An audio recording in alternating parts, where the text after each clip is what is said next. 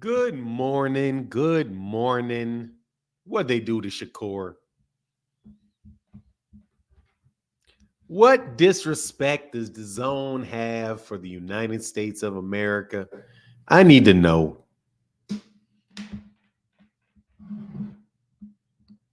If you guys have not gotten the disappointing news, I'm telling you, they do not like America, man. These dudes stick it to American fight fans, man.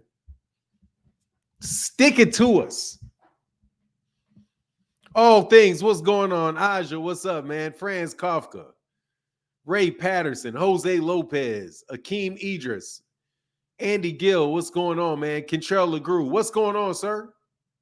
Bud Jablonski, OPXID, Bird 101, what's happening, man? Bryanson in the building, Zacharias, Windy City Assassin, Kamal, let's M and go, baby. Let's go. Jim Brown in the building, what up, man? Rampage, what up?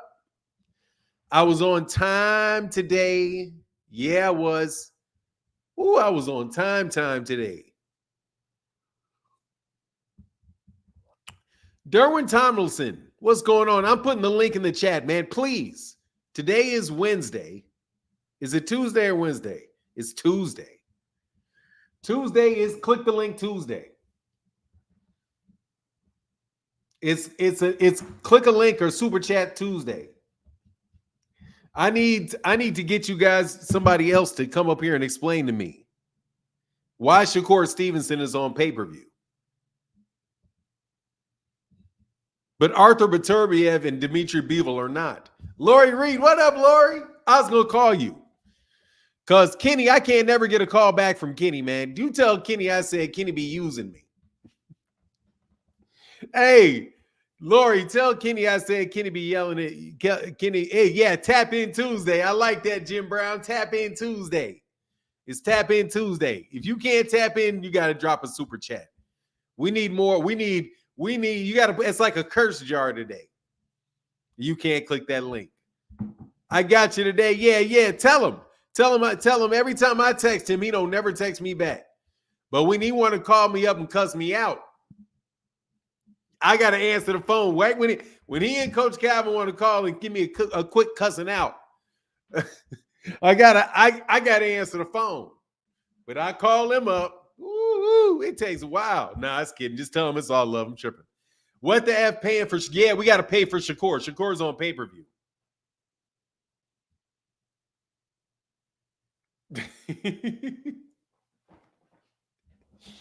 Hey, I'm trying to tell you, that's how people be. That's how boxing is. Cats want to call you. They want that answer. When they guys, hey, now I'm not talking about them. I'm talking about anybody in general. Look, we're going to talk about whatever today because this is an MH Blackwell live stream. You guys are over there on MH Blackwell. Shout out to everybody on the MH Blackwell channel. Over there, if you leave a super chat or from MH Blackwell, you can change the subject to a non-boxing subject. And MH Blackwell, but you got to make sure you put MH Blackwell in the super chat when you leave it. Well, it's cheaper than Ambien. What are you talking about? Look, I don't know how expensive is Ambien. Ambien is more than $80. Look, man, if they charge him for that fight, that's crazy. I don't have to pay for Dimitri. They put up a paywall, man. Billy Boy. Fanon, do you know why this YouTube keeps calling Tank a duck and keep talking bad about him? I don't know who you're talking about, Billy Boy, but also you got to click the link. Here's the link. I would answer that question, and I don't care what you ask me. I'm going to answer the question. Today is no holds barred questions today. I'll answer all your stupid questions, too. Yes, I will. Nuke Rude Boy, what up, man? What's up, man? Is that the notorious Nuke of Twitter stardom? What up, man? Click the link and I'll answer the question. You tell me, why would somebody say that Gervonta Davis ducked?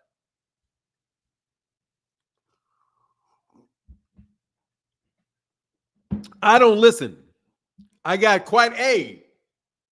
Okay, no worries. You got to put it in the chat, dog. Go ahead and give me the questions, friends.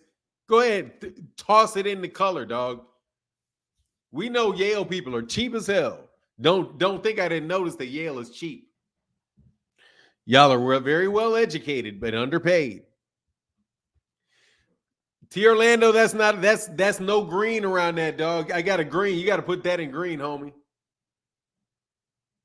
You got to put that in green, dog. I can't be answering questions about your I cannot respond to your what do you call it?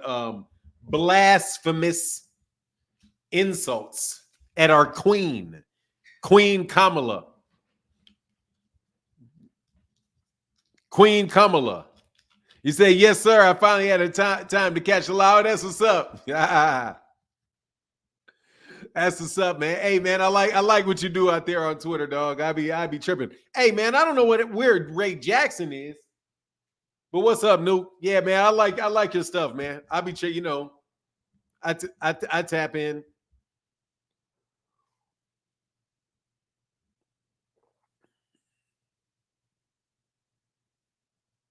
I know, bro. 101 B-Vol. So let me tell you what the scenario is where, first of all, I cannot believe that Andre Ward got Terence Crawford being the face of boxing out of his mouth with Gervonta Davis.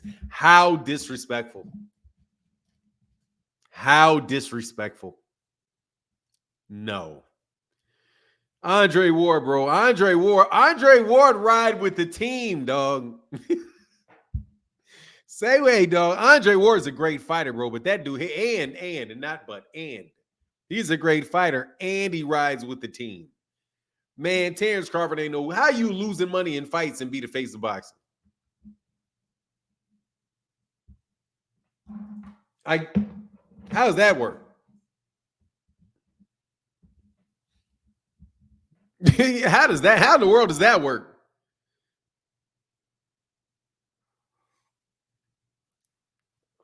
I thought Andre Ward threw shots at you. What do you mean?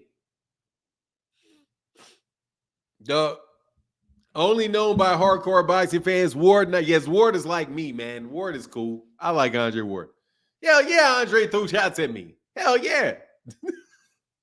So what? I'll throw shots at you. I ain't mad that somebody threw some shots at me. It's okay.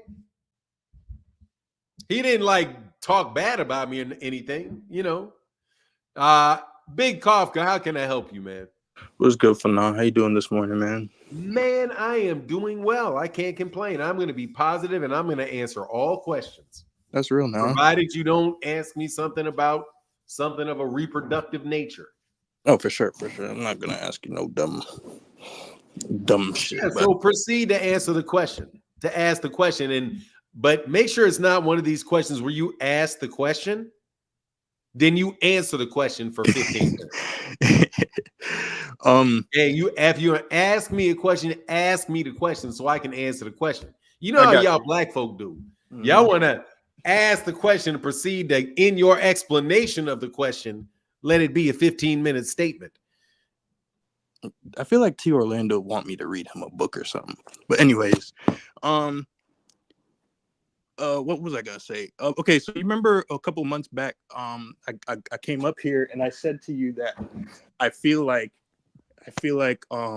Devin has more punching power than Shakur, and you looked me in that screen like I was the dumbest person in the world. You said, "What? You think pillow-fisted Haney has more punching power than Shakur?" And I said, hold on.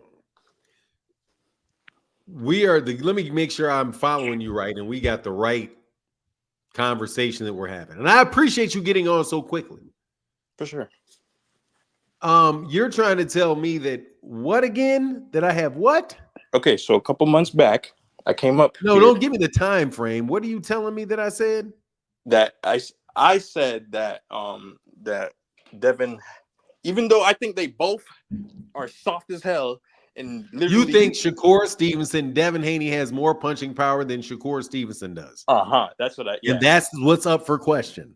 Well, okay, so my question is, with how it seems like it seems like as Every time time you goes on. stutter, I know you're over with. Oh yeah, I stutter all the time. Yeah, you're always over with. But anyway, so damn, you're making me lose my train of thought, man. But so I just want to let you know, dog. I know you, man. I'm telling you, you got that damn tramp stamp in my face again. Go ahead. but no, man. What's it called? Shakur. As time goes on, Shakur is like really exposing himself. Like people are starting to realize, because at one point I was a huge Shakur fan. I thought he was going to be the one to stop Tank, all that cool. But you know, my eyes have been opened. So I want you to answer this question.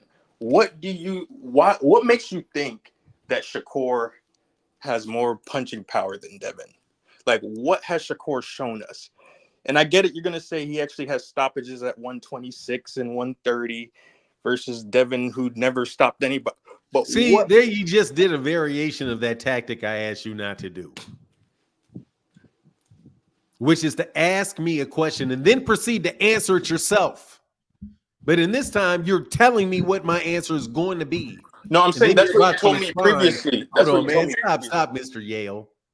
Okay, dog, no. If you got a question for me, ask me the question. Do not proceed to answer the question for me or for yourself. Okay. I'm serious, man. I mean, I'm up here. What makes you think Shakur has but you do a lot of trickster shit. So please don't do the trickster shit with me. I don't like the trickster shit. Okay. What do you call that at Yale? What do you call that at Yale? That trickster shit you're doing. What do you call that? I mean, I really don't think there's a name for it. Is this? What name would you use for this trickster shit you keep doing with these arguments you keep trying to manipulate me with? You see, there's a thing called intent, Fanon, and I don't have the intent to be manipulative or to be a trickster. So maybe it seems like I'm conveying tricksterish, whatever, cool, but I'm not trying to do that. So I'm sorry. But okay, let me rephrase my question. What makes you think Shakur has more punching power than Devin? That's it. That's all I wanted to ask. I've seen more punching power from him than I've seen from Devin.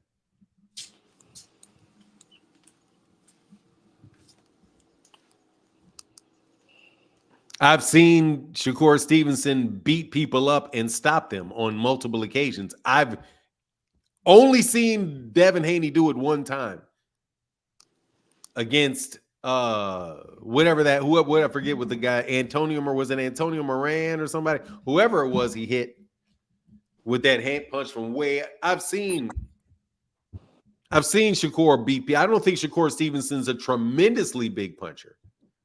Mm-hmm. But he can punch. I'm telling you, I don't think Devin can punch. Didn't you see Devin punch? Didn't he try to punch a guy at a carnival? And didn't shit happen? It doesn't even seem like that shit connected. It was bad. But man, look, dude.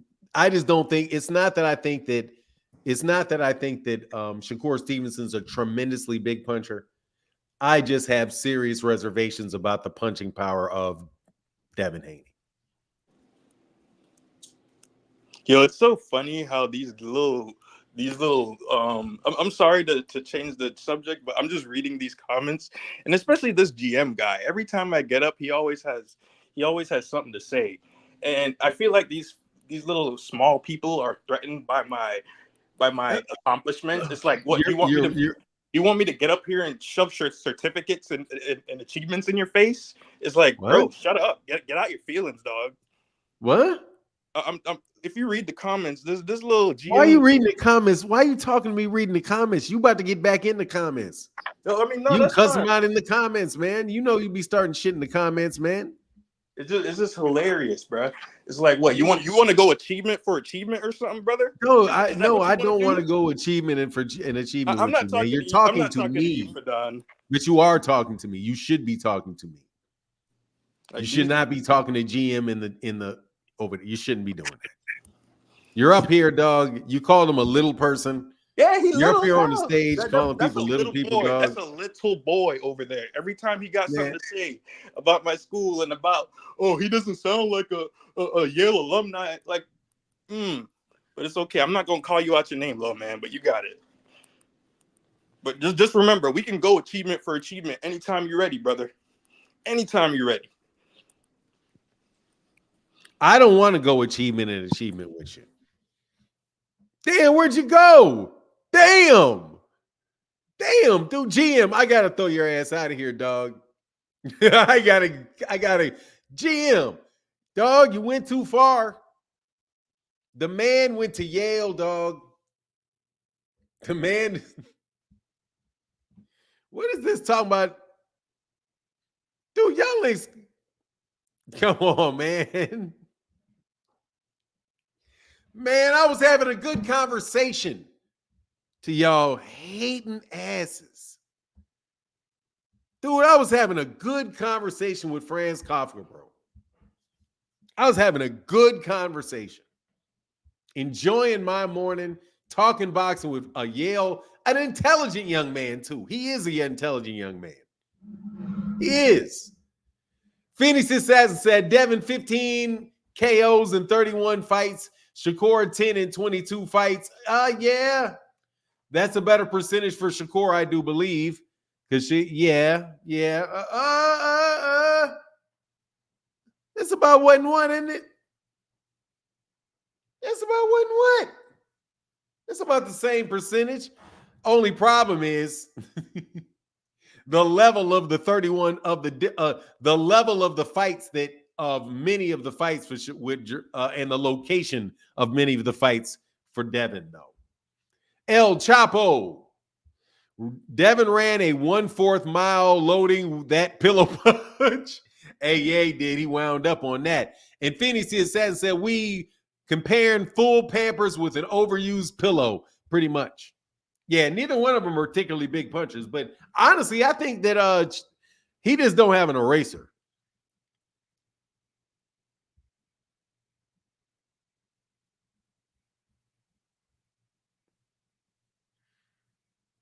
He just doesn't have an eraser.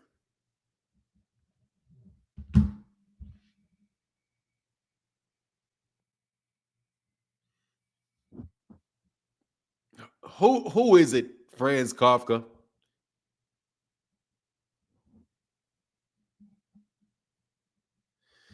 Jim, can you slow down, dog? Can you slow down? I did not mean to start an HBCU Ivy League battle, even though, you know, they don't really want to mess with us. No way we'll whoop their asses.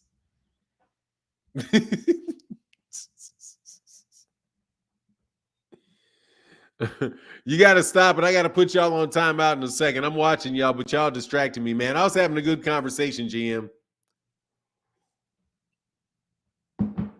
Anyway, here's this link. They got my dog Franz on one right. Yeah, they do. Man, please. HBCU's whack ass too, please. Nobody trying to hear what your corn pone ass, Georgia ass got to say. You know what I mean?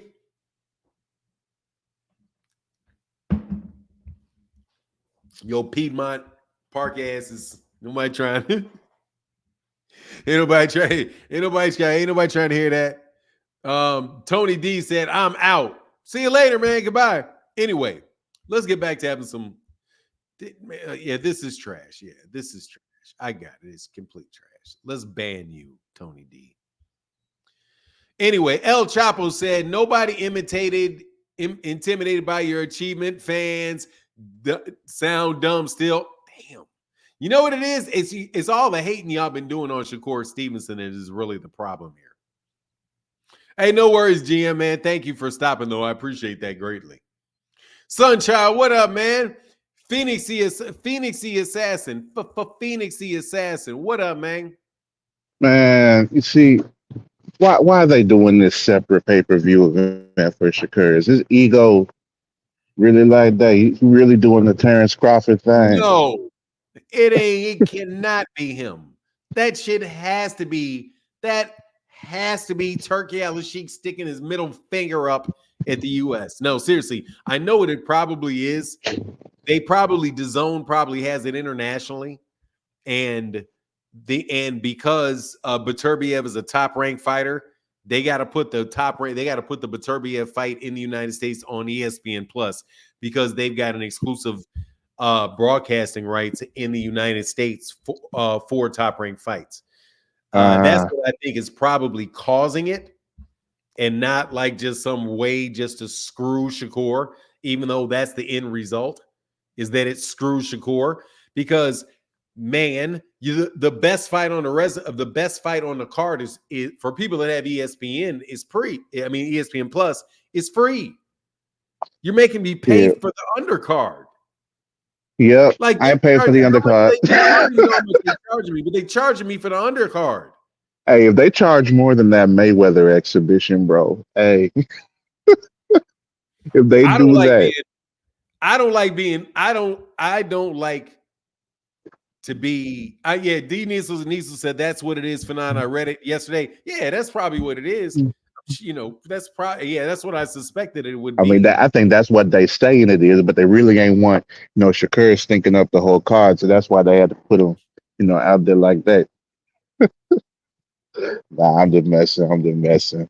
I do hope that he does good, but like at the same time, it's like at a certain point, like with some of these fighters, man, like I know Shakur got them knockouts at 126 and 130. That's all fine and dandy, but they can't go ahead and talk about what he did at 126 and 130 when you look at what he's doing at 135 and the weight class he's at right now. Like the best example I could use recently is like Deontay Wilder. Like, I don't know anybody who can say that Deontay Wilder in his last 3 fights with Hellenius, even though he got the knockout, and then Zhang and Joseph Parker, nobody can tell me that Deontay fought in those fights the same way that he fought against Tyson Fury in the first and second fight, or even against Luis Ortiz and Bermane Stiverne or any of them other fights. You can't say that those last 3 fights was the same Deontay Wilder that we were seeing before. Like, he didn't fight the same. He was on the back foot, barely throwing any punches, not doing anything, which was like, yo, what the hell is going on here? Same thing with Shakur's situation. 126, 130, them days are over. He's at 135 now. And looking at 135, so far the only stoppage he got is Yoshino. His next 2 fights, he ain't really, put his foot on the pedal. He was like, on cruise control at 5 miles an hour.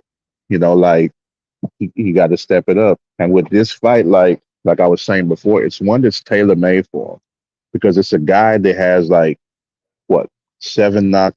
knockouts in 17 fights, right?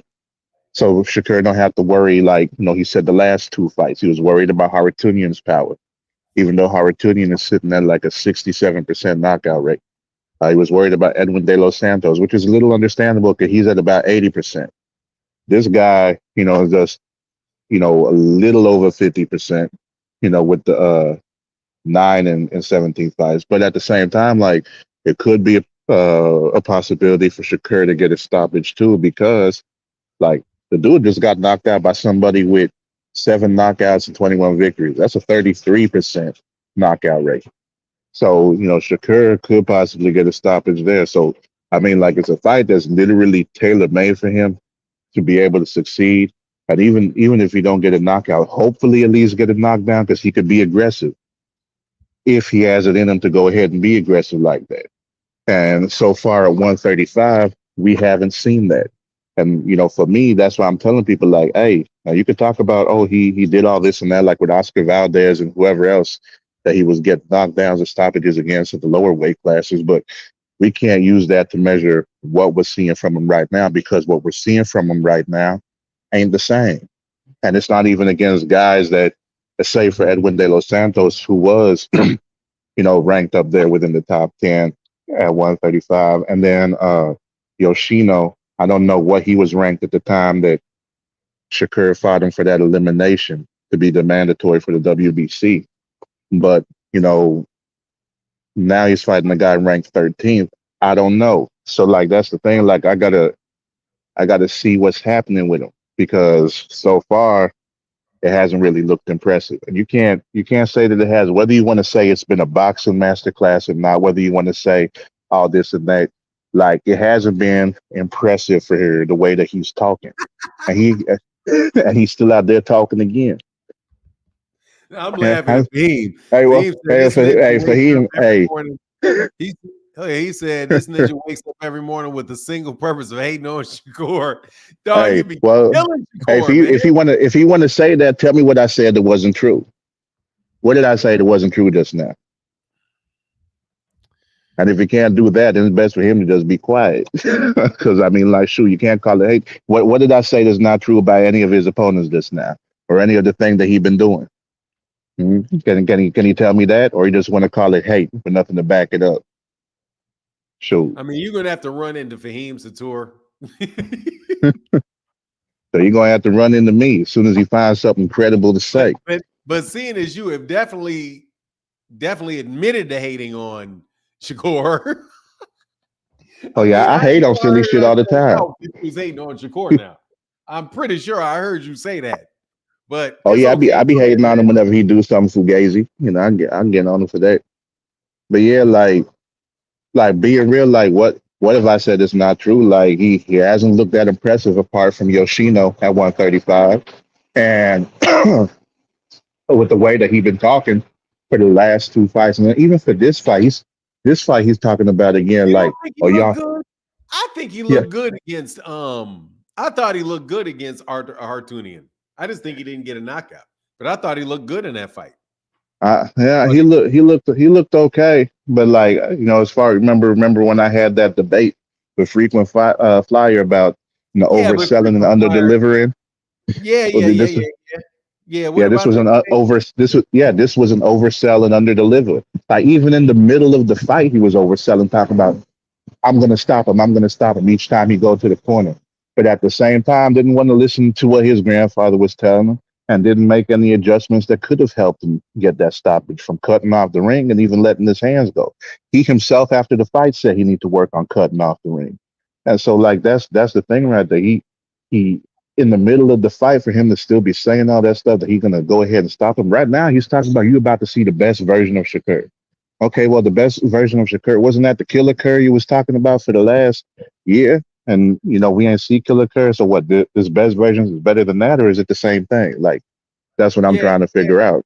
Yeah, but let me play devil's advocate around here, dog. How many rounds, and ask you, how many rounds do you think Hartunian won in that fight? For that fight, honestly, I would say, if you want to be generous, dishonestly, oh, he whooped that ass.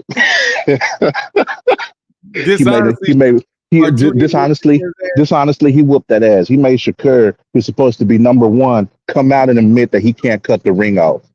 Shakur's supposed to be the greatest. He couldn't cut the ring off against a guy who got stopped by somebody he was criticizing and calling a 30-year-old prospect. You had a guy that got knocked down by a 30-year-old prospect, and you couldn't cut the ring off on him. Come on, and that's how he shoot himself in the foot against Edwin De Los Santos. He said it was on De Los Santos to make the fight by cutting off the ring and forcing him to fight. But then he get to Hartunian and he talked about, oh, well, he was in survival mode. He was moving too much, and I need to work on cutting off the ring. Well, you put it on De Los Santos to cut out the ring. It should be on you too. You can't complain about Hartunian moving too much and being in survival mode. Yeah, but I don't think he had a problem cutting off the ring with Hartunian. I think he was landing on Hartunian. He flat out said it. He flat out said in that in-ring interview right after the fight that he couldn't cut the ring off. Yeah, but he didn't have a hard time finding him though. He maybe I don't know. I'm sure he did say that. For me personally, if it was enough for him to say something about it, then I feel like he must have had a harder time with it than it seemed. Yeah. Because otherwise, why say it? Hold on a second. If you're a hard critic of yourself, you can be like, I don't think I did that good a job. My wife is like that. She's like very neat, and the house is always, in my opinion, clean. But to her, it's never clean. Or somebody that's really organized, but they every time you talk to them, they was like, yeah, you're so organized. Like, no, I'm not. Everything's so messy. But is he really a hard critic? Hold on, man. Let me finish my sentence, man. Let me finish. All right, I got you. So I'm just saying, man, he said that he could have cut the ring off more. To me, honestly, it just looked like he won the fight convincingly. He tried to walk the dude down the whole time, and he won the fight, but he just didn't have the power to finish the dude. I thought he did a fairly good job of beating the dude up. I thought it was a one-sided fight, but he got hit a few times, but he just isn't somebody that is carrying tremendous power. But I don't think he looked poor. And I don't think he looked bad in that fight at all. Yeah, and I scored the fight 8-4 for Shakur.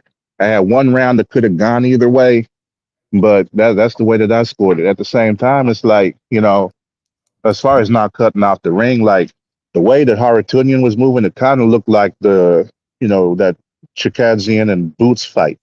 The way that Haratunian was moving, he was moving kind of the same way that Karen was against Boots. Because there were times where like he literally like circled around Shakur like 3 times. Like just because he was moving like off the different angles and everything. It's just like, basically spinning them around. So I mean, like, people could be a hard critic of himself, but at the same time, you see Shakur reposting on Twitter talking about, oh yeah, it's levels whenever somebody posts a clip from that fight talking about, yeah, this was a masterclass. I'm like, well, it don't seem like you're being too hard on himself there. So I don't know. But yeah, like I mean, I you said, had it 8-4. I think you're being kind of harsh on Shakur for that 8-4. All right, let me. I mean, he brought it upon himself. He going by what he's saying. No, why are you going about what he's saying and not what you're seeing? I go by what he's saying and how it match up with what I'm seeing. And what he's saying don't match up with what I'm seeing. Okay, what he's saying is what he's saying. What you seeing is what he's seeing. Let's pretend for a second like we ain't heard what he said. And all we doing is looking at what we see. If I look at what I saw an ass whooping. I saw Shakur Stevenson whoop that dude. I didn't see no 8 rounds to 4 fight. I remember that. I know that I don't think that dude won more than 2 rounds. Like tops. Like in 2 rounds, he got 2 rounds tops. He barely landed a glove on Shakur. Barely landed a glove on him. Yeah. So you know what I mean? 8-4 in a fight that was really like 118, 110, something like that. I just think you're being a little stingy. You know what I mean? I know. I should have gave Haratunian more points. I was stingy on that. No, as hating on Shakur, man. But that's okay. No worries about it. I gave you a little pushback today, man. We got to give. Yeah. But yeah, like I said, like if he come out and do what he's supposed to do in this fight, that's something that does help him going forward because they'll have something to look at as his most recent fight, saying, "Hey, look what he did." And of course, like the people who ain't really paying attention to who boxers is and stuff, like they'll get excited and be like, "Hey, man, he knocked the hell out that dude." At the same time, you have to worry about, okay, if he does go ahead and do that, where does he go next? Whether he does or doesn't. Like, is that Zepeda fight still gonna be good? So, like I said, I'm waiting. It ain't gonna matter. I'm waiting because this pay-per-view about to flop. No, he about to do Haney and Garcia numbers. I hope they got that minimum in that contract. Man, they got that shit on it. Dude, they got that shit on pay-per-view in the middle of the afternoon. They're gonna start charging people food stamps for the fight. Man, isn't that fight in Saudi Arabia? I believe so. Yeah, I believe so. This is part of that Riyadh season. That thing's gonna be Riyadh. That's gonna be in the middle of the afternoon, man. Middle of the afternoon, and you got to have a pay-per-view. They got a paywall. Basically, they set up a paywall for the United States. Like we don't want you to watch it. But yeah, all right. Thanks, Phoenix, man. Let me get back with you, man. I'll holler at you. Hey, thank you. For sure, man. All right, man. Peace. Yeah, a couple of y'all are really hating on Shakur very hard. I have to tell you. And you've got people pushing back on you now. Franz Kafka, and Phoenix the Assassin say you don't score a boxing match based on expectations or how they talk before a fight. Well, I have to tell you, man, we've been doing that logic for a while, man. I've been fighting against that for a while.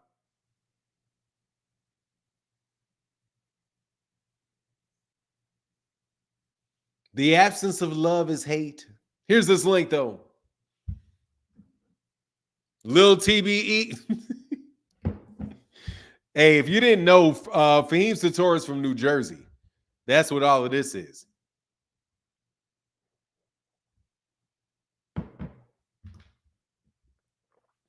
Javon Freeman says, salute for 9 and everyone in the chat. Salute to you, Javon. Salute to you.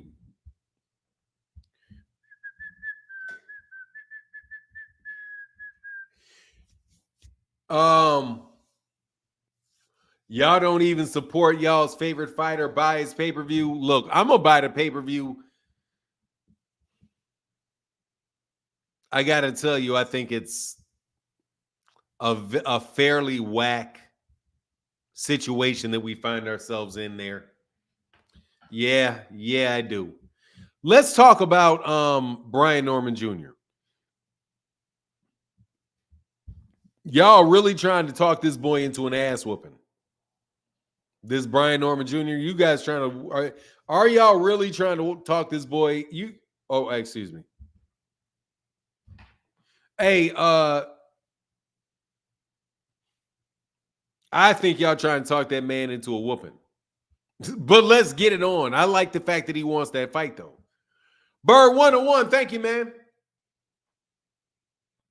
Thank you, man. That's huge. Thank you, sir. Said, my support, Martin. Thank you, man. Virgil Wembley. Fanon, great show as always, but please get rid of Phoenix the hater. Probably would sell his soul to be Shakur. Keep cooking, brother. Virgil Wembley, let me tell you, man. Yeah, I was inundated with, first of all, Phoenix the Assassin, that's my dude. Okay? And I have to tell you, I can disagree with what you have to say and still have nothing but appreciation, respect, and admiration for you. Y'all are living underneath some bubble where y'all think that this dude can't fight, man. Like, I'm not going there with you, dog. I'm not going there with you. That dude is way too accomplished, man. The idea that Shakur Stevenson is not an accomplished fighter is bizarre to me. Just like the idea that Gervonta Davis is not an accomplished fighter when it was said by Devin Haney fans is mind-boggling. Shakur Stevenson has won championships in 3 divisions. 3. Not 1, not 2, 3. Debbie Poole got tripped up in his second by an exhibition fighter.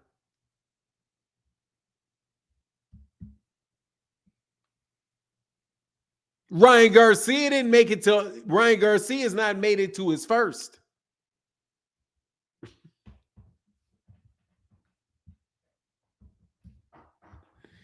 Devin ain't getting to a third. Teofimo Lopez hasn't gotten to a third. Lomachenko's gotten to a third. Gervonta got to a third. And Shakur got to a third. Got to give Shakur, Shakur, you got to give Shakur his credit, man. Nuke the Duke said Phoenix is the best of the He-Man Shakur Stevenson haters fan club. Yeah. Oh, I think Franz, where you at? You still mad, Franz? No, he got his ass whooped is what I mean. I mean Devin Haney got his ass whooped is what I mean. Hey, Marcus Priest, thank you, brother. Said for the show.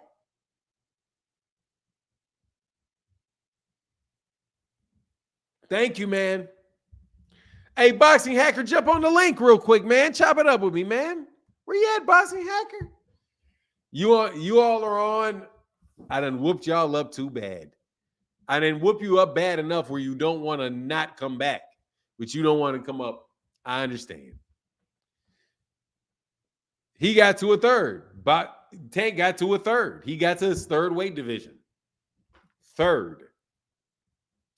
You forgot how to count, Boxing Hacker? You forgot? Hey, I saw you, friends. Kafka, I was going to let you on. Boxing Hacker, you forgot how to count?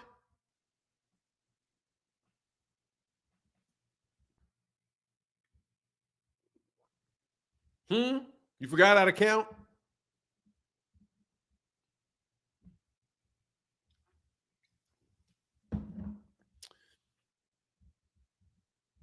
Trey.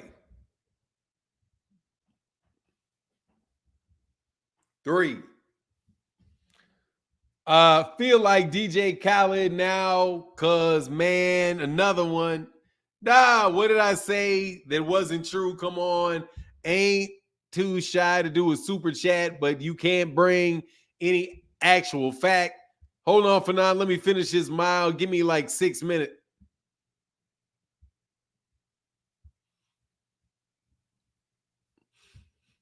Man, why I want Boxing Hacker was talking about Tank was Devin's mandatory yesterday. Oh, Boxing Hacker. Yeah, we're going to go ahead and take this wrench out from him, dog. Yeah, we're going to get this wrench. How about you? Yeah, I understand now what's happening, Boxing Hacker. Yeah. Now we got to go ahead and clip you. Click the link, dog. Click the link. Okay, no more misinformation. You've been accused of spreading misinformation. So now I got to put you on. I got to sit you down. And if I see you say something else, I'm going to sit you down again.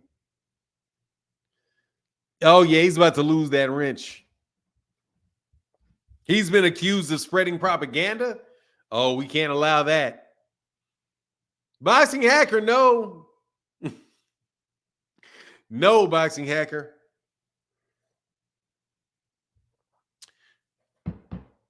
I guess hard truths are called hating nowadays. Absolutely. Everything's called hating now, just like everything's called ducking.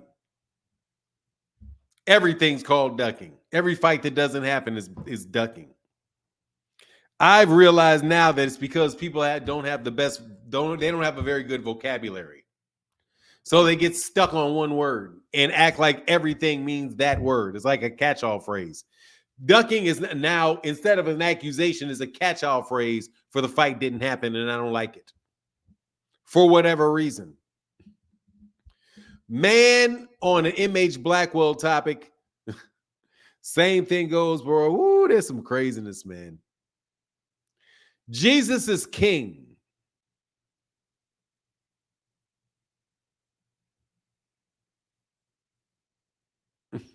That's a false dichotomy.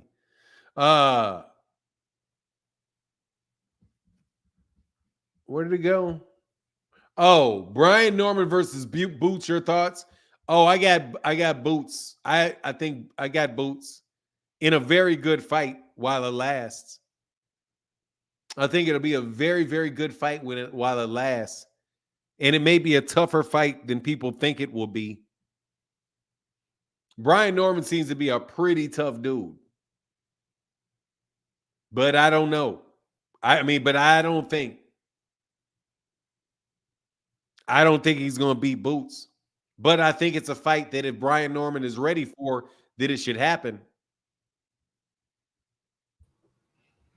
What's up, Don? How's it going, dude? It's going well. Hey, so just to clarify, I didn't spread misinformation. I said Tank was in the mandatory position. I didn't say it was his mandatory position to fight Devin Haney, which is true. There's no such thing as a mandatory position. So he was in position to become the mandatory. There was no mandatory position. There's no such thing as a mandatory position. I'm not saying so. He was in position. He had the opportunity to qualify to become a mandatory. No, he didn't. He had a world championship fight. He had instead. He with what's his name? You mean with Gamboa? Yeah, the one where he won the title. Yeah, but it doesn't change the fact that he was in position, right? He could. Sure, he was. What do you mean he was in position? The WBC ranked him. That doesn't put him in position. He was a world champion for the WBA. He had the right. He was in the WBA's world champion. He was the world champion at 130 for the WBA. Okay. He held that belt until he accepted a fight to fight for a WBA belt at 135. I'm not talking about. He never fought for a WBC sanctioned fight at all. I don't think that Gervonta Davis has ever fought a fight that was sanctioned by I have the a WBC. video where he's talking about it, about him refusing to accept to become the mandatory for him. And the reason he said, I know what, and the reason he video said you're was talking because the reason he said was because he didn't respect the fact that Devin Haney got an email championship. Sir, will you stop this? No, I can talking send about you the what link. it was. I'm talking about what was actually taking place in the WBC, not your interpretation of It's something. not an interpretation. No, stop it's talking not. over me. Okay. I am talking about what actually transpired. Yeah, I know that's what Stop happened. talking over me, bro. Okay, what? Gervonta Davis was the WBA champion at 130 for the WBA at 130. His very next fight, he moved up and fought for a belt at 135 for a championship. He has never fought in a fight at all that was sanctioned by the WBC. He's never fought for a WBC belt. He was the WBA champion in the weight class below. Champions aren't even typically ranked by other sanctioning bodies, so they put him in a ranking in a weight class above where he fought. But he was never positioned to be Devin Haney's mandatory. And guess what? Devin Haney's mandatory wasn't even due. Wasn't even due. He didn't even have one. So when Lomachenko got elevated to become franchise, right? Then he became the regular WBC champion. At that time, Tank Davis was ranked below, so he was in a position that he could mandate for the WBC. There was no mandatory ordered. According to your I didn't say it was definition ordered. I said he was just in position. According to your definition of mandatory position, anybody in the top 5 was in a mandatory position then. There was 5 people, at least 5 people in a mandatory position. Tank Davis was next. Does that make sense? So no, he was not next because it was never ordered because he fought for a WBA championship. I didn't say it was ordered. I said that he was in a position where it could be. For the WBA. He's in the WBA. He's been in the IBF. He's been in the WBA. I'm not denying that. He fought for the WBA championship at 130. He fought for the WBA championship at 135. He moved up and fought for the WBA championship at 140. He has been in the same WBA line of fights the entire time. He was put in the rankings by the WBC. You are implying somehow that he was a mandatory for him. I didn't say he wasn't mandatory. I said he was in a position. That he might. Okay, well, then what you're saying is that he may have become a mandatory in the future. He could petition for it, right? Sir, he may have become the mandatory at some point in time in the future, is what you're saying. Yes. So what? That he could have been the mandatory. That's why. But why? I don't want to yell because I'm getting funky because you're playing dumb. No, let me finish what I'm gonna say. Then I'll let you go. I promise. Yeah, no problem. What you are saying is, you're not saying that he was the mandatory. We both acknowledge that he was not a mandatory for Devin Haney. Correct. What you're saying is that he could have been a mandatory in the future. Correct. Okay, if that's the case, then Devin could have been a mandatory for him in the future. So what if he could have been the mandatory? He wasn't the mandatory. So you go from you go from your acknowledgement that he wasn't the mandatory to your acknowledgement that what you're saying is that he could have been the mandatory. That's it. All you're claiming is that he could have been. But since he could have been, you know that he wasn't the mandatory. Correct. He was not. So that proposition that you have both comes from and leads to the same conclusion. Gervonta Davis was never ordered to fight Devin Haney. Never say it was. He was never the mandatory for him. Never say it was. The only thing that applies is that he could have been the mandatory. Sure. Because so what? Everybody in boxing could have been the mandatory. Every fighter that is in that weight but I'm saying class based on his ranking, could be the mandatory. Could have been the mandatory. Yeah, if they get to a particular rank, right? But what I'm saying, yeah. So anyway, we can just stop right there. So what I said was true, right? It wasn't false. What?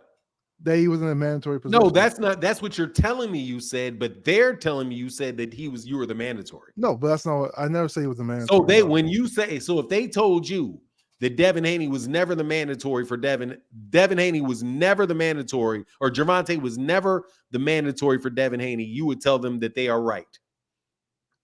Yeah, no, he wasn't the mandatory. So you would tell them you're right. They're right. You're right. They were never the mandatory. Right, but I'm right because he okay, was great. So now we can get rid of. So now we got rid of all the confusion because they clearly thought you were trying to say that he was the mandatory.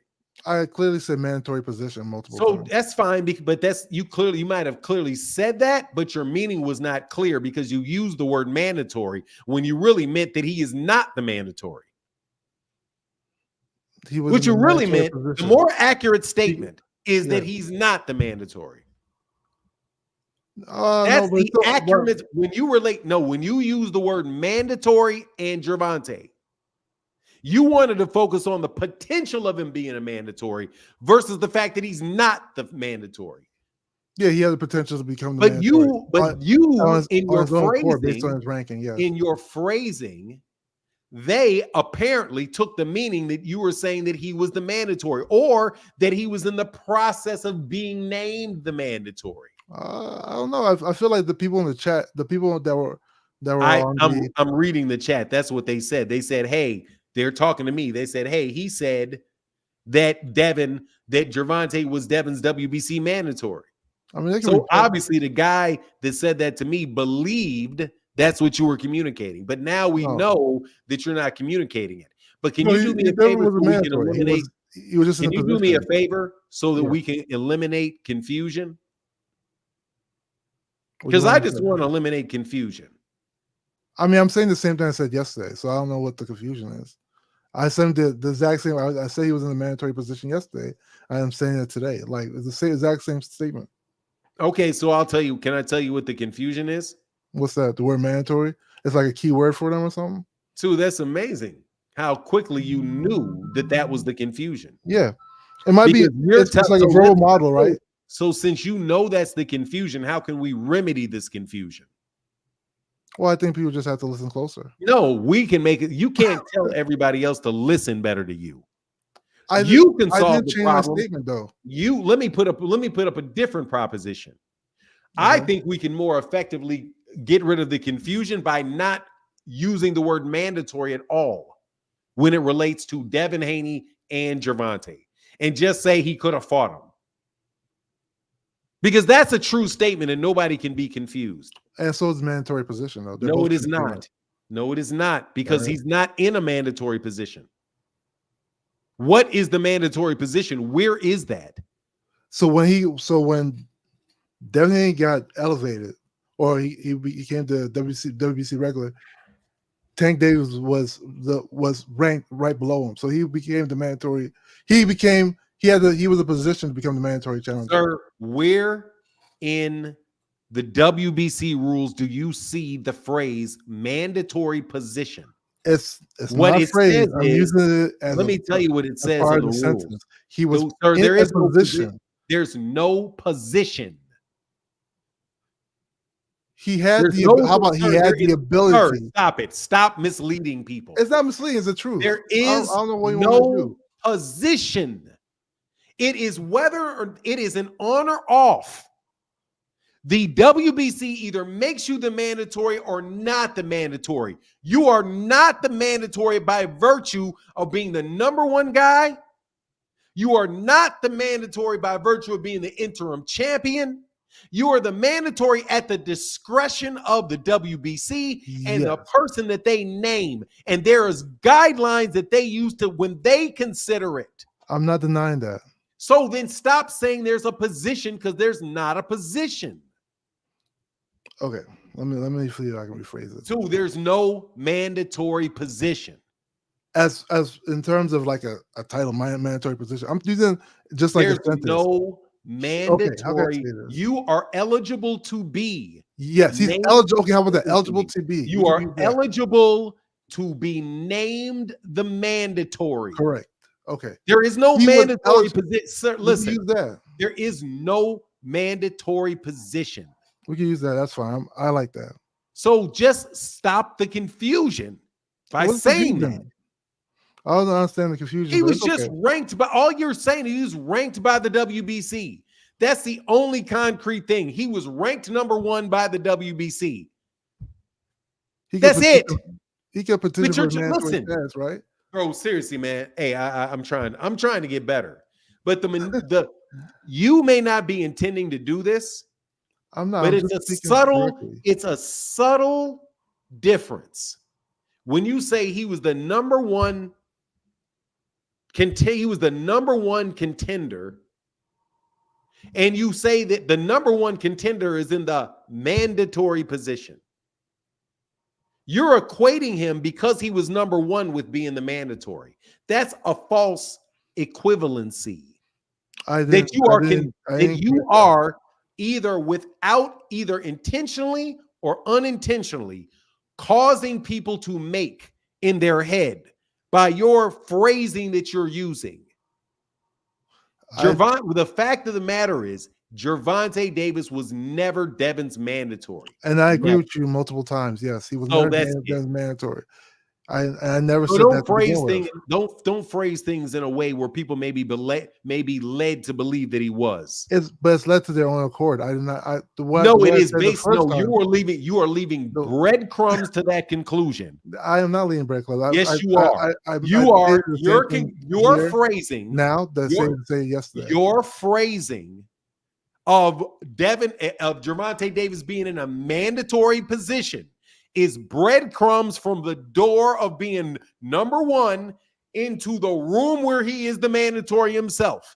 You are leaving breadcrumbs for them to draw that conclusion themselves.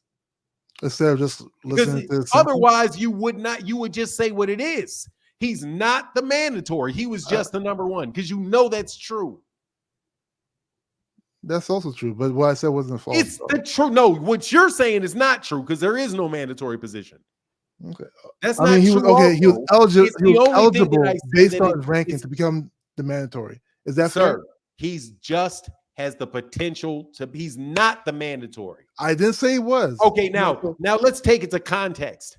Yes. When we have it in the context of, did Gervonta Davis duck Devin Haney? If you were to use the phrase, or somebody was used the phrase mandatory position in their explanation of their position related to Gervonta ducking or not, you are leaving breadcrumbs for somebody to draw the conclusion that he ducked. So it depends on the standard of which we call a duck. So it's context. No. It's context. It's the context of the conversation that we're having. So is my issue. Don't skip over it. Don't skip over it and talk about what the definition of a duck is. Yeah. If somebody was your mandatory, and they left and declined the fight and moved away and did something else, somebody could argue that that's a duck, because you had the opportunity to fight him. And you chose not to fight him. You chose to fight somebody else. Yeah, but that's a loose term, because somebody could also all this shit. Somebody could also be like, well, if the term wasn't loose, you take a fuck. If the term wasn't loose, you take a wrench to it and loosen it up yourself. I mean, that's why I said we should have a standard of what that means, what the word duck means. Bro, look, this is child's play for me, sir. This is a lot of fun. How about we just get to the chase? Cut to the chase here.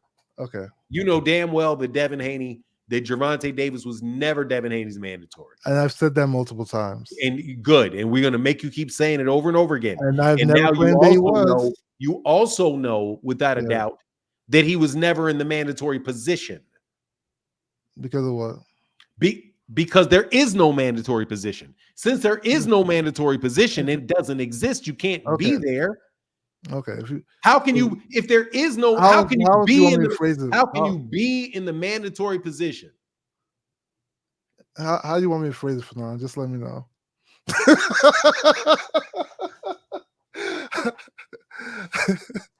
However you want to phrase it, bro. It don't matter to me. Like, just let me know. You want me to say Okay. he's So eligible. thank He's you. eligible I'll to answer that become the question. mandatory. Like, whichever way you want to phrase it, it's okay. No, it's not okay. Mandatory position is not okay. Okay, if you don't like I the like term. that was nice. That was a nice little trick. How you said either way is fine. Either the Yeah, way I you mean, do it or no. I I feel am like affirmatively telling you I'm not what speaking you're out of saying, context. sir. I am telling you affirmatively what you're saying is wrong.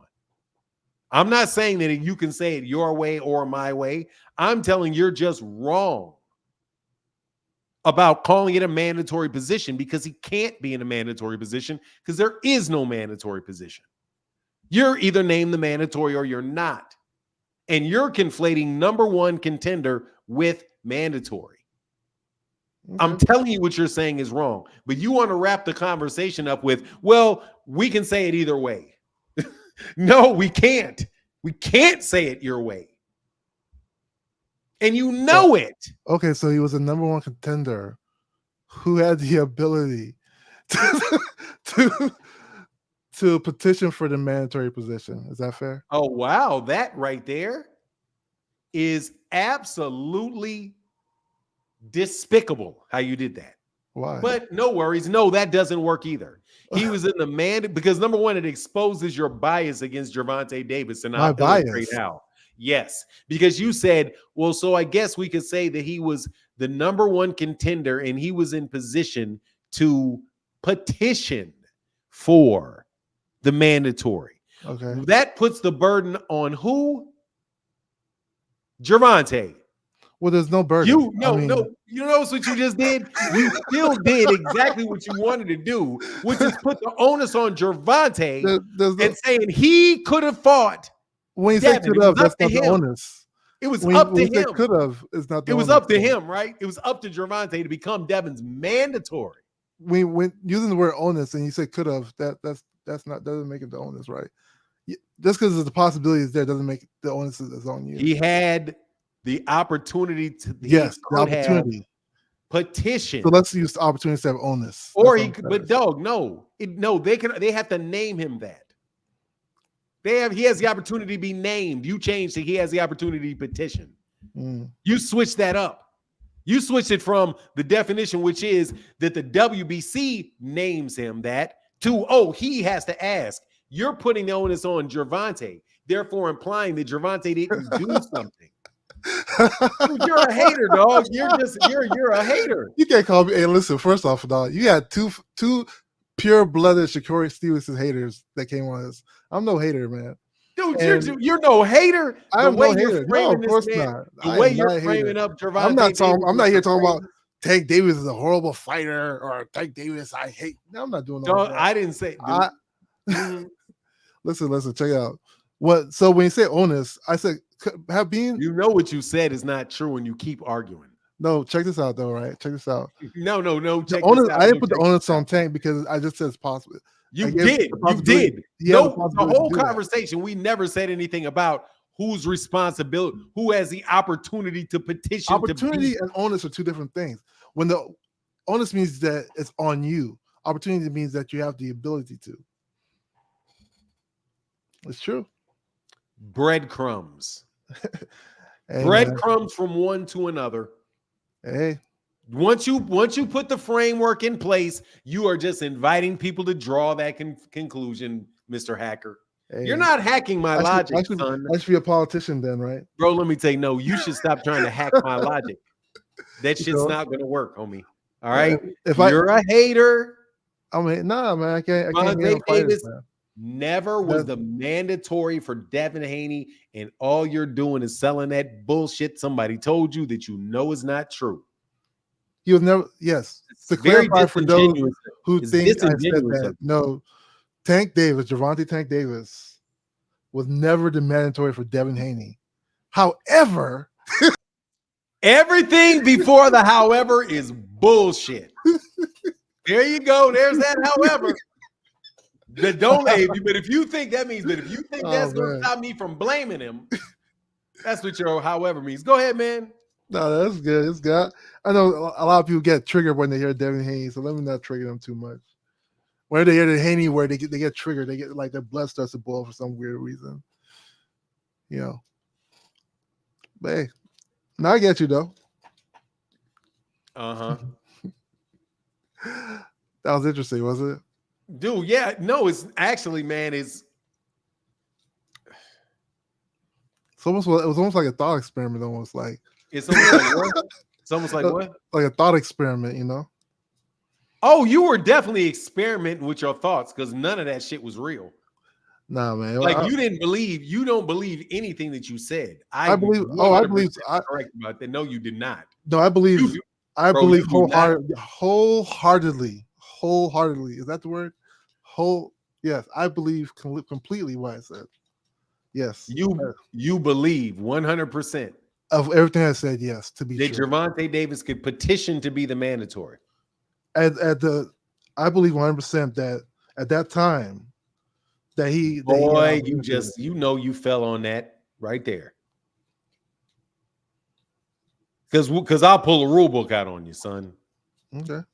You got no basis to believe that that Gervonta had the opportunity to petition to be the mandatory. See, I didn't even get into that with you. Now you're doing the breadcrumbs, huh? No, I'm not, dude. I'm telling you, I got all your shit ripped up. I'm serious, man. I appreciate you getting up here for this slaughter. Slaughter? Yeah, Oh, yeah. Oh, God. Oh, yeah. Yeah, dog. This slaughter, dog. Okay. Yeah, this absolute slaughter. Yeah, dog, slaughter. Dude, people are going to study this ass whooping you just took. Hey, man. You slaughter, yes, slaughter. I'll tell you how it was a slaughter. Okay. Number one, I got him to admit that he knew damn well that what he said, what he implied was not true. No, I never. I said I yes, never. No. Yes, you did. Never did yes, that. You did. Yes, you did. Hey, yes, you did. Mr. Blackwell. I definitely illustrated how you tried to walk a gray area, lead breadcrumbs to conclusions that you know are not accurate. I didn't. See, first off, you didn't straight up lie. You just set up the. I just told the truth in a way that was. Hold on. I'm going to tell you, since somebody said, yes, I'm going to tell you exactly how I slaughtered them. See, I will post-mortem this. Feel free. See, Boxing Hacker admitted that he knew that everything that I said was true. And he also admitted that he knew that he phrased things in a manner that could make people believe something that's not true. That's incorrect. Oh, it is not. The breadcrumbs? So you brought up the term, and I said, and I was like, I said the same thing I said yesterday, today. And you were like, well, the term is because it could be the referral model or a keyword. The term is, we're going to get right and to the point. I rephrased it. So no, dog, I'm going to give you the exact example so these people understand what happened. Go ahead. You use the phrase mandatory position, correct. A non-existent position.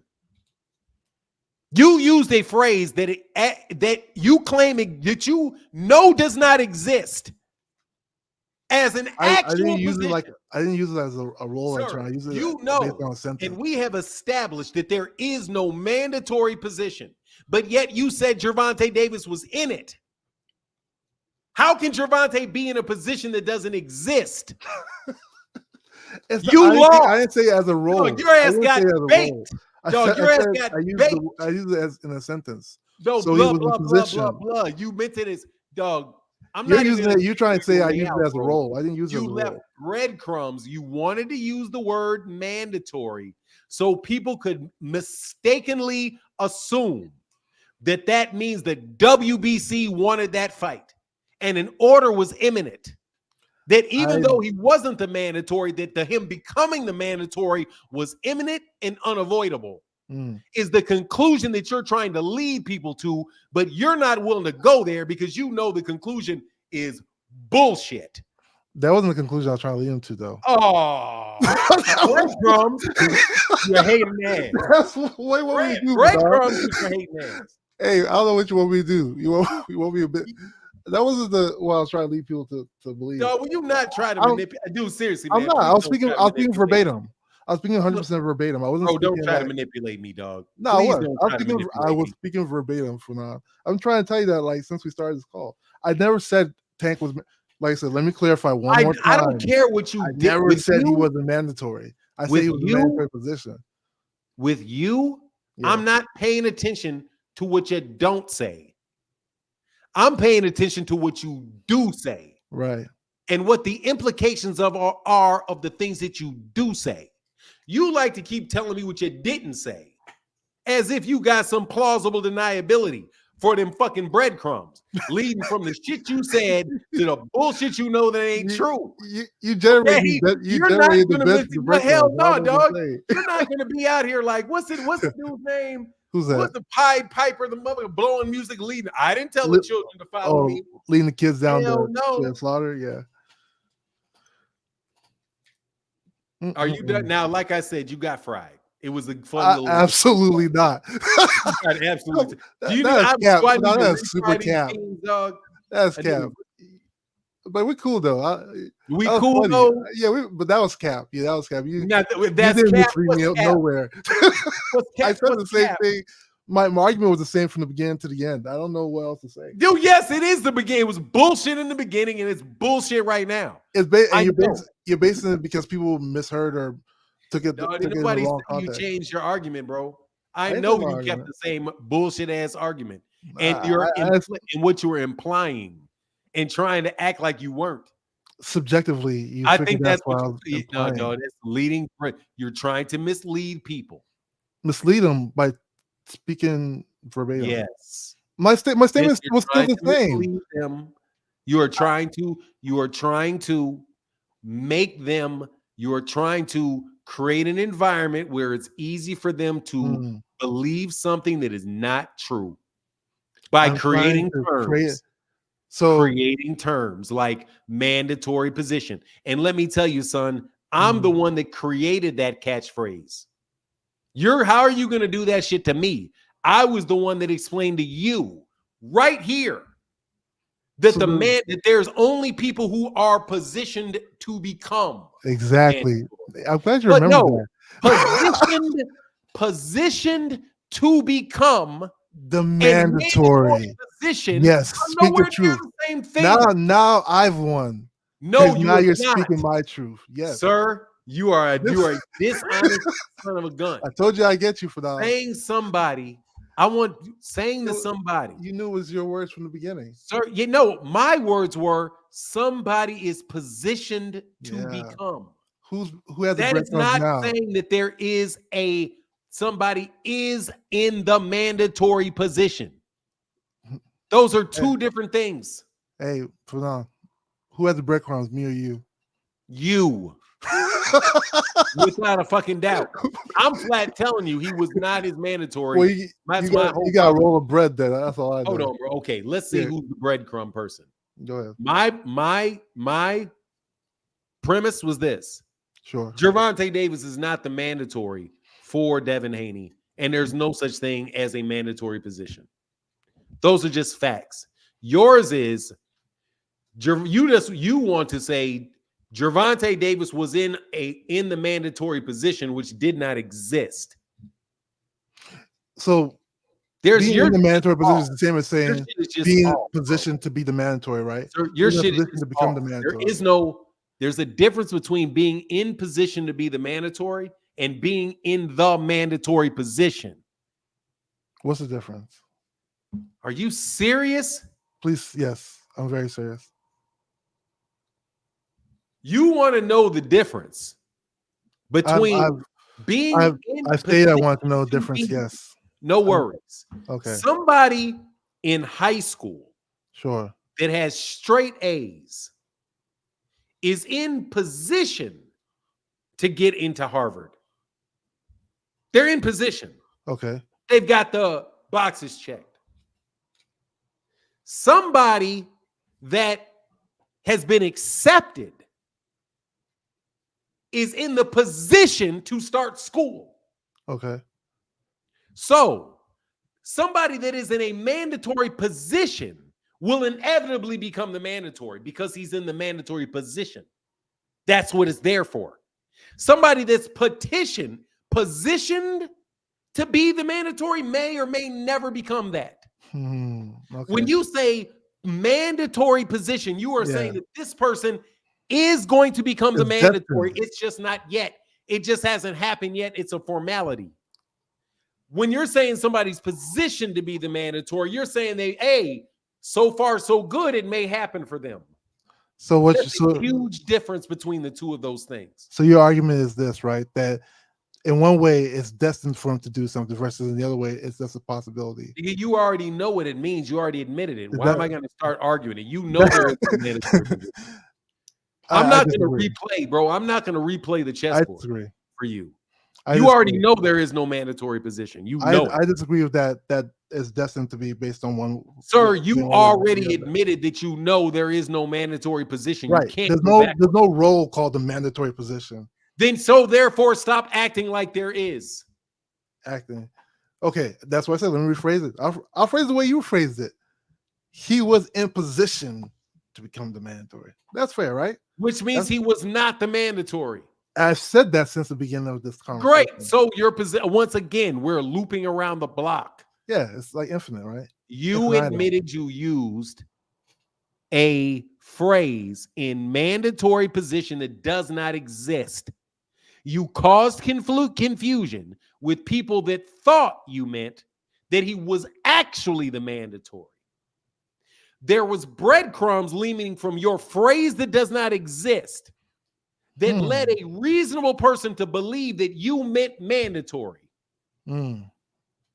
That's what I'm saying. Breadcrumbs. You purposely phrased it in a way which almost encouraged their misunderstanding. Yeah, if this was court, you probably try to give me a death penalty. Sir, you phrased it in a way where you intended. Okay. You intended. Yes. Or were very knowing that they may interpret it to mean something that is not true. How can you prove that? The fact that you used a phrase that doesn't exist. But how? Wait. No, how can you mandatory? Prove how do you prove my intention to deceive them?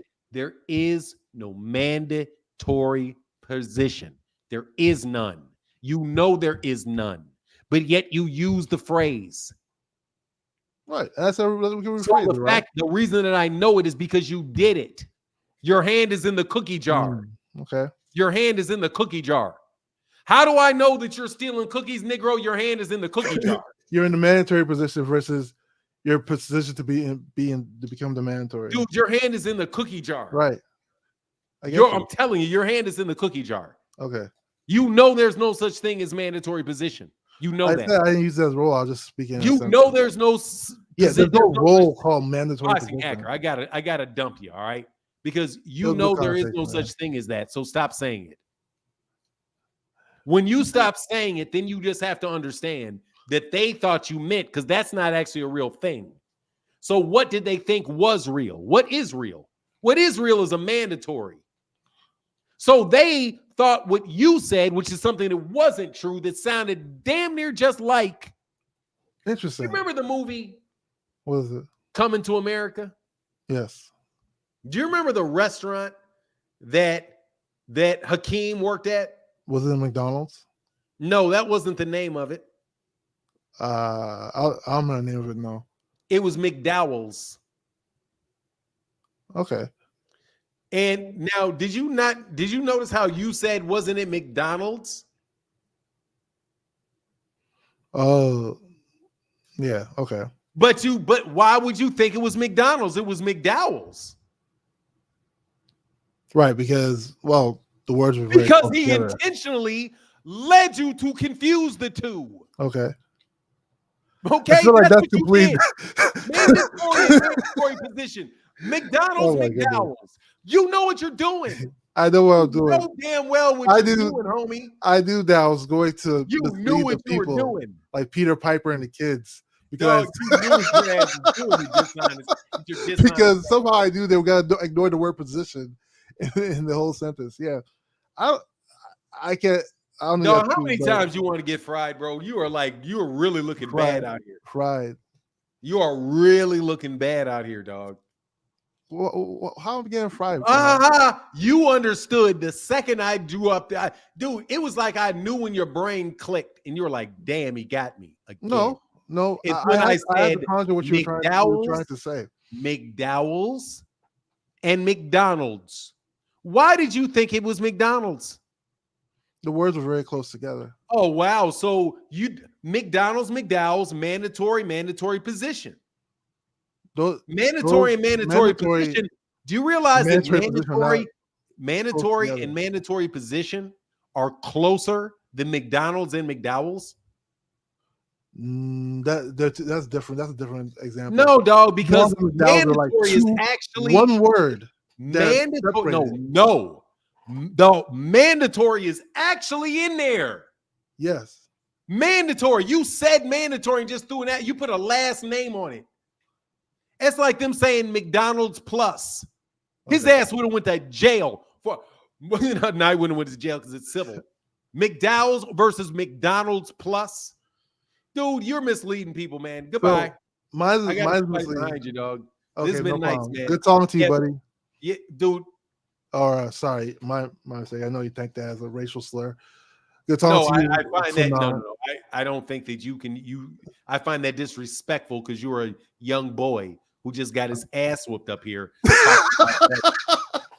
If you say so, Fernando. Anyway, it was good chatting with you, dude. Have a good day. All right, we'll talk later. Man, be in position. Yeah, no. How about you be in position? Right? How about you were in petition? You were in position to tell the truth. I'm in position to tell the truth. You're in position. You're all. Hey, I won't tell you. I ain't gonna call you a liar, and I gotta acknowledge you're definitely always in position to tell the truth. I always tell the truth now.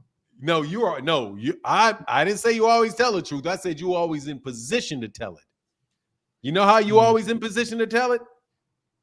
Why? Because you know you lying, Negro. Because you know you lying. That's why. You're in position to tell the truth because you know you're lying. You know you lying. That logic doesn't add up for now. What do you mean? Just tell the truth. If you're in position to tell the truth, doesn't mean you're lying. You do know, sir. that, right? If you're in position to tell the truth, that means you know the truth. Yes, but it doesn't mean that your lying. Ass knows the truth, and you say something that ain't true, your ass is lying.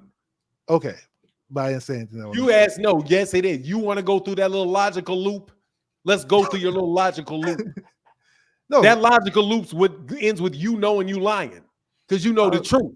Since you know the truth and you know what you said, since you know the truth and you know what you said, and you know what you said and the truth are two different things. And since you know that something that's not the same thing as the truth is a lie, your ass knew you were lying just by virtue of the fact that you knew what the truth was. What? You are not a bright guy. Let me explain to you. I know whether or not what I have in my hand.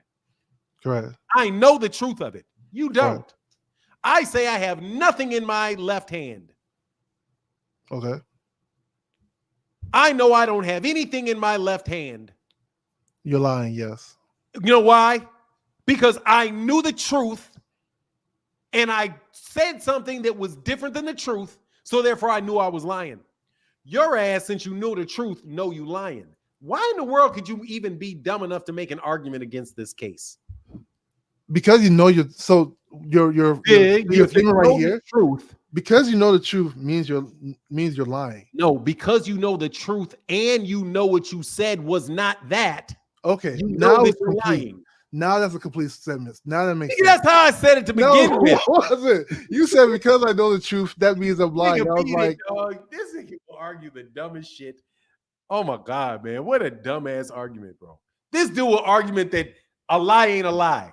Hey, say, remember Hackley initially came to your channel asking for pointers on debating. He said he wants to go around to YouTube channels and debate hindsight. Oh, yeah. Phoenix the Assassin, how can I help you, brother?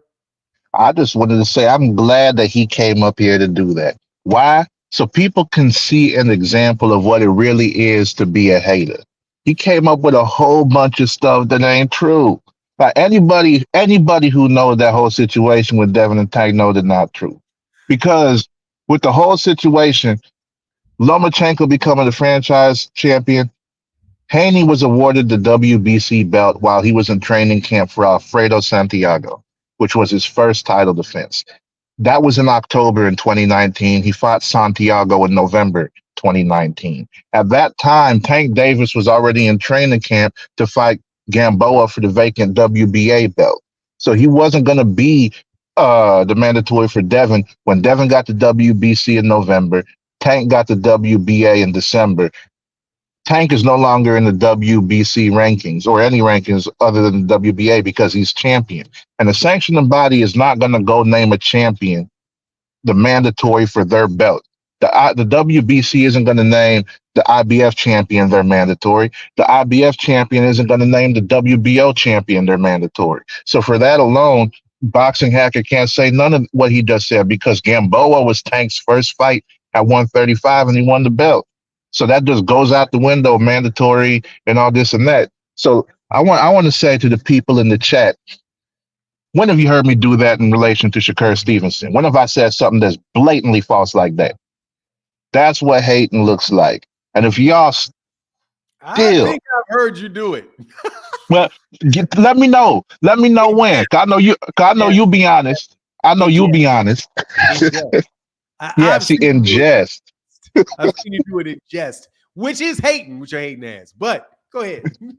When have I ever said that Shakur Stevenson is a horrible fighter? When have I said that? No, you don't say that. Exactly. And when have I ever said that entertainment value is part of the four scoring criteria for a fight? Who said that? Because it's Fahim Sadiq Sartor. He said, I think entertainment value is part of the four scoring criteria. Oh, he's just being a smart ass. He ain't actually accusing you of that. So I hope not. No, I hope not. He's not. Man.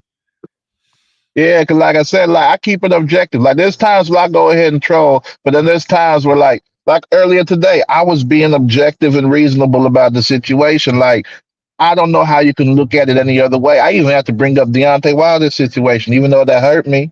Because man, like that's basically like what we seeing right now. They don't, like I said, it don't mean Shakur is a bad fighter. It's just that problem that we have in boxing right now with, everybody feeling like Turkey is the savior because people apparently feel like we're not getting the fights we want to see, and boxing ain't getting enough attention, and fights ain't selling well enough. And the problem is like just the fighters themselves, like I've said multiple times, people got like a BS detector, and it goes off whenever they seeing something that's not authentic, or they seeing a personality that just turned them off. So like the whole thing right now, like I'm saying, like these fighters, like they just need to start, doing their own thing. Like Andre Ward, he had his SOG, as his nickname, and he did his own thing. Like he never came out, talking crazy. Floyd Mayweather, you knew what he was doing with the 24/7 and all he did to bring extra attention to himself. He wasn't building himself up based on, trashing other fighters or trying to make himself something he's not. He wasn't saying he's coming out to finish all these people and stuff. Like the fighters just need to let it be organic. Like Shakur Stevenson, I thought that, he would have done something like to bring attention to himself based on his silver medal in the Olympics. I mean, shoot, Deontay Wilder went ahead and called himself the Bronze Bomber after winning bronze in the Olympics and, came up with the whole thing off that, got his whole bomb squad and all that. But like, Shakur, like he had a lot that he could have used to go ahead and market himself, but he's fallen into kind of like the same thing, like because people think you got to get knockouts to be exciting, and you don't. You don't need knockouts to be exciting. Yes, it makes a fight appear more exciting, like to a casual person, but like what you need is just to let what you're saying match up with what you're showing in the ring. That's it. Like if a lot more fighters would do that and market their strengths and what they're able to do, is because like not everybody's going to be Tank, but a lot of people feel that because he gets knockouts, they need to talk about they're going to get knockouts too. But they don't. I mean, shoot, Lomachenko don't do that, but he ended up going ahead and stopping Kambosos. So like Shakur, like he just need to go ahead and focus on him and like talking about his strengths. He can say he's gonna dismantle someone, and completely take away all their tools. He can say he's gonna show that he's superior with his boxing ability and all this and that. But you don't need to talk about he's gonna go ahead and stop him or that he's gonna be a killer in the ring and the person still standing after it, unless what we're seeing is they ghost. Like Shakur just need to chill and just stick to what he is. That's it. That's it. That don't mean he's a horrible fighter. That doesn't mean that he's boring. That doesn't mean that he isn't going to be great one day. But at the same time, like right now, we just need to be real about what we've seen in his last two fights and the way he's been talking and what should we expect going forward. And right now, what to expect going forward is up in the air because we won't know until he gets in the ring with Joe Cordina. That, like I said, has been tailor made for him.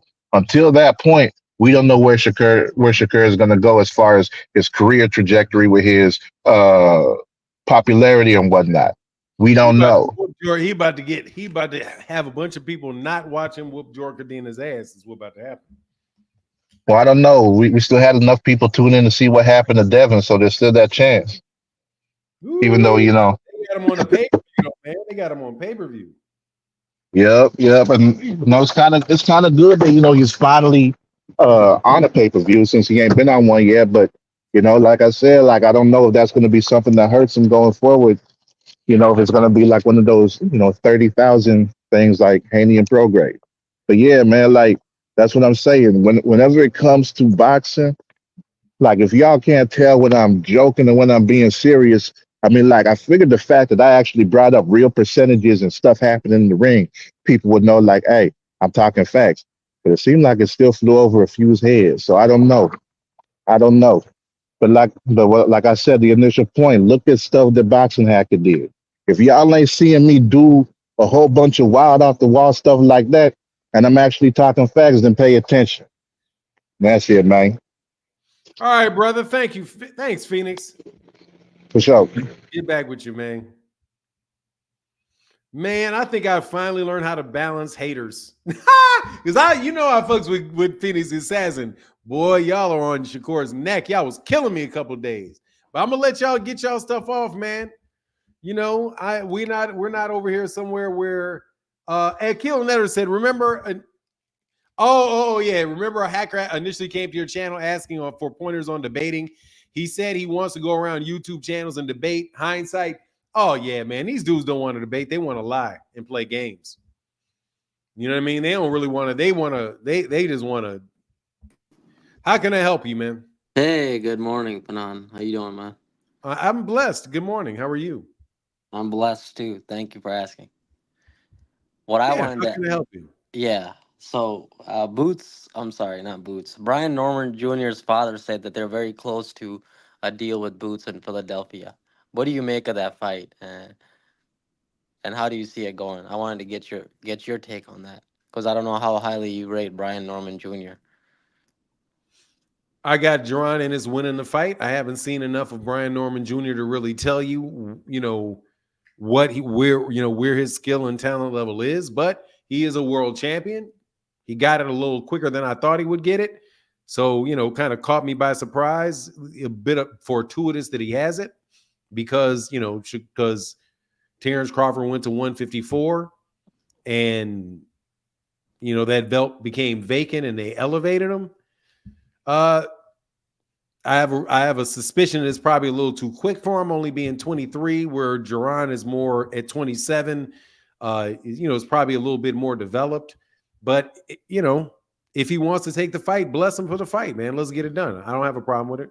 Yeah, I think that'll be a fight with a lot of fireworks, and Boots can finally, be the champion and, really show out for Philly, and that he's a formidable guy that's facing formidable opponents after this.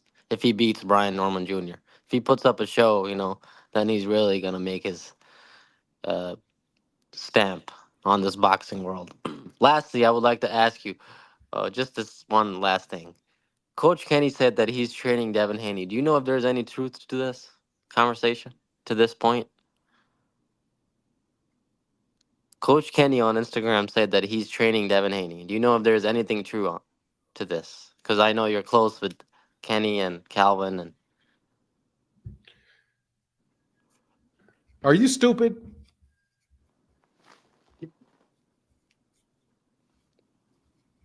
excuse me? Are you stupid?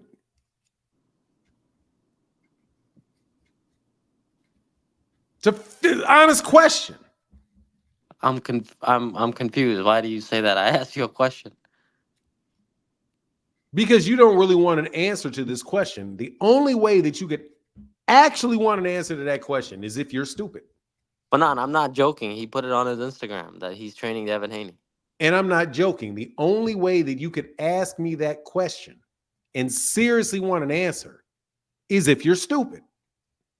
I really don't know if Kenny's trolling or not, because I know Kenny's known to be trolling. So therefore, you're stupid. If you're stupid, I can answer the question because I know you're stupid. Come on, man. You don't have to take What? this approach in answering this question. What's the approach? I mean, you know what they say, ask a stupid question and get a stupid answer. Devin could really be training with Kenny. Like I said, I'll answer the question if you let me know you're stupid. But I'm not doing that to myself, man. I mean, I'm not calling why myself not, stupid. dog? You want to play me stupid. All I'm saying, No, for real, you want to play me stupid. So since you want to play me stupid, all I'm telling you is, hey, why don't you just be the stupid one? all I know is that you're all you got to do is say that you're stupid. That way I know that you're not playing me for stupid. So are you stupid or not?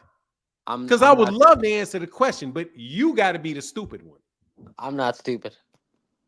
Well, therefore, you don't think you really want a serious answer. Okay. Now, is there some question that you want to ask me that is really worth anybody's time? I thought those were two good questions that I came up for, but obviously, dude, if you're stupid, then it's a good question. I'm using this as like damn near a board, just like an IQ test. Like if you have an IQ above 60, you should know the answer to this question. Your ass don't know the answer to that question. So I want to know, dude, are you stupid or not? My IQ is at least above 78. That's for sure. So you're not stupid, and so therefore you know the answer to the question. He's trolling. Yeah, I think he's trolling. That's what I think. But I thought maybe he was being serious. Mm-hmm. I know I would think he's trolling, right? Mm-hmm. But why do you wonder if it's true? Let's do analysis of stupidity. Why would you think that it could possibly be true? Convince me that it could be true. No, for real. I need to know this. Why don't you convince me that give me a good reason for me to believe that it's true? Okay. Come on, King. Entertain me. Sure. Because Coach Kenny has developed several strategic plans for Gervonta Davis, and there's a blueprint out there of what he has done, and Gervonta has been very successful. And they are also brothers to Devin Haney. They're all Muslims. So I think if Devin came into their camp, it would be, a relationship that would work apart from, the rivalry with Tank. So yeah, it could be possible. I said, I didn't ask why was it possible. I said, why would you believe it? Oh, no, I don't believe it. That's a different fucking question. Why would I believe it? Why would I even think that it is true? Bro, can you get Scarface out of here? That shit is absolutely positively stupid. You know damn well what the answer to that question is. Now, do you have any questions that you would? Because seriously, man, if you ask me a stupid question, I'm going to give you a stupid answer. Bro, but it ain't going to make me look stupid. It's going to make you look stupid. Please don't ask me stupid questions because I'm not stupid. And I don't believe, and I'm so not stupid that I know that you're not truly stupid. So since you're not that stupid, I have to wonder why you asked that question. Oh, because you're trying to play me for stupid and jerk my chain. No, thank you. You just never know what Kenny be talking about. Anyway, man, do you have anything else that you want to really talk about, bro? That you want a serious answer to? You answered my question about Brian Norman. I think that's a big fight that I'm interested in. You It's don't out in think it's a big fight?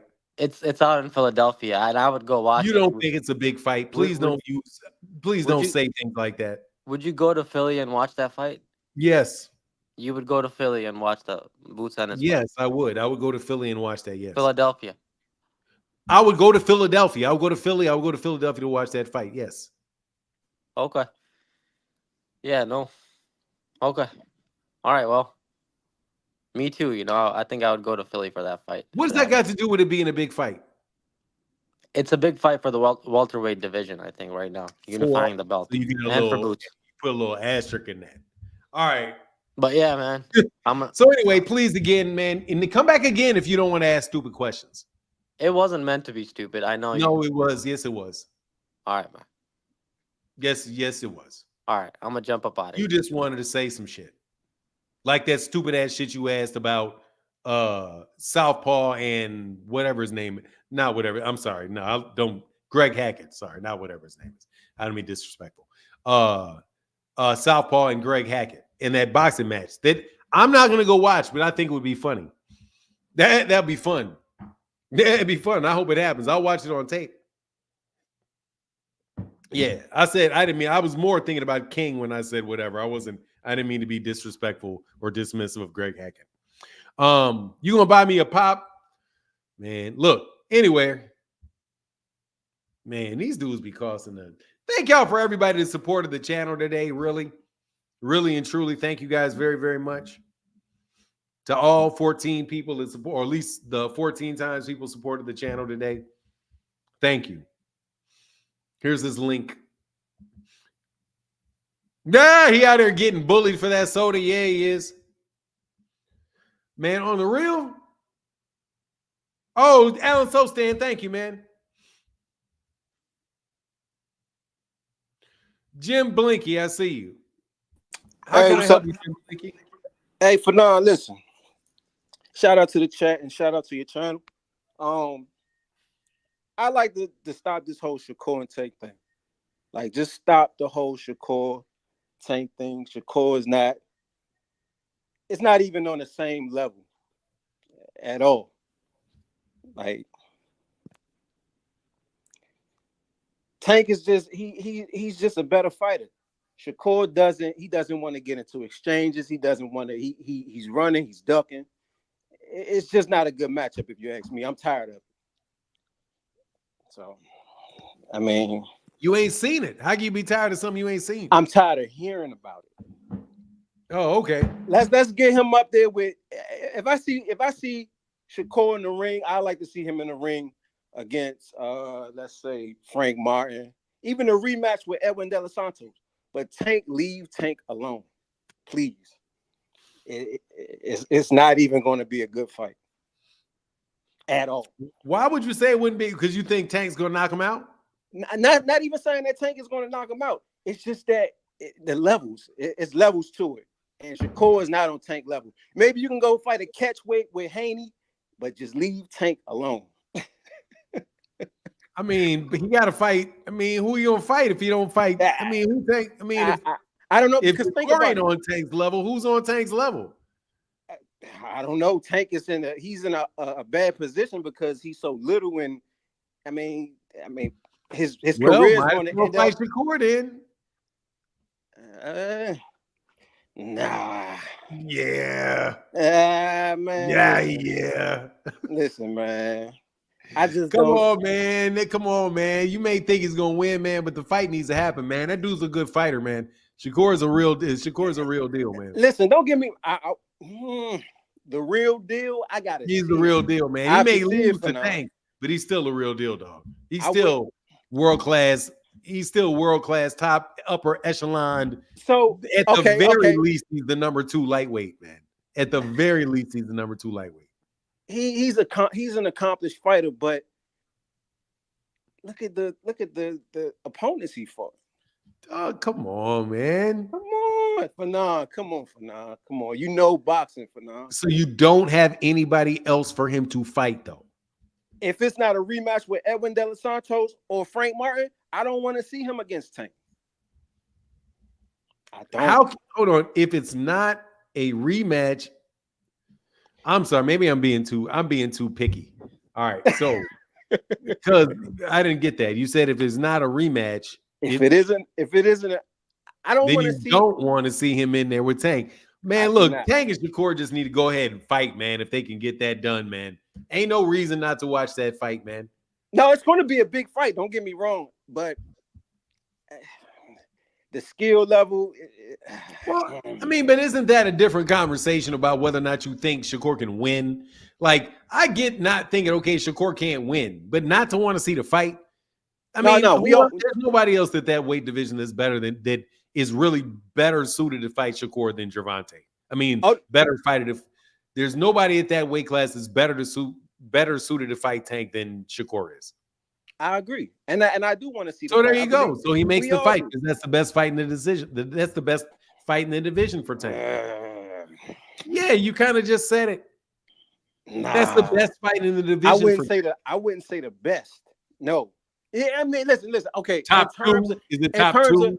Hold on for now. In terms of the names, yes, the fighters who they are, yes, it'll be a big fight, but I just don't see it. It'll be a big fight, but I don't see it being a good fight. Okay. Yeah. Nah, I don't see it being a good fight. So I that's all I had to say. I just want to say I'm just tired of the whole Shakur and Tank talk. Like, let's get them in there with like I said, a rematch with Edwin or a fight with Frank Martin, but just leave Tank alone. All right, man. All right, take it easy, man. Yeah. Boy, y'all be hating on Shakur, man. God, dog, the hating on Shakur is like it's epidemic. It's an epidemic.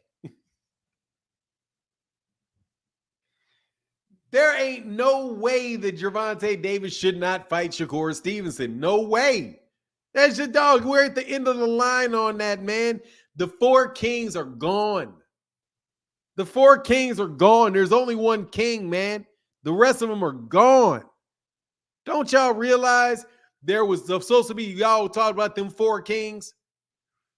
Gervonta, Teofimo, Ryan, and Devin. Teofimo gone.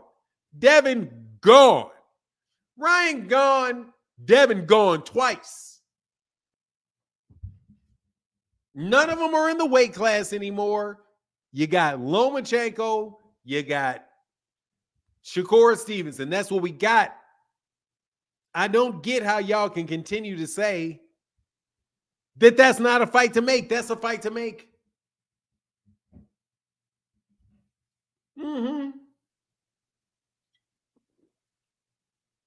Tank Teo should have been the fight. Nah, Tank would have knocked out Teo. They had enough sense not to make that fight. Teo would have been slapped.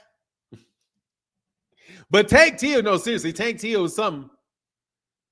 So what is this? For now, so let's see the fight. Tank versus Haney. Look, man, Haney.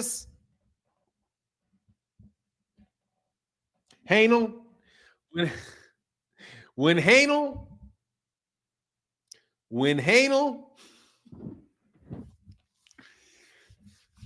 gets over his boo-boo feelings being hurt and he decides to come back to boxing, I still say let's make that Tank fight. Oh, y'all don't really want that though. Crown the best. What up, man? What's going on, Fernand? I know I've been MIA for a while. How you doing today? I'm good. All right, that's good. How are you? Huh? I said I'm good. How are you? Oh, I'm doing well. I can't complain. I wouldn't complain even if I could. Yeah, man, let's not shoot down the Shakur fight for sure. That fight needs to happen, regardless of who you think will win. That fight needs to happen because if Tank can't fight Shakur, who can he fight? There's really nobody else for him to fight. So let's not shoot down the Shakur fight. But I can see where he's coming from as far as he feels like Shakur is not on Tank's level. Maybe we just haven't seen it yet. Maybe he's, keeping tools in the bag that he hasn't shown yet. So I don't want to shoot down the fight. Please, people, don't shoot down that fight. And that's all I got. Hey, well, thank you, Crown the Best. Good to see All you right. again, man. Good to speak with you, sir. All right, same for now. I'm in the back. All right, man. Get back. Yeah, the Hanel, the Hanel clan.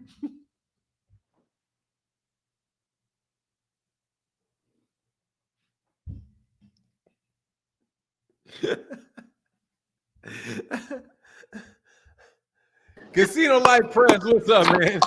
What's happening with it, man? Good morning, Chilling, man. Chilling, man. Chilling, man. man. I Just just want, clowning, having a good time clowning a little bit. yeah, I see you, man. I just wanted to call to touch on well, I want to like, all right. So you know how people keep saying they don't want to see the Shakur fight, and things like that. I feel like the reason is because he's not. You can tell he don't really want to do it, and it's like, I mean, you say you feel like it'd be a good fight.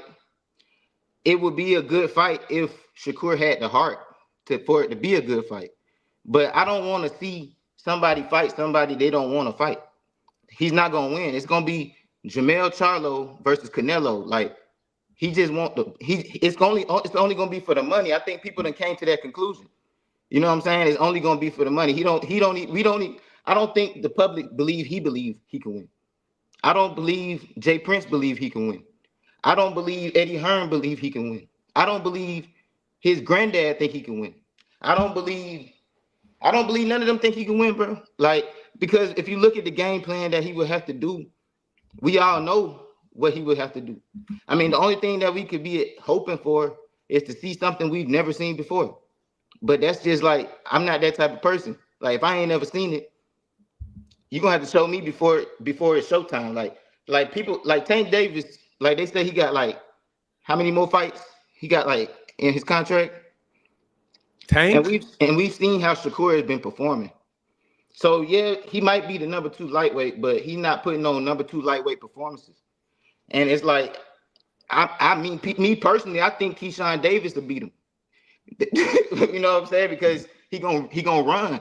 Like basically, what I'm trying to say is Shakur is a one-dimensional fighter, but people don't consider him that because the one dimension he has isn't slugging. Like people only call people one-dimensional when they a slugger, but you can be one-dimensional and not be a slugger. He got one dimension. His dimension is trying to box you, jab, jab, back up. That's his one dimension. He has one dimension, and in that one dimension, Tank is better at that. Like Tank's a better boxer to me, in my opinion. So I just think that's why people don't care to see it, because it's like you had the perfect opportunity to get it, and you went the opposite way. You're fighting Joe Cordina. You're the only champion fighting people like this, like back to back. He's had 3 tune-ups in a row. He's had 3 tune-ups in a row, bro. He fought Yoshino. He fought Edwin De La Santos wasn't no tune-up, but that performance don't even count. Like that, he been better off if that fight never happened. You know what I'm saying? He would be better off if he just didn't fight that night. I mean, other than his money, he got money, but other than that didn't help him at all. Then he went to another tune-up. That was the dude Haratunian, and then now he finna fight another tune-up. So he's just the tune-up king. And it's like, how can he be ready for Tank? Like he's not even fighting nobody. He's fighting prospect. Like Keyshawn Davis got a better fight coming up. His opponent is better. His opponent is better than Shakur's next opponent. You know what I'm saying? That's the dude. Who's Keyshawn Davis's next opponent? Lemos, the dude who basically beat Richardson Hitchison, but they robbed him. That's Keyshawn Davis's next opponent. That's a better opponent than Shakur's next opponent. Like people not realizing that Keyshawn Davis is on a faster track than Shakur. And Shakur got over 20 fights. Like Keyshawn Davis, he's the number 2 lightweight. He definitely ain't on no, hold on, man. He ain't on no faster track now. Well, shoot, his next fight is better than Shakur's last fight and the fight he about to have. Yeah, but dude's already a champion, but but say he's on a fast. He's already a 3-division champion in 20 Okay, well, fights. let me not say that word, fast track. Let me just leave it at this. He got a better fight next. His next fight is better. You know what I'm saying? And that is like, So if all right, we looking at somebody's last performance. We finna look at Keyshawn Davis fight Lemos, and we finna watch Shakur fight Cordina, and we're sitting here still believing that Shakur deserves to fight more than Keyshawn Davis. Like Keyshawn, it's like I don't know, man. It's just Shakur. He don't come to fight, man. Like I know you say he's a great fighter, but I separate fighters from boxers. He's the worst fighter. He's just a great boxer. He's a great boxer. He's the worst fighter. You know what I'm saying? Like he don't fight. He boxes. You know what I'm saying? Like Pitbull is a trash Man, boxer. I think you hold on a second, man. No, You've been Pitbull. going. Now listen, man. Pitbull Hold on, is a man. trash. I've been listening, Pitbull, dog, for like 5 minutes, bro. Hold on. Okay. I've been listening. Okay, you right. Oh, I think you overcooking this, man. Because number one, I don't get what a lot of this has to do with whether or not Shakur Stevenson's a good fighter, man. Shakur Stevenson's a good fighter. He get the fight with Gervonta. Just because you don't think he can win the fight ain't a reason for the fight not to take place. Because I can say the same thing. I can say the same thing for everybody at 135 with the and I can say worse for everybody at 135 about what you said about Shakur. If you give me the name of a fighter at 135, I can give you a bunch of reasons why he ain't ready for Tank and why he can't beat Tank. But all right, well, let me ask you this. may very well be, I'm not done. Okay, right. You very well may be that the best fighter in the division isn't going to lose to anybody in the division. We can't say because I just can't see a way for him to win that he doesn't deserve the fight, because you honestly don't see a way of any of them dudes beating Tank. What's the difference? No, other than Shakur is more accomplished than the rest of them. No, but the fighter is supposed to see a way. Even if we don't see a way, the fighter is supposed to see a way. And I'm basically saying, why are we want the fight when the fighter don't even want the fight? That's what I'm saying. Like, we want the fight more than the fighter want the fight. That's what I'm saying. Like, it don't even make no sense. Shakur said he wants to fight. He don't want to fight. He say a lot of stuff. But how are you going to tell a man what he don't want, man? You don't know. All you can go by is what he said. All right, he said I won't do that then. I won't do that. It's like, all right, put it like this. What did you get from watching Shakur's last fight or the one before? Were you entertained? Like, did you have a good night? Yeah, what's the relationship between that and whether or not he's ready to fight Gervonta? Before I answer that question. No, he is ready to fight Gervonta, but he don't want to. That's what, like, he should fight Gervonta. Okay, what does his performance in his last fight have to do with him wanting to fight Gervonta? His performance in his last fight. Yeah, like you said, did you see his last performance? And then you said he doesn't want to fight Gervonta. So, well, that's two different. It don't have nothing to do with each other. Like, that's my point. It ain't got, those two things don't have anything to do with each other. Okay. You want me to answer the question, but the one thing doesn't have anything to do with the other. So basically, what I'm saying, he could have got knocked down 4 times, looked like shit. He could still want to fight Gervonta. Yeah. I guess it don't feel like he wants to fight Gervonta. You know, so that's basically what I'm saying is it don't feel like he want to fight him anyway. So I don't understand why we even talking about it. Like that's like the dude who was saying he tired of hearing about it. I am too, because he don't want it. Like we finna be talking about Shakur versus. Because he don't want it. I don't think Shakur want it, but we got to talk about Shakur. All right, so put it like this: he got 2 fights. I don't think y'all want it. Is what I'm clearly hearing. Well, no, I don't want it because it's like a waste of a Saturday night. He's one dimensional. We know what he's gonna do. We know that it's gonna be Tank chasing him, and I don't feel like watching Tank chasing nobody. Like I want to enjoy Tank's career. He ain't gonna fight forever. I don't want to waste a Saturday night watching him fight Shakur. Chase Shakur. I don't want to waste a Saturday night watching him chase Shakur, because that's all he's gonna do. He's one dimensional. That's the dimension he has. If you ask anybody how they think he can win, I bet nobody tell you that they think he gonna walk in there and walk Tank down and knock him out or beat him up or anything like that. Nobody believes he's gonna do that. Only thing we think he can do is run long enough to get a decision and land more jabs so he get the decision. That's the only opportunity at winning that anybody think he has. And I just feel like that's a waste of a Saturday night. He might be highly skilled and all that, but he ain't coming to fight. So I don't really want to see him like that. Like, I don't have to see him at all. But the only way I do want to see him is if he's fighting Tank. But it's like he don't want to do it, so it's like I don't really care about him.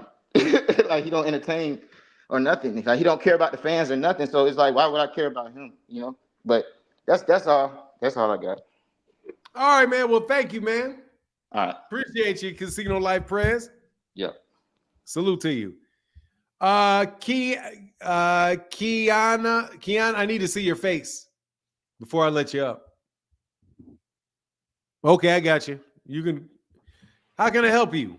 Yeah, listening back to that, what he said, I think How that you was pronounce crazy. your name? Kyan. Kyan? Kyan, yeah.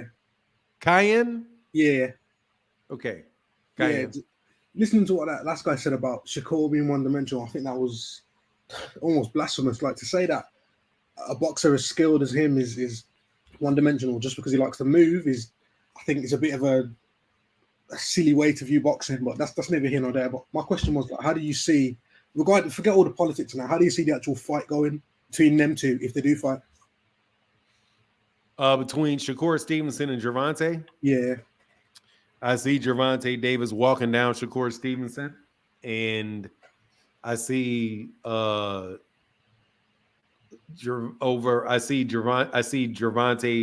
probably being down in the cards after like maybe 3, but I think that eventually Gervonta Davis is going to get the distance and keep the distance with Gervonta, and eventually he's going to start wearing down on Shakur. And I think that there's a definite chance that Shakur could get stopped in the later rounds. I'm going to suggest something here, and like the chat's going to laugh at me, but do you think there's any possibility that perhaps Shakur maybe does the unthinkable, maybe gets a stoppage on an overzealous Gervonta who's trying to build up the ground on the fight? I mean, there's a chance for everything, but no. Because you don't think one of the major things with Gervonta and Shakur is the experience. Like, Gervonta Davis has been on the big stage and been in the big fights a bunch of times. So no, I don't think he's going to jump out there and be out of sorts in that type of environment. I think if anybody's going to be out of sorts, it's going to be Shakur, because that'll be the first time Shakur has ever been in that big stage. So I don't know. I think Tank is probably one of the most. I think Tank is more patient than Shakur is. Because Shakur will get out of Dodge much quicker than Gervonta will. More patient, perhaps, but I don't know, because Gervonta, like, he knows that at some point he's gonna catch you. He knows it. Like, he doesn't. So perhaps he knows that, okay, I don't have to wait as long as the next guy. Whereas Shakur doesn't have the power, so maybe you can say that he's probably more impatient because he knows he can't hurt anyone and he might try and rush his work. So that's a good point, actually. But yeah, because I heard them talking about, like, they don't want to see the fight, and it sounds like they don't want to see Gervonta lose rather than they don't want to see the fight. So I just thought that was a bit strange. I just thought that was a bit weird. Yeah, it is. Well, I mean, you seem like you've watched boxing for a while, but you get the feeling that some people really are Gervonta Davis fans would rather just not go through the stress. And but that's strange to me. Like, I'm fans of boxers, but I'm a fan of boxing. Like, it doesn't, like, I got boxers I like, but I'd rather, like, for example, I'm probably a bigger Shakur fan than I am a Tank fan. But I want to see him fight, and if he knocked him out in the first round, like, who cares? It's not my money. I didn't get put unconscious. You know what I mean? Yeah, I'm just saying. As far as the fight itself, though, like, if Gervonta Davis can cut that ring off and make Shakur Stevenson fight, it's not going 12 rounds. I see one of two ways. I think either, and this might sound strange, I think Shakur either shuts him out totally, and it's not close. Like, and I think that could happen. I'd lean more towards that than anything. Now, I do think that, like, I think he shuts him out. Like, I think, you don't think? Man, they're gonna see that. The thing is, like, I like that, which is because I can see what you're seeing. Do you know what I mean? Yeah. But here's the problem with that happening for me is that because, like, they're both of them are, like, Shakur's a counterpuncher. Yeah. Gervonta's a counterpuncher. So you got a counter. You really have a guy that can take the lead in Gervonta, but Gervonta is also a counterpuncher. So, and Shakur, if he stays there with him, is going to get hit, and there's not going to be a lot of opportunities to hit Gervonta, because Gervonta is not going to give you the activity to do it. Like True. those three punch combinations that come off with Shakur that end up at the body. Those nice and he's just slipping by. Dog, some of them shits is gonna land on the body for Gervonta. Like that's True, just gonna land. yeah. So yeah, it's that's a good point. But my thought about that is like they're both counter punches. That's right. But one goes forward, one goes backwards. both go backwards though. But I think in this fight, Gervonta would go forwards. Would you agree with that? I don't know. Gervonta may go backwards on him. I don't know. I think if he did that, he'd lose. I really think so. No, he may. But my ultimate point was in this fight. I think Gervonta, like the Frank Martin fight, if Gervonta doesn't think you can hurt him, like he didn't think with Frank Martin, he's gonna just walk you down, and it's gonna be a long night for you. So I think he'll go in there, feel a jab or whatever from Shakur. I think that's counterintuitive though. For me, like if I was Gervonta, and I mean I know that all these dudes know better than me, but I've seen Gervonta fight a lot. Dude, Gervonta Davis, if you got somebody that's tactical and is not throwing a lot of punches, Gervonta will go backwards. He did it at Francisco Fonseca. Francisco Fonseca was just throwing Francisco Fonseca would not be aggressive with Gervonta at all. It was completely counterpunching him all the time, and it was frustrating Gervonta. And so Gervonta just took a step back and was like, okay, whatever. And then Fonseca came forward. And one of the tendencies that Shakur has is Shakur keeps the distance in the same, like he likes to keep the distance. Yeah. So if Gervonta takes a step back, Shakur's going to come forward. He's not going to go backwards. He's going to come forward. There's a good so point. If Gervonta wants to bring Shakur forward, Gervonta can just take a step back. And he's going to come forward. That's true. That's true. But it's part. It makes sense. But I think Shakur is safety first. I think he would rather make it boring than go for a stoppage. So I think if Gervonta starts moving back, the fight. Perhaps. But I think Tank will start moving backwards, and then Shakur will say, "Okay, I'm not going to try and press him because I'll probably get knocked out." I think he'll try and maybe step on the gas a little bit. And then I think if it gets to a long-range, mid-range boxing match, as good as a boxer is and as underrated Tank is as a technical boxer, I don't think Shakur would let him win there. I just don't see a way where Gervonta can outbox him on the back foot without. I just don't see it. And I don't see Shakur pressing him. I don't see it. I saw. Did you see the fight with Jose Pedraza? I've not seen it fully, no. He did it with Jose Pedraza too. I'm telling you, Tank does this shit on a regular basis, dude. He will go backwards. He will not engage you. Absolutely. Yeah. Listen, If you start hearing boos and Shakur is not engaging, Shakur is losing those rounds. He's going to lose the round.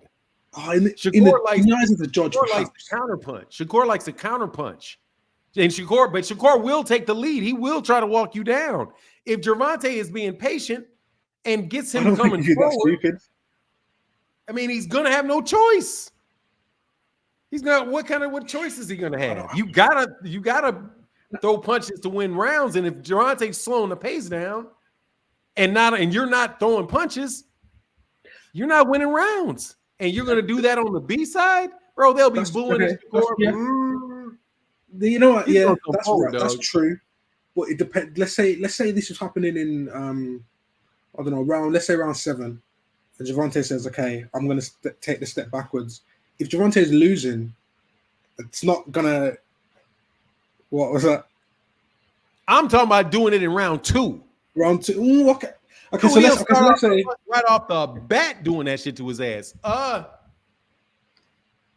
Right, he started with he did the same. Look at all the people he did that with. He did it with Rolly Romero. He did it with Ryan Garcia. He didn't do it. But they're not. They're bigger power punchers than Shakur. Shakur would box rings around them. Obviously, the stars make fights and all that, but Shakur's totally different. Shakur won't be all reckless and trying to swarm in like Rolly or trying to throw the left hook like Ryan. It will be a totally different fight. And like Gervonta going backwards, I just don't see Shakur feeding into that. He might lose that way, but I don't see him trying to press the action, trying to stop Gervonta. If Gervonta starts going backwards, I think he'll. Hartunian made him come forward. Say that again. Hartunian made Shakur come forward by moving backwards. Yeah, I'm telling you, I'm not saying Shakur he likes won't. to keep the Yeah. space, man. I'm telling you. I'm not Shakur saying he likes to won't keep go forwards. Yeah, I'm not saying he won't go forwards. I'm just saying he won't necessarily press for the knockout. I think he'll if Gervonta goes backwards, he'll go forwards because that's boxing. But I don't think he'll say, okay, I'm going to put myself in the fire here, trying to definitely win this round. I think he'll be more conservative than that because that's how he boxes. He's not he doesn't have power and he doesn't really try and get people out of there. So I think that's how I think he'd do it. Yeah, I mean, if I was Gervonta went Gervonta, I would be back foot for the first 3 rounds. No, and I would if I was something Gervonta, like if I was Gervonta, that's how I'd do it. just make him come to you for a while, and when he starts coming to you, you're going to start catching him. And he's not going to be in the position to be an aggressor. That's not how Shakur fights, to be an aggressor. The going backwards thing is interesting. That is true. He don't true. fight like an aggressor. So in the first 3 rounds, why would you play right into his comfort zone and go like right at him in the beginning? But if you can get him coming forward, counter him, start hitting him, let that gas come out that tank a little bit, and then start walking him down. Once he's a little bit more tired, you landed some more shots, then you walk him down.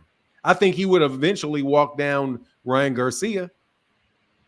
He would that Ryan Garcia fight. He could have done whatever he wanted in that fight. Like it was up to him really. Walk him down, go back, doesn't matter. But a Shakur fight, for example, I don't know if Gervonta can go backwards. Walk down Ryan. He shouldn't walk down Ryan. No, I think he could have done if he wanted to. If I'm on it, I think he could have done. But he didn't. He just went backwards. Yeah, because let that dude go at him. Yeah, because Ryan. Yeah, it's true. No, but in terms of the Shakur fight, like if Gervonta goes backwards now, and that's not working, I see him then going forwards, and then the going forward thing. I think Shakur, if he's just trying to, because if Gervonta's trying to walk him down like he did to Frank Martin, for example, I don't see that working as effectively on Stevenson as it did on Martin. That's why I think it's interesting, because Gervonta can go forwards, Addy can go backwards. People don't really talk about that as often because he's such a big power puncher. But I think if the backwards isn't working, which I don't think it will, he'll go forwards, and then that's where it will be an interesting fight. Yeah, the problem for Shakur for me is what happens on the inside. That's because he's going to get hit. That's the thing. He's going to get hit. What's his chin like? He's not got a weak chin, has he really? Ain't nobody's chin in that weight class that good. No, of course, but like, oh no, let me say his heart and like what is, because he'll get hit to the body in there. If Shakur Stevenson's heart comes into play, he's losing. No, so what I meant by that was if they're in the clinch, and he's hitting him with rights and whatever, if it hurts him and he starts to show it on his face and he starts to retreat in that, then we're like, okay, it's over. Like he'll walk him down with the whole fight. But I'm saying if he's got any type of heart and he doesn't show that it affects him, maybe Gervonta is like, okay, I might have to do a bit more here. And then that's why you don't agree. I'm telling you, if he gets his heart tested, we'll never get the answer. If his heart gets tested, if Shakur's heart gets tested, we will never find the answer to the test because he's going to get knocked the fuck out. No, he's going to hit you, bro. I'm telling you, I'm telling you, you got about 6 or 7 good shots to the dome with Gervonta. It's a ticking time bomb, bro. You got about 5, 6 good shots to the dome piece, bro, over the course of that fight before your ass know you're going to go down. Because within 6 of them, he's going to hit you clean. And then you get tired, and if you're on the inside and he's hitting you to the body, and just say he doesn't actually go backwards. He just doesn't come forwards. He just inches forwards and stays just a little bit out of range, just keeping you stressed, but staying at the edge of range. Mm-hmm. Just at the edge of range, just keeping Shakur stepping back. Eventually, man, you get any amount of that tired, bro, and you get hit, dude, that shit, dog. That's why I'm saying the most likely outcome is Shakur getting knocked out. However, if Shakur can take a shot better, or he can really prevent a clean shot from coming in, and he can outbox him, yeah, he can get a win outboxing him and running up rounds. But I just think that, you know, that people really underestimate Gervonta Davis as a multi-dimensional boxer. Yeah, no, you're right. You're right there. Absolutely. Absolutely. Yes, Yeah. sir. Well, thanks, man. I appreciate you, man. Nah, you too, man. All right, brother. Salute to you, sir. See you later. Yes, sir. And I like Shakur a lot, bro. Believe me, I like Shakur a lot. I'm just telling you, some people put ass whoopings on you. Like me, when I debate Boxing Hacker, I'm putting an ass whooping on that boy. It's an ass whooping. I know, shameless plug. But Boxing Hacker, what I did to you, that's called an ass whooping. You're not getting out of that, homie. It was going to go south and continue to go further and further and further south for you. Right there's, you fight certain fighters, that shit just starts going real south. Beterbiev is like that, man. Like, we got that fight coming up with Arthur Beterbiev. Dude, I know people are favoring Bivol, and I understand why people would say that they think Bivol will win the fight and all that. But you better believe, you better hope Bivol don't start getting hit. That them punches don't start landing from Beterbiev. Because, dude, Beterbiev breaks you down. You can see him. You can be like, oh, that shit's landing. Oh, this is going to be over soon. Oh, this, because you just know there's a lot more on it than what is because it's so short. David in the building. What up, David? What's going on? You hear me? I'm good, brother. Good to see you again, man. Good to hear you again anyway. Yeah, man. I'll be, well, like I said before, for now, bro. Tank Davis over everybody, bro. Like Tank Davis, bro, fight Shakur, bro. Like, bro, every time first fight, bro, I won't cry if he get knocked out. I do hear about a fight.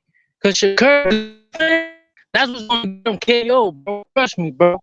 Shakur's not going to retire undefeated, bro. Breaking up. You feel me? What?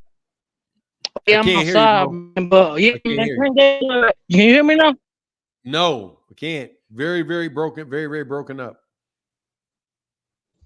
And I'm up there, man. All right, come back later, man. Come back.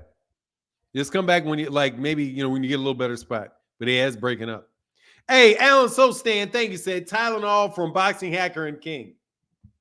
Thank you, brother. Thank you for that $10 holler, man. Appreciate that support for the channel. Keep it going, man. Thank you. People underestimate Tank's boxing skills because he punches so hard he don't have to showcase his skills. Look, I'm telling you, man.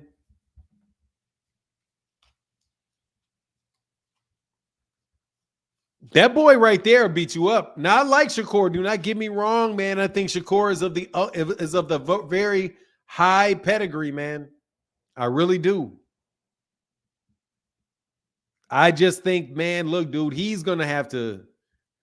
That's going to be like if I'm somebody that's really rooting for Shakur and I see the fight from Shakur's point of view, dude, Shakur's body better not be sensitive at all. And he's going to have to be super twitchy and he's going to get caught because the thing is, Gervonta is so damn fast. He's very, very fast. He's faster than these dudes. He's fat and he's hitting hard. And he knows what he's doing. And he's seasoned. That dude has been around the block a bunch of times, bro. You don't get, he ain't no accident, dog. That boy ain't no accident. That's why I got him as my number 2 pound for pound fighter in the world after Terence Crawford. No joke. Terence Crawford I feel the same way about Terence Crawford, though. You're going to get beat up by that dude. He got another gear. No joke, man. Terence Crawford got another gear. Actually, you know what? I will tell you that. I think that's what Terence Crawford probably has better than anybody in boxing is that last gear. When he really wants to pick up the pace on that ass whooping, he can pick up the pace on that ass whooping. If he wants to take a chance, he can really take it. He can really take it all the way up, bro. You know what I mean? He can really tell his body shots. Oh, Terence Crawford's body shots are glorious. Yeah. Like, no joke, man. His other mode, oh, man, Terence Crawford got the highest. When Terence Crawford is in that mode, oh, he's the best. He's the best when he's in that when he's absolutely in that mode where he's going at you, really going at you. Oh, yeah, it's like your ass is going to be in some trouble fucking with him. Bud and Nas, yeah. Bud's like that. Rollo Green, how can I help you? You got Tank over Usyk and the Monster on your pound for pound list? I don't have Usyk on my pound for pound list. You don't got ain't Usyk undisputed at heavyweight? Yes, he is. Undisputed at cruiserweight? Yes, he was. He's not on your pound for pound list? No, he's not. Damn. Why is that? Because he's a heavyweight? Yes. But he undisputed in 2 divisions, so shouldn't that kind of like rule that heavyweight situation? Cruiserweight is heavyweight too. Okay. I'm a traditionalist. Cruiserweight is heavyweight, but it doesn't matter. He's the king of boxing is what he is. I don't need to put him on a list. Usyk is the king of boxing? He's the king. He's the king of boxing in that ring. Yes, he is. He's pound for pound then. No, because he don't need no pound. Heavyweight's not a weight class. So how you got no weight class? You know a weight class? Is there a weight class? Is heavyweight is there a weight limit or minimum for heavyweight? I mean, but he's been in 2 different weight classes though. Doesn't matter, dude. I'm not gonna. It's an insult to me. He conquered 2 different weight insulting classes. him. I would be insulting him, putting him on a pound for pound list. What about the Monster? What's the story behind having him above the Monster? Because I think he's a better fighter than the Monster. What is he doing better? Knocking people out? I think he has better defense. He has better ring generalship. He has just as good at clean and effective punching, and I think he has better effective aggression. I think he's better than Monster Inoue in 3 of the 4 scoring criteria in boxing. The only thing that I would put Monster Inoue on par with Gervonta Davis is with clean and effective punching. And even then, I don't think it's 2 hands. I think it's only 1 hand. Gervonta has clean and effective punching in 2. Hey, what's going on, Rachel? I just wanted to know that. Your theories be off. No Usyk and takes number 2. No, my theory is dead. My theory is dead solid. Yeah, I got Bud. Why would you put the heavyweight champion? Why would you put the heavyweight champion of the world as a fighter and rank him below a 118-pound dude? He's 108 pounds. The man, dude, there's no way in the world that he belongs anywhere near a ring with Alexander Usyk. But I'm going to put this guy ahead on some fictitious list. No, thank you. I'm just going to see because he don't need to. When Alexander Usyk doesn't need to be compared to something fictitious because he's got the real deal. Everybody else, you need something fictitious to try to compare them to him. He's just a man, period. He don't need comparisons to other people. So you're saying Alexander's a better boxer than Bud? I think that he would whoop Bud's ass. But is he a better boxer than him? I think if you put them in the ring together and they fight, Bud will get his ass whooped, is what I think. I understand that, but I don't have to guess. I'm telling you, objectively speaking, one guy you name me a fighter that's not a heavyweight, and Alexander Usyk is going to beat the shit out of him. Every person that you name in your pound for pound list, give me one, and I'm going to tell you Alexander Usyk is going to whoop his ass. Pound for pound is like give me your pound for pound list. Name anybody. Name anybody on your pound for pound list. He'll beat him up because of the weight. Name anybody on your pound for pound list, and Alexander Usyk, as a matter of fact, is going to whoop their ass. As a matter of fact, actuality in real world. I don't know about that. Dog, look, bro, I don't know how y'all see the world. I'm telling you how I see it. Them get beat. It's a real world, bro. You could be pound for pound. You could be dribble. You could be dribble for dribble. Have the best handles in the world, dribble for dribble. But your ass is 5'2". You're not playing in the NBA. That dude is gonna murk you. Sit your pound for pound, inch for inch ass the fuck up on the sideline. Let them go up to heavyweight and fight Alexander Usyk. Alexander Usyk will whoop their ass. So I don't need to put him on a list with them. They don't deserve it. They don't deserve to be on the list with him. So what about cruiserweights? What about cruiserweights? Cruiserweight is heavyweight. And I did have him on my pound for pound list when he was at cruiserweight. So I'm saying, so no cruiserweight can make the. I already the pound for told you, pound dude, list? I'm not putting heavyweights on a pound for pound list. It's an insult to the heavyweight. It's not because I'm insulting Alexander Usyk. It's because I'm telling you, none of them belong on a list with Alexander Usyk. Gervonta Davis does not belong on a list with Alexander Usyk. I mean, Neither you can does say the Terence same Crawford. about Bud and Tank, though. I am. I'm literally saying none of them belong on the same list. No, I'm saying you can say that Tank and Bud don't stand a snowball chance in hell against. Tank and Monster don't stand a snowball chance in hell against Bud. If we say that about you, I mean, right. So that's why you have a power. If they can't beat the man up above the weight that's class. why you have thank you for saying that. That's why you have a pound for pound list. You have a pound for pound list so that you can compare people in weight classes that can't fight each other. Right. Because you know the bigger, sir. But the heavyweight is not a weight. Heavyweight is not a weight class. It is a weight class. It is not. What's the heavyweight limit? It's max. It's the highest you can get. It's over. There is no weight limit. It's over 200 pounds. No, it's no weight. That's the weight minimum. You got to wait. Can you that's the weight minimum. Can you fight a heavyweight at 185 pounds? Yes. You can? For a fight at heavyweight, yes. You know that. Yes. You can fight a heavyweight if you are 160 pounds. Yeah. Dude, you can fight at 135 pounds and be the 118-pound champion, if he moved to 135, can weigh 120 pounds in the ring. There's no weight minimums there is no weight minimums in boxing. There's only weight maximums. So since there is no maximum for heavyweight, it's no weight class. There's no weight stipulations at all in that division. It's just mano y mano. Whoever gets in the ring gets in the ring. Yes. See, to me, pound for pound is according to your boxer, not weight. You see what I'm saying? Because somebody can have better skills than Usyk. You see what I'm saying? You think Tank's skills are better than Usyk's? Sir, Alexander Usyk's skills will knock Gervonta's ass out the ring. Alexander Usyk got the skill to hit little Gervonta, lift his ass up over the rope, and have him land like 2 rows back.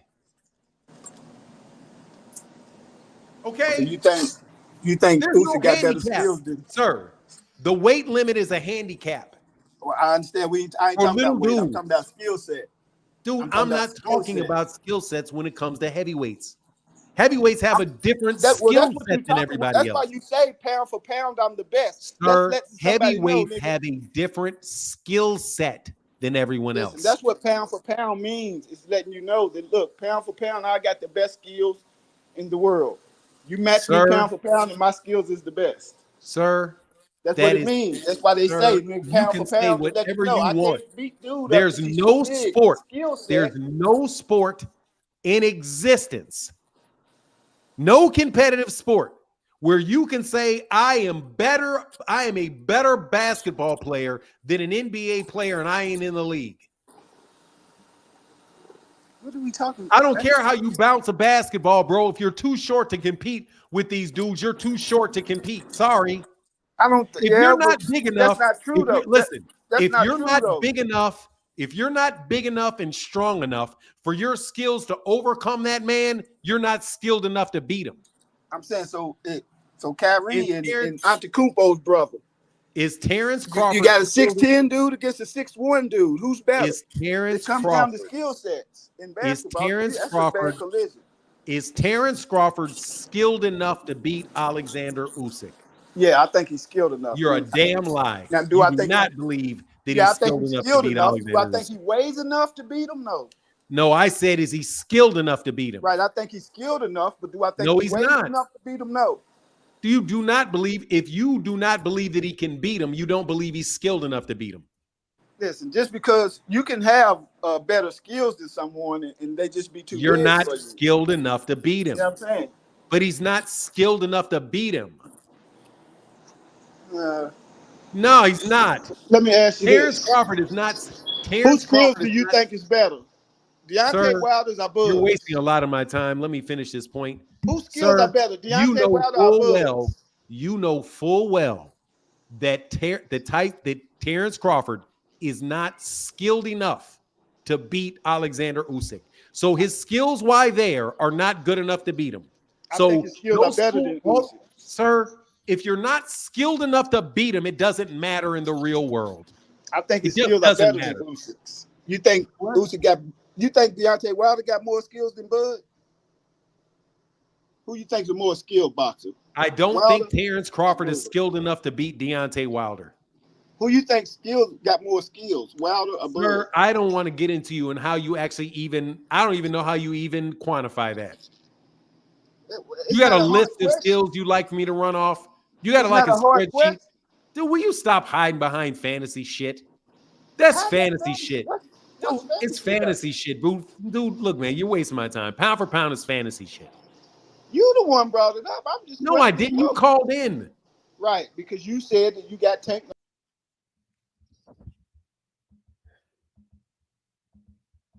Rollo, you're wasting my seriously, I don't want to do that anymore, Rollo.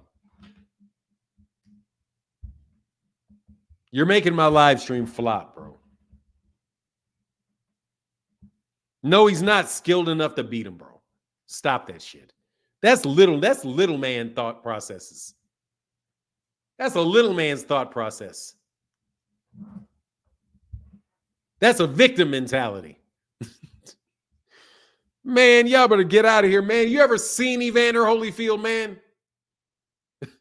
Like, I stood right next to Floyd Mayweather Jr. I stood right next to Evander Holyfield.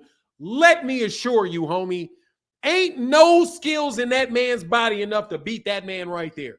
He's going to get mugged. That's a skill set. Whooping your ass. Strength is a skill set. Size is a talent. Dude, leave me alone, bro. I'm trying to compliment Alexander Usyk. No, for real, we don't need here for boxing, man. You guys make it tough on me, man. Alan Sostain said, this caller taking words right out of my mouth. Appreciate the channel. Thank you, Alan Sostain. And Gumby210 said, Tank over everybody. You feel me? Oh, yeah, you know what it is.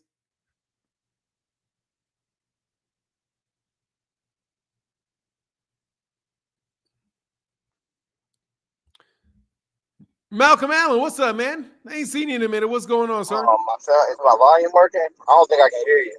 No, oh, I can hear you. I can't hear you. Let me go out and come back. Okay.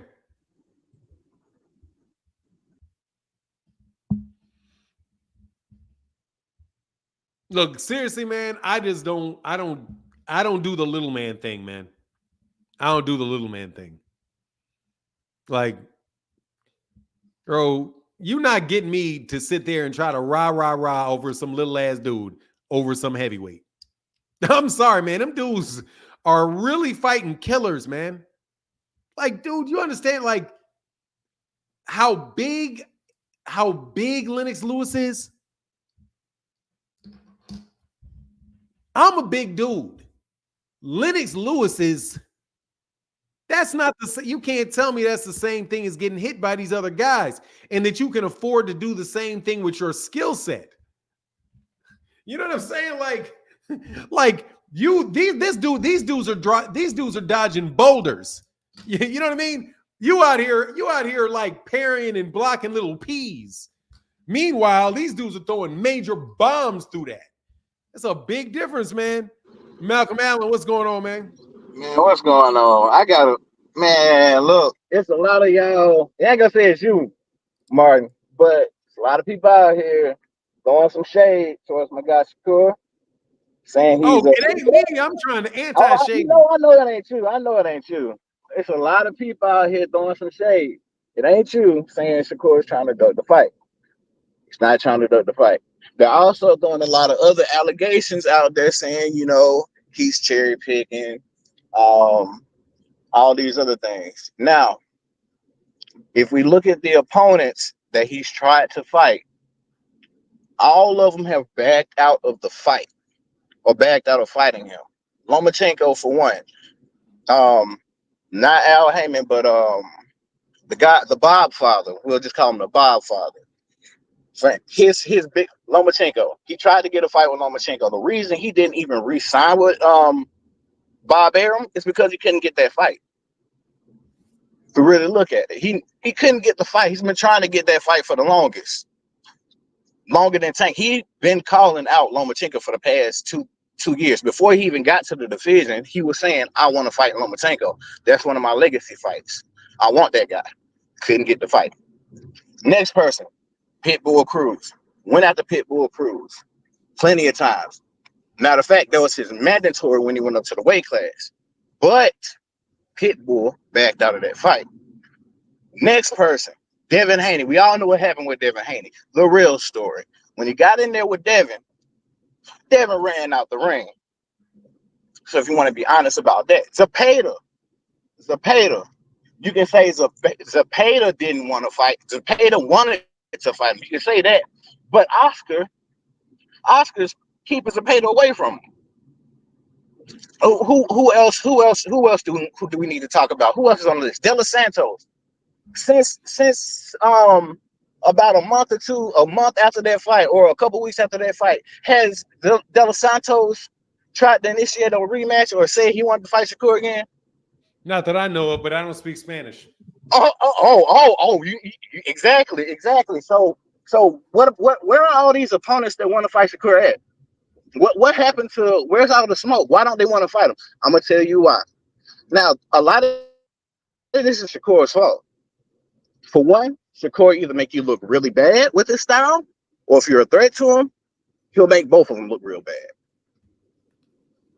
You got that, chat? He'll make either you look bad, the opponent he's facing look bad, or he'll make himself and his opponent look real bad because he fights to win. That means he'll fight for points. It's not conductive to the fans, but it's winning boxing. But it's the job of each boxer to figure out how to win. So if your style is to knock people out, then you got to go out there and do what you're supposed to do. If it's your style to outbox somebody, you got to go out there and outbox them. So it is Shakur's fault. But at the same time that he's boring, but at the same time, it's also these other boxers' fault for not being able to figure him out. Now, I could get into how I see Tank beating Tank, but I don't want to expose that because, Kenny be coming around here a lot, and, I don't want to get into that because I've seen a lot of things that he can do, but I don't want to expose that, because they be looking. But also, as far as Tank's not ducking. Tank's definitely not ducking the fight. He's A-side. He wants for Shakur to build his name up. And that's apparent. It's a big fight. It can be a bigger fight. I want to see the fight. The people who say, they don't want to see the fight, it's going to be a boring fight. Devin Haney fans. Pitbull Cruz fans. The people who their favorite fighter lost, fans. Or just haters. You don't know what you're watching. Or you just, you're biased. Just admit you're biased. It's fine. It's fine. Or you just Shakur hater, that's fine too. Or a Tank hater. That's fine. Just be you. But I gotta get off and I gotta get down to the VA. So all right, brother. I'll holler at you. Yeah, but man, for sure. Smoke, I'm gonna try and be on here tomorrow and I'll pull up on whoever, but I'm just not gonna support your channel. Other people. So peace. You're not gonna what? Support the other people channel who got smoked. Oh, who got smoked with who? I'm no, the other people who be pulling up every once in a while. It's a lot of people who say disrespectful things. I'm not gonna get on their channel and say my spiel because I don't want to give them no shine. You know what I'm saying? Oh, okay. No worries. All right, I got you. All right, man. Thank you, Malcolm Allen. All right, peace. All right, man. Peace. Agent Zero, I got to see your face, man. Agent Zero, I got to see your face. I see you, Casino Life Prez. Agent Zero, I need to see your face, man, before I can let you on. Casino Life Prez, how can I help you?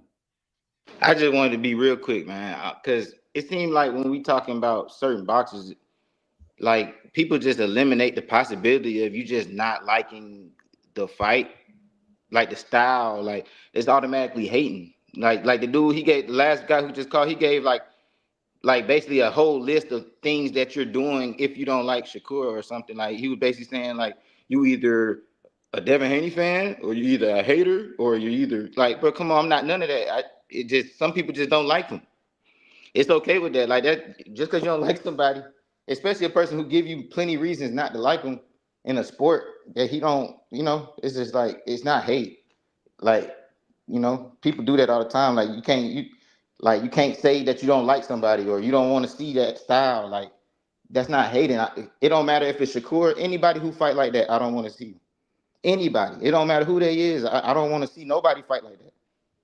And that's all. That's all. I just wanted to say that because I just feel like everything get called hate, and it's just like, bro, I don't want to see that shit, bro.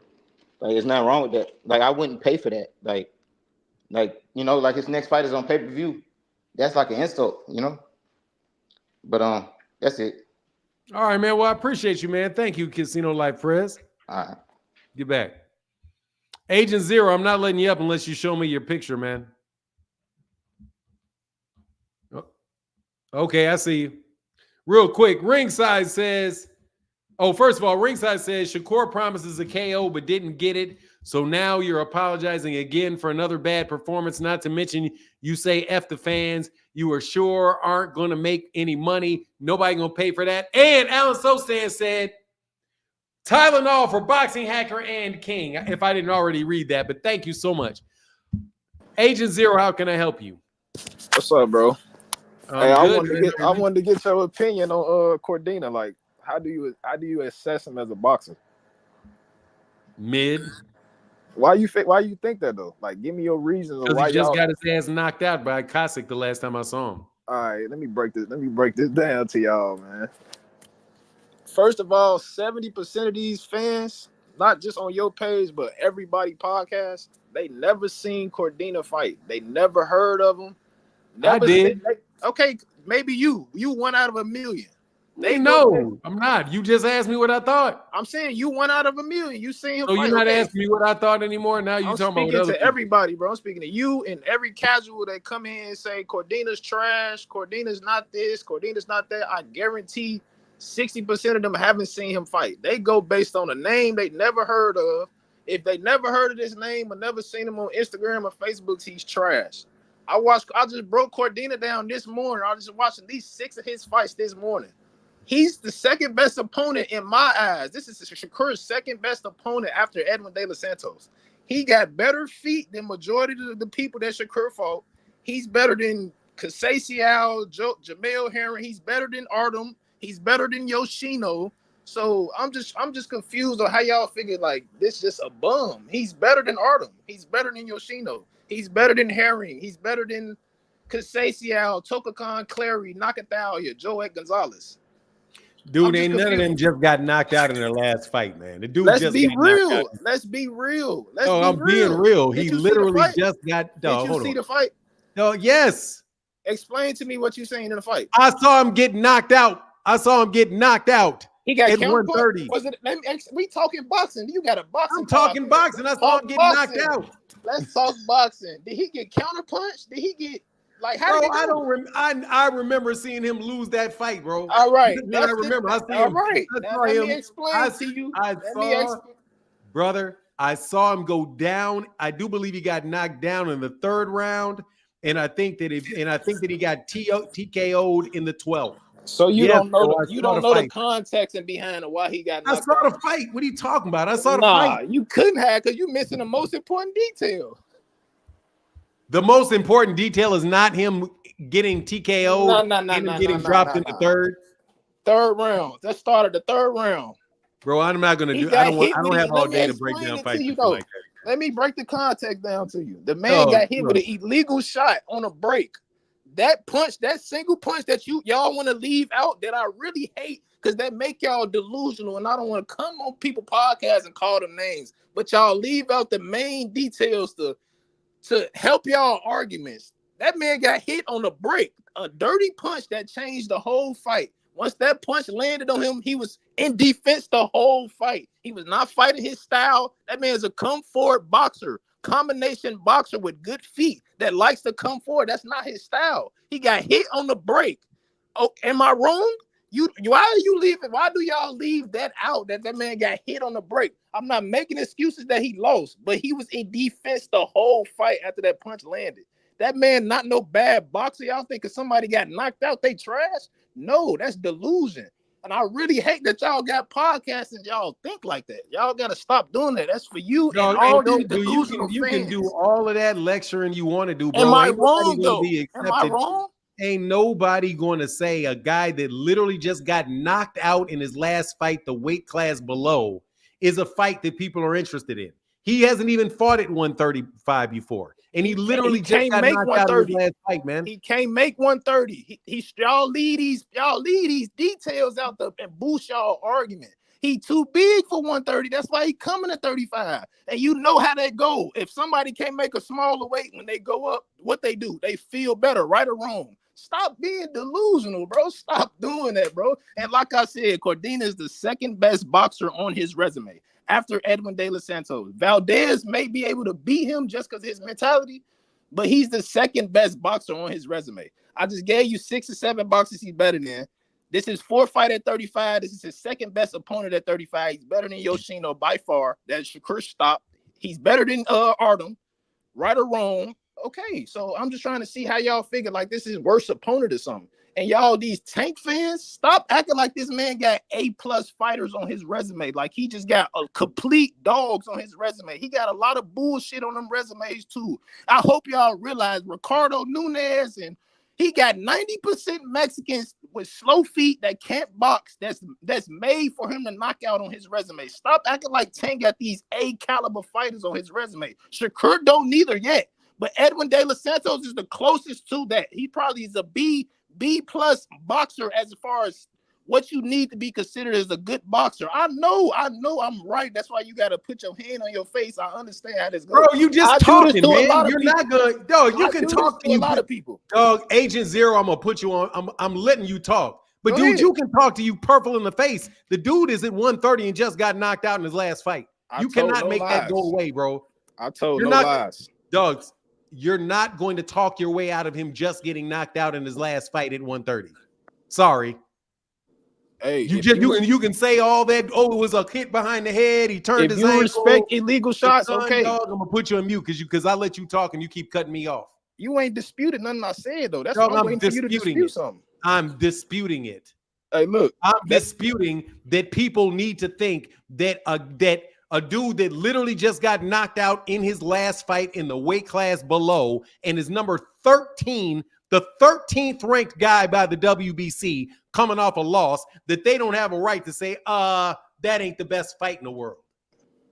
Come on, man. You're not going to convince somebody that they need to understand boxing better and go watch every detail of the way the dude moved his toes and I want to hear all of that, man. All right. And then you turn around and dump on everybody Gervonta Davis fought, but you can dump on somebody like Leo Santa Cruz, but somebody else can't dump on I didn't mention Leo Santa Cruz. I didn't mention Leo Santa Cruz. You said people are acting like Gervonta got all these fights. So I named somebody on his resume, Leo Santa Cruz. Leo and Barrios is the clear cut that I see is his best opponent. Pitbull is trash to a skill standpoint. Ryan Garcia is not an A-level fighter. Hector Luis Garcia is not an A-level fighter. Who else? Rolly. We're talking about this nigga fought and Rolly. Guess what else? Y'all talking about guess who else is not an A-level fighter? Who? Cordina. I just said Shakur don't got no A-level fighters. Bro, the topic is not. This is his second best opponent. Shit, bro. The topic is not whether or not Gervonta Davis's ex-opponents were good or not. The topic is whether or not Joel Cordina is a suitable opponent for Shakur next. That's what we're talking about. Cordina's You're his not going to second best convince opponent. anybody, Agent Zero. You're not going to convince me that a guy who I literally just saw get beat up and knocked out in his last fight and moved up in weight coming off a knockout loss, that there's something wrong with people in this chat for saying, why is Shakur Stevenson fighting him? I'm sorry, bro. That's just a no-go argument, man, from the get. If you respect illegal shots, okay. I like clean. I like to judge off a clean fight. That man got hit on an illegal shot that he was in defense. In what round? Third round. And what round did the fight end in? The 12th. 12th.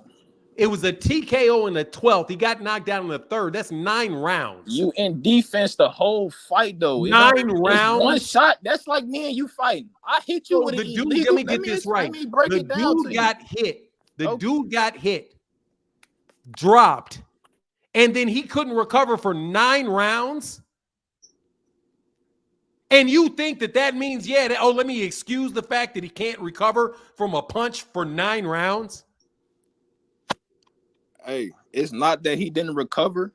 It's the fact that you fighting in a style you've never been in. He's never been in a fight where he's been seriously hurt. He's walking down his opponents, basically. He's the aggressor. He's never been the fighter that's balling up the whole fight. From that point on, he got hit. As soon as he got hit and the referee started the fight again, dude jumped right on him. That's not his style. He come forward all fight. One punch changes the whole fight. Am I wrong? It don't matter if he didn't recover 100%. That one punch did something. A clean shot, no defense. As soon as the ref said break, he punched. That's the best punch for you to land at the moment. That shit changed the whole fight. But I'm not taking away that he lost. He lost. That's cool. But y'all think because someone lost, they're trash. He's not trash. In my eyes, he's not trash. He's better than Yoshino and Artem. Can you debate that? Yes or no? Dude, I can tell you this. I can tell you that Cossack changed that fight with one punch. He's got 8 knockouts in 22 fights, homie. That dude don't punch. So he got hit by one punch by a guy that doesn't punch him, and it took him 9 rounds to recover, and he still got knocked out? Can you please stop trying to defend this fight, man? It's not something you can do. Overall, Cordina's is Shakur's second best opponent, bro. He can still be shit. That's cool. Tank got a lot of shit on his shit too, and I bring up Tank. About Tank though. See, that's what makes me believe.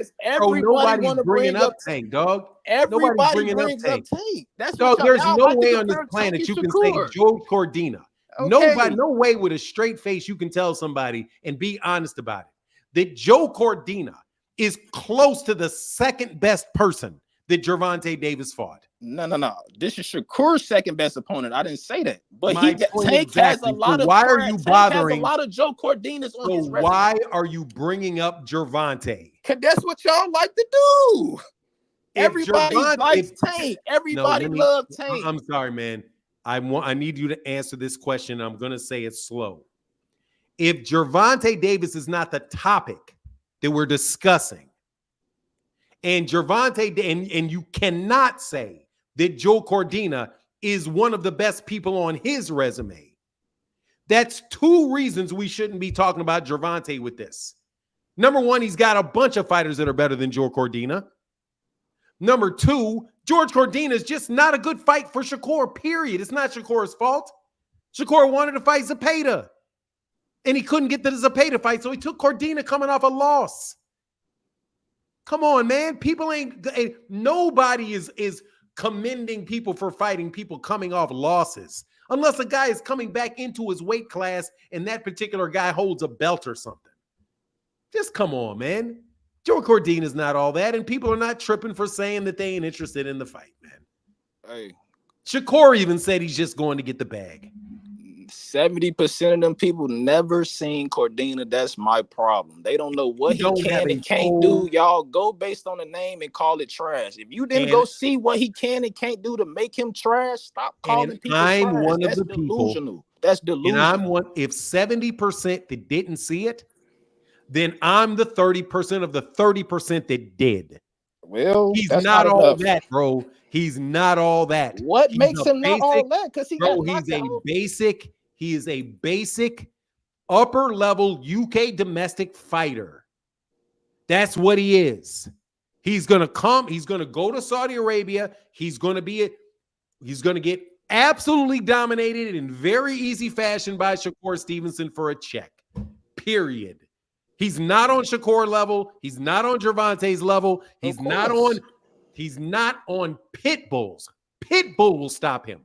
You said Pitbull will stop that dude for sure.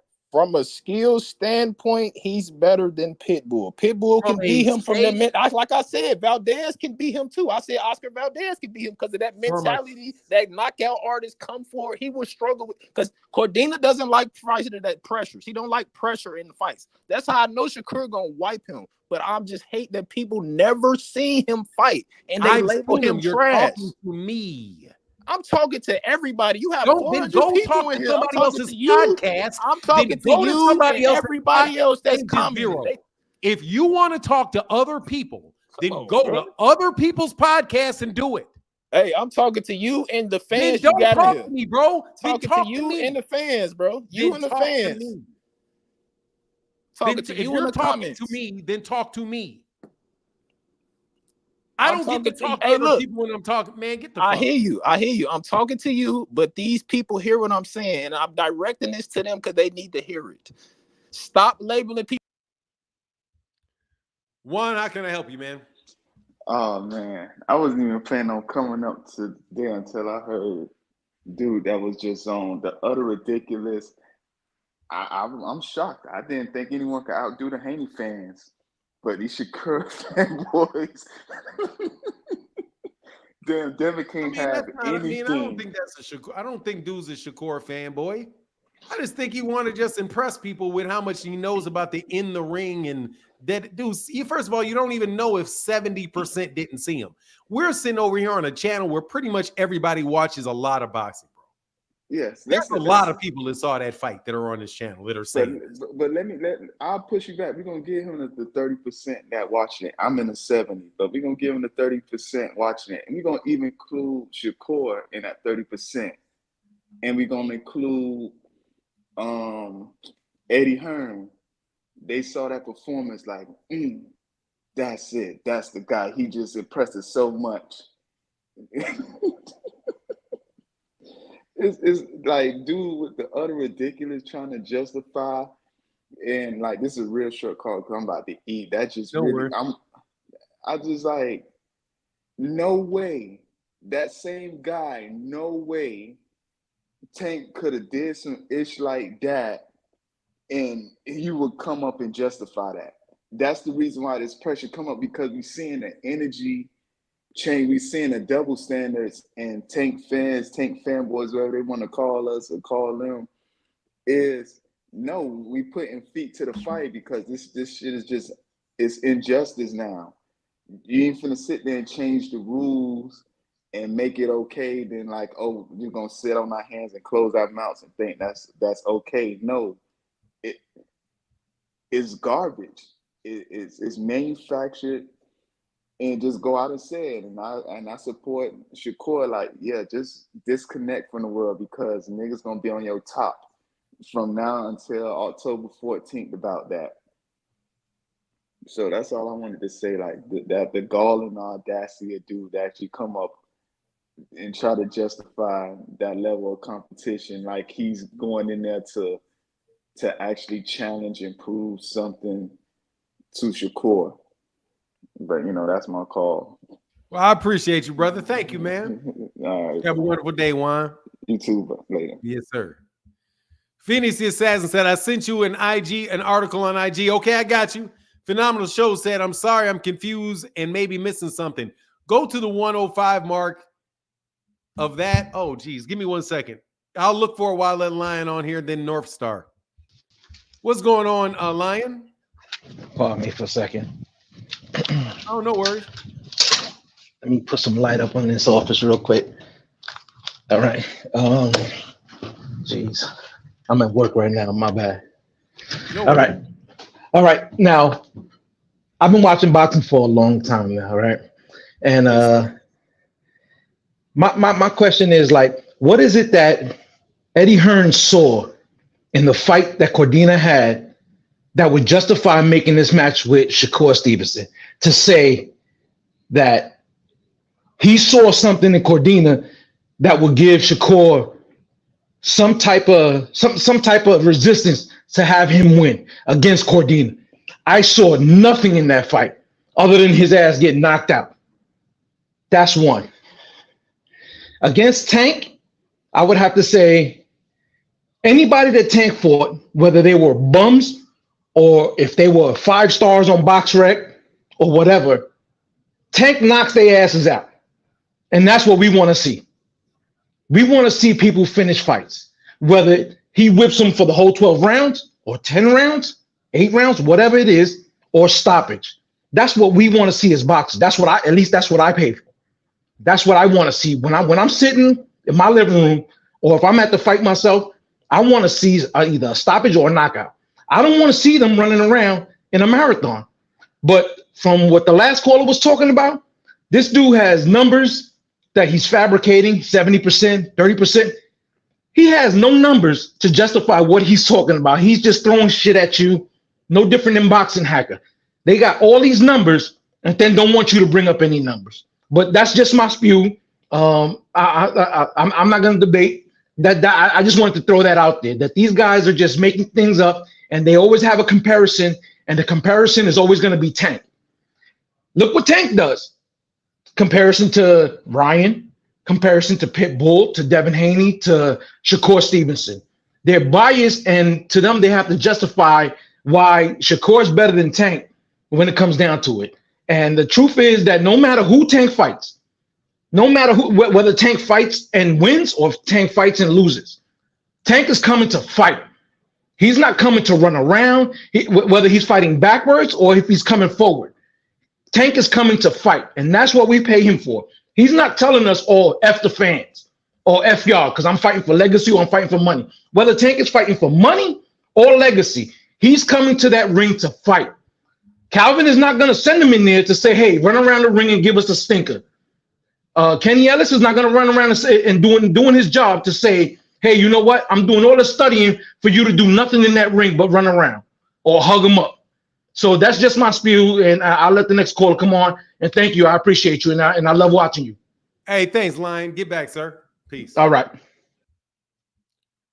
Oh, Phenomenal Show said, I'm confused. I may be missing something. Go to the 905 mark. Oh, yeah, you mean the 905 mark, which I did watch, which showed Cordina getting hit on the break and then them separating them, going to opposite sides, letting him rest, asking him if he's okay. Then after they start fighting again, Cordina gets hit with a counter left hook that puts him on Queer Street. He got hurt not by the punch at the break. He got hurt by a big left hook that landed over a lazy jab. It was a bet. Is that right? Oh, lazy right hand. He didn't bring his head back. He didn't bring his hand back and got hit. GM said, why don't Shakur fight Hector Garcia then? Hector from 130 and got knocked out with a dirty punch in his last fight too, because they ain't going to let that happen. North Star, how can I help you? Well, now, what's up, man?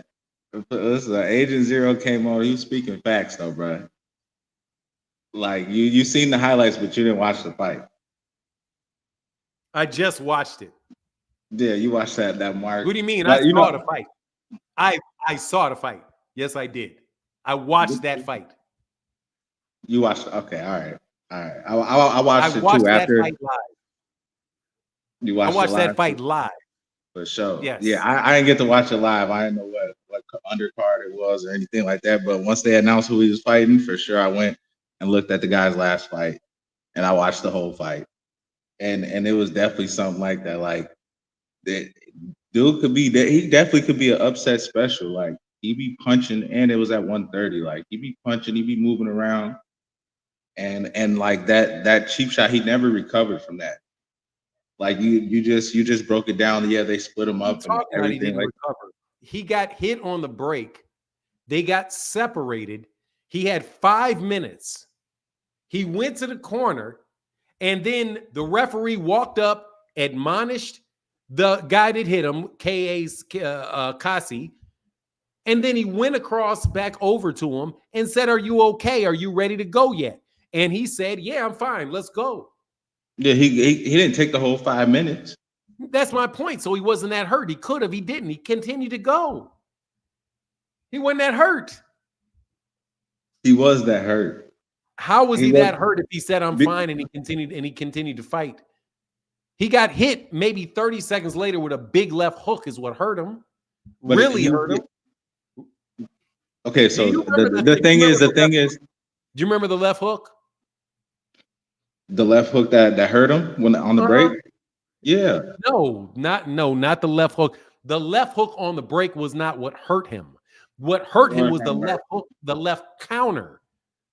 After okay, that happened 30 seconds later.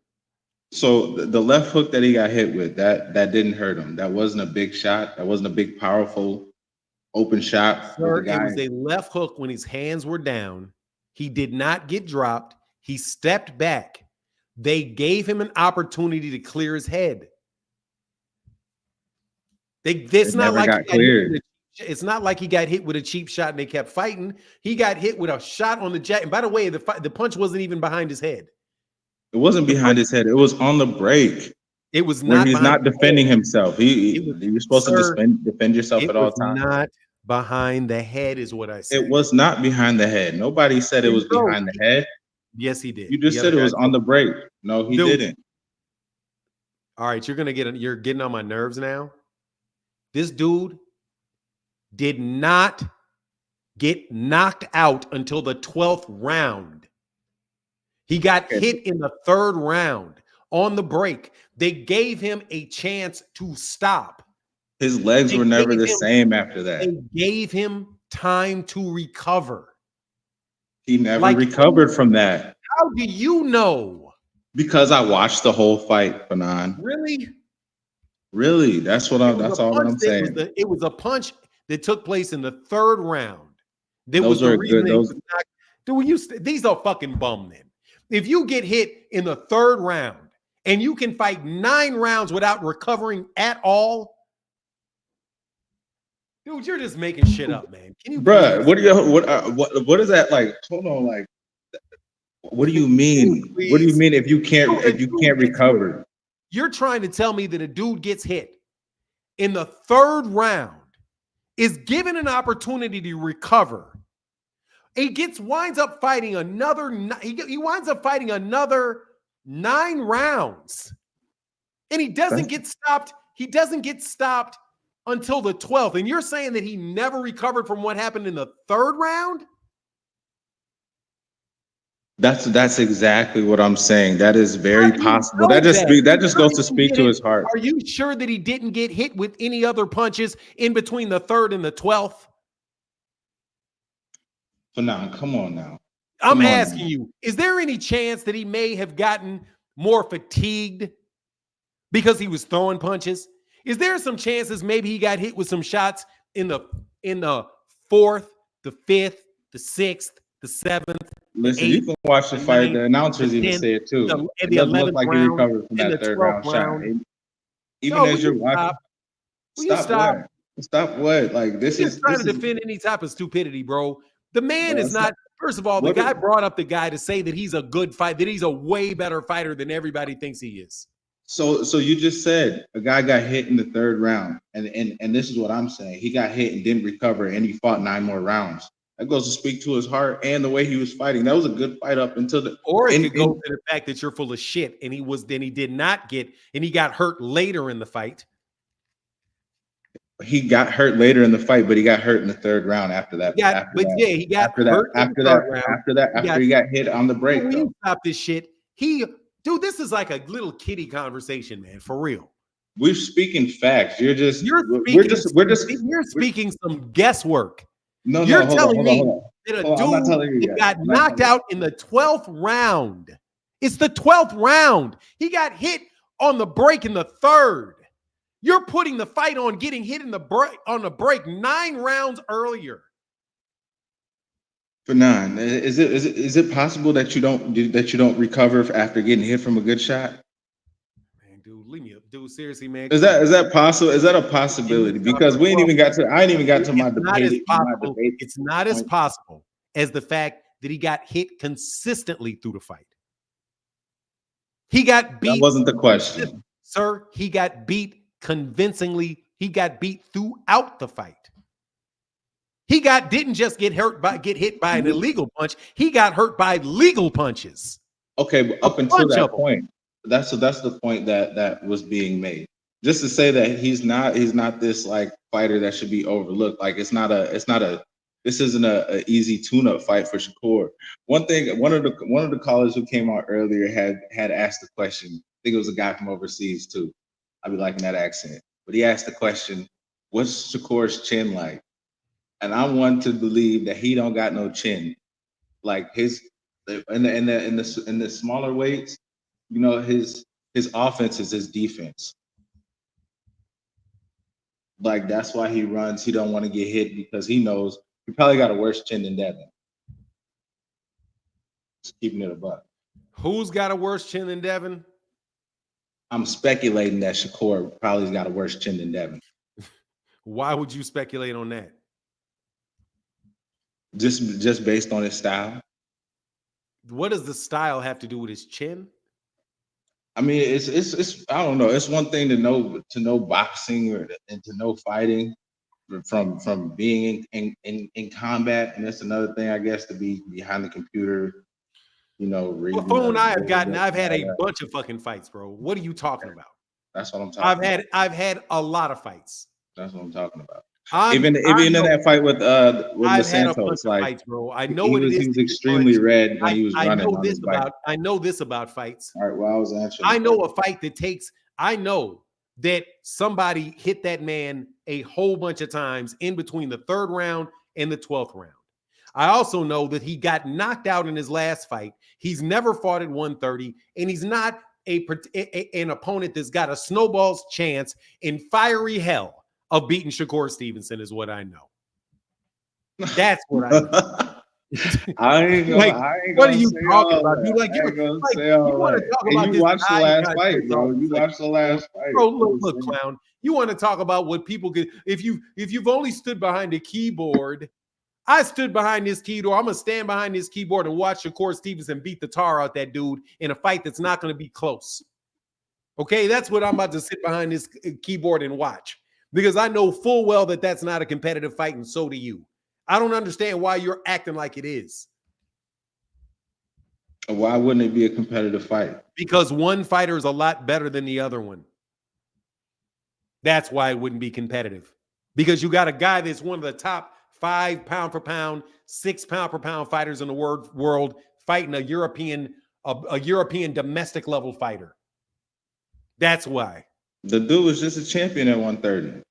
Yeah, so what? They've got domestic level fighters that are trained that in the UK that are world champions. They've got them. That's why the Mexican dudes keep beating the 126 pound UK dudes that keep getting their belts. That's why that ex-champion got knocked out by this journeyman that we're talking about. Let us not forget what happened to Josh Warrington. Josh Warrington got knocked out by a Mexican journeyman. What happened to Frank? What happened to what's that dude? What's the other? Leigh Wood got knocked out by a Mexican journeyman. So what happened to this guy? He got knocked out by what is this guy? I don't even know where this guy is. Where's K-Check from that knocked out this UK champion? I think he was from Ireland. Anyway, bro, you know full well what I'm talking about, man. What are these? I'm looking for these punch stats, though. I'm looking for these punch stats. Yeah, especially up until the 3rd round. It was an extremely competitive fight.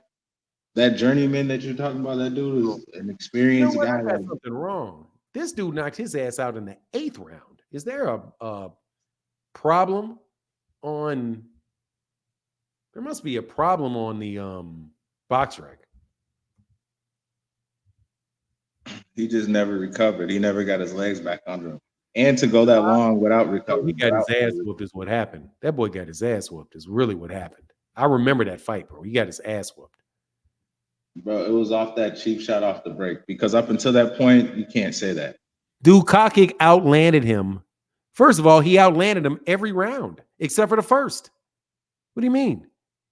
It basically the first and the second. No, the first and the second were even. He mopped him in the third. He outlanded even in the fourth.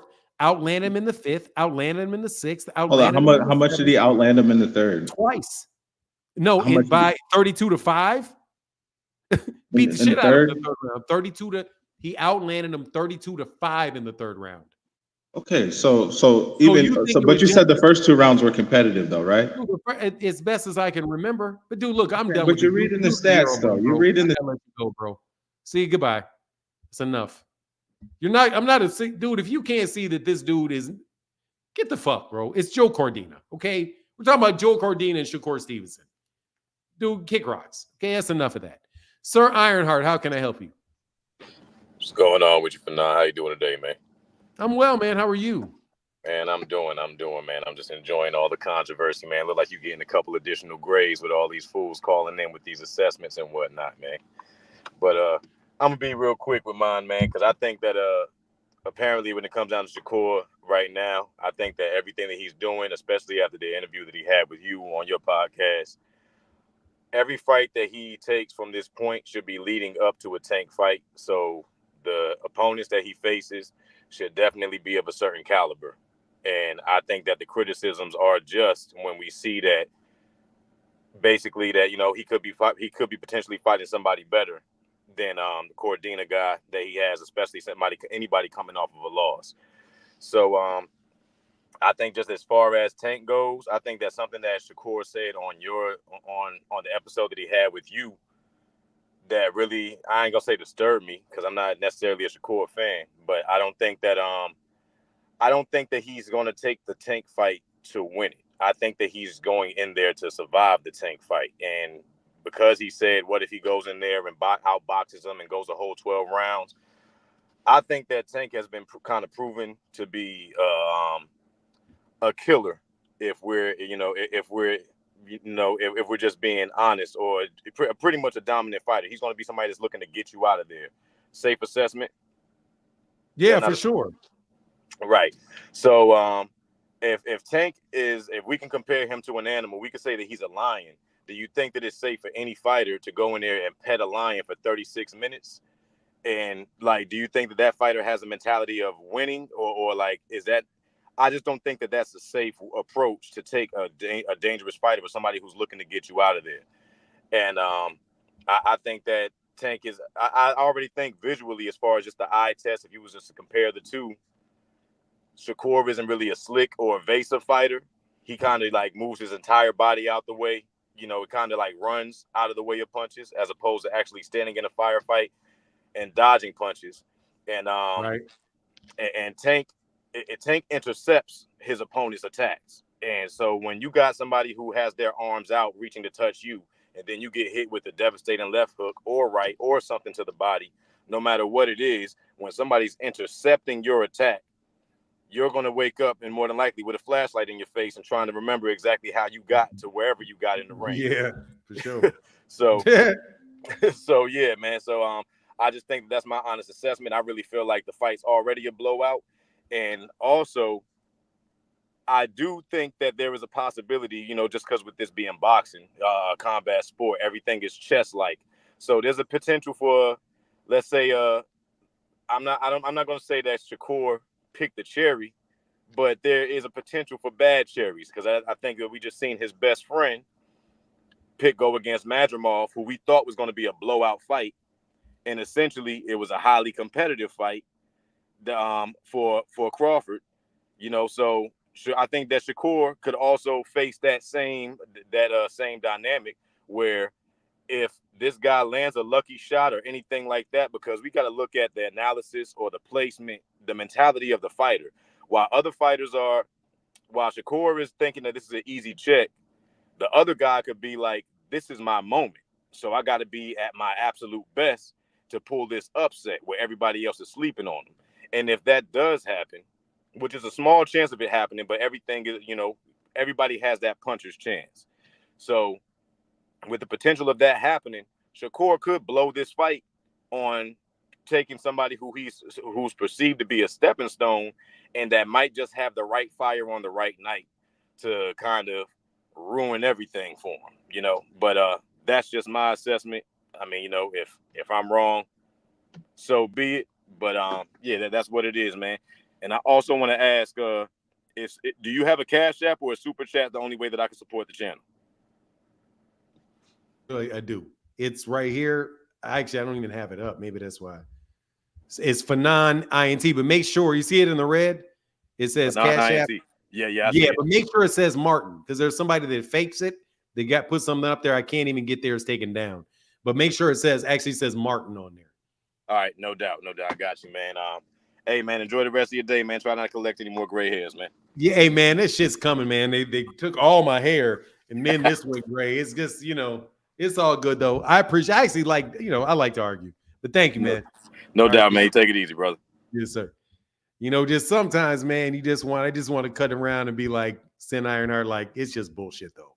Can we not argue about shit that's, like, even my tolerance of arguing certain dumb shit is too much. Like, come on, man. It's Joe Cordina. Can we at least say we know water's wet? Boxing, people like Boxing Hacker and North Star will argue about water being wet. And while you can have the argument about whether or not water is wet, if you actually have the argument about whether or not water is wet, everybody knows you're a dickhead. Because who cares about it? It, for all and purposes, anytime you have some wetness, it's with water. Water causes wetness. It's not actually wetness. You know what I'm saying? Like, certain point in time, it's like, hold on, man. Let's have arguments that are productive. You guys talking about Joe Cordina about to do anything with Shakur Stevenson. Like, that is not a foregone conclusion. You're tripping. That is as close to a foregone conclusion as you can get. But on the other side of it is, let's not act like Shakur Stevenson is some foregone conclusion for Gervonta. It's like, it's a weird place to be. Egomaniac Kid said, tomorrow, is it possible for me to take up Franz Kofgon's challenge to compare accomplishments? I'll be ready to hit the link anytime tomorrow. Oh, for sure. Oh, can I read your super chat? I did, Malcolm Allen. Sending support. I'm sorry. I rock with both Shakur and Tank. It's easy to pick and choose boxers out the sky without checking receipts. Look, man, all these dudes want to do is these boys just want to beat me. They don't care. They don't care about the truth, though. They just want to see me lose. That's all it is. That's all it is. You better believe that's all it is, too.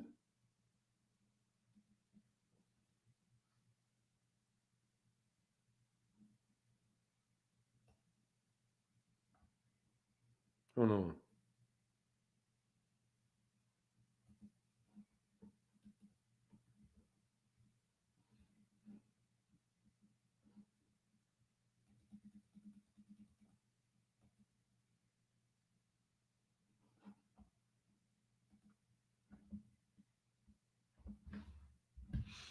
Because why would Devin want to fight Paro in Australian for? Makes no sense when he could fight in Saudi at a higher weight class. He's going to get robbed in Australia. He's going to get robbed in Australia. I can tell you right now, he's going to get robbed in Australia. He ain't beating Paro in Australia. Yeah, you can do that tomorrow, Egomaniac Kid. He's going to get robbed. He don't need to do that. He's getting set up, bro. He's going to lose to Paro.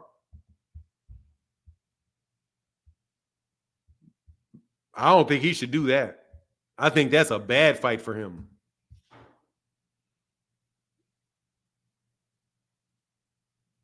I'm just telling you, I don't think he should fight Paro in Australia. Why would he go on the road for Paro? No. I would say if you can avoid it, man, avoid that. But they're in more than a little bit of a trick bag. Let me get two more callers, man. Or two more colored questions in the chat. One of the first, whatever comes first. 2 callers, Fanon, you are a casual. Yeah, I'm very casual. That's why you come talk to boxing to me, North Star. I'm a casual, but that's why you come talk to me. Because I'm a casual. You might as well call the bank broke. You might as well walk up into the bank and call the bank broke. Because it's the place you go for money, but you call them broke. I'm a casual, but yet you come to talk to me. Every day at that. Agent Zero, how can I help you? Can you unban me, bro? I didn't ban you. I'm banned in the chat, man. All I said was Cordina got stopped in the 8th round. I ain't said nothing reckless in the chat. I got banned. I didn't block you. To get the answer to your question is yes. All I need for you to do is put your link to your YouTube. Actually, can somebody unblock him? Unban me, bro. I'm a fan of the show, bro. We just having a debate. I just did it.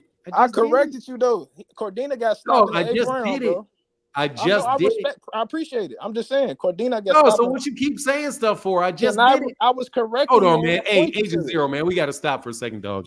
Because, dude, I'm not a big fan of having like useless conversations. If you tell me that you need a problem solved and I solve the problem, then we don't need to still talk about the problem because you asked me to solve it. I didn't block you, so I asked him to unblock you. I appreciate that. So then what do I need to keep hearing about it for? Can I say something real fast? Not about that. I appreciate what you did for unblocking me, bro. But all I'm saying, I got blocked. Dude, and I'm telling you right there, once I unblock you, I still don't want to hear the gripe because I solved the problem. Can I say something, though? Like, why I can't talk, though? Like, what? Dude, if you're going to talk about that problem, I'm just telling you how it's not about the problem. It's about when we was arguing earlier and you said he got stopped in the 12th. All I said was he got stopped in the 8th. That's all I'm saying. I corrected that myself without even hearing you say that. That's all I was trying to say. You be getting so offensive. Just let me say what I got to say. I'm out your way. I knew what you were going to say. You had already said it. You said before you told me that you were blocked, you said why you got blocked. Because you said he got stopped in the 8th round. You just said that. You didn't just tell me anything new. You just said that. Didn't you? And that's why I unblocked you. Because you said in the comment that you said the 8th round. It wasn't the 12th round. It was the 8th round. I corrected myself without you even correcting me. So I know I was wrong because I corrected myself. All right, bro. I just think you want to have a gripe. Nah, is there anything else? Nah, we cool, bro. I'm just adding on to my argument from earlier. It ain't nothing deep. I know you adding on to but your argument from earlier is whack. Nah, facts. Everything is facts. And the guy came from behind me and said it was facts. Come on, that shit is Joe Cordina is a upper level domestic fighter, UK domestic fighter, and he's gonna get mopped. Because he's not the same level fighter as Shakur. Facts. He's not. Facts. Shakur's going to own him. So somebody's saying, hey, man, we don't want to see this fight with this guy. Your proposition was that people don't know how good he is. Facts. So I do know how good he is. He's good enough to get his ass whooped. And you agree. Listen. So you know I know how good he is. Look, me and you on the same, you saying people though. Okay, you know this. I'm speaking to your fans in the chat. That's all you kicked me off early because I was saying that. Again. You saying people though. As we get familiar with one another, you will understand that people talk to the chat in the chat. When you're on the stage, you talk to me. When I talk to you, I'm not talking to somebody else. Otherwise, I will say it. I'll be like, hey, I'm talking to this guy in the chat real fast. But it's my chat. I'm just speaking in the whole, like in the world, like I was just saying, majority of people don't know Cordina, so they say he's trash before actually going to see how he boxed and then label him trash. That's all my argument is. Everything else is like, we on the same page. Shakur go beat him 12-0, end up probably knocking him out. Cordina can't fuck with him, but he's the second best boxer on his resume in my eyes from a skill standpoint. That's all I'm saying, bro. That's all I was just saying. They saying Cordina's trash, but behind Edwin, he's the second best boxer. There's at least on Shakur's resume. Nakathilia. Nakathilia,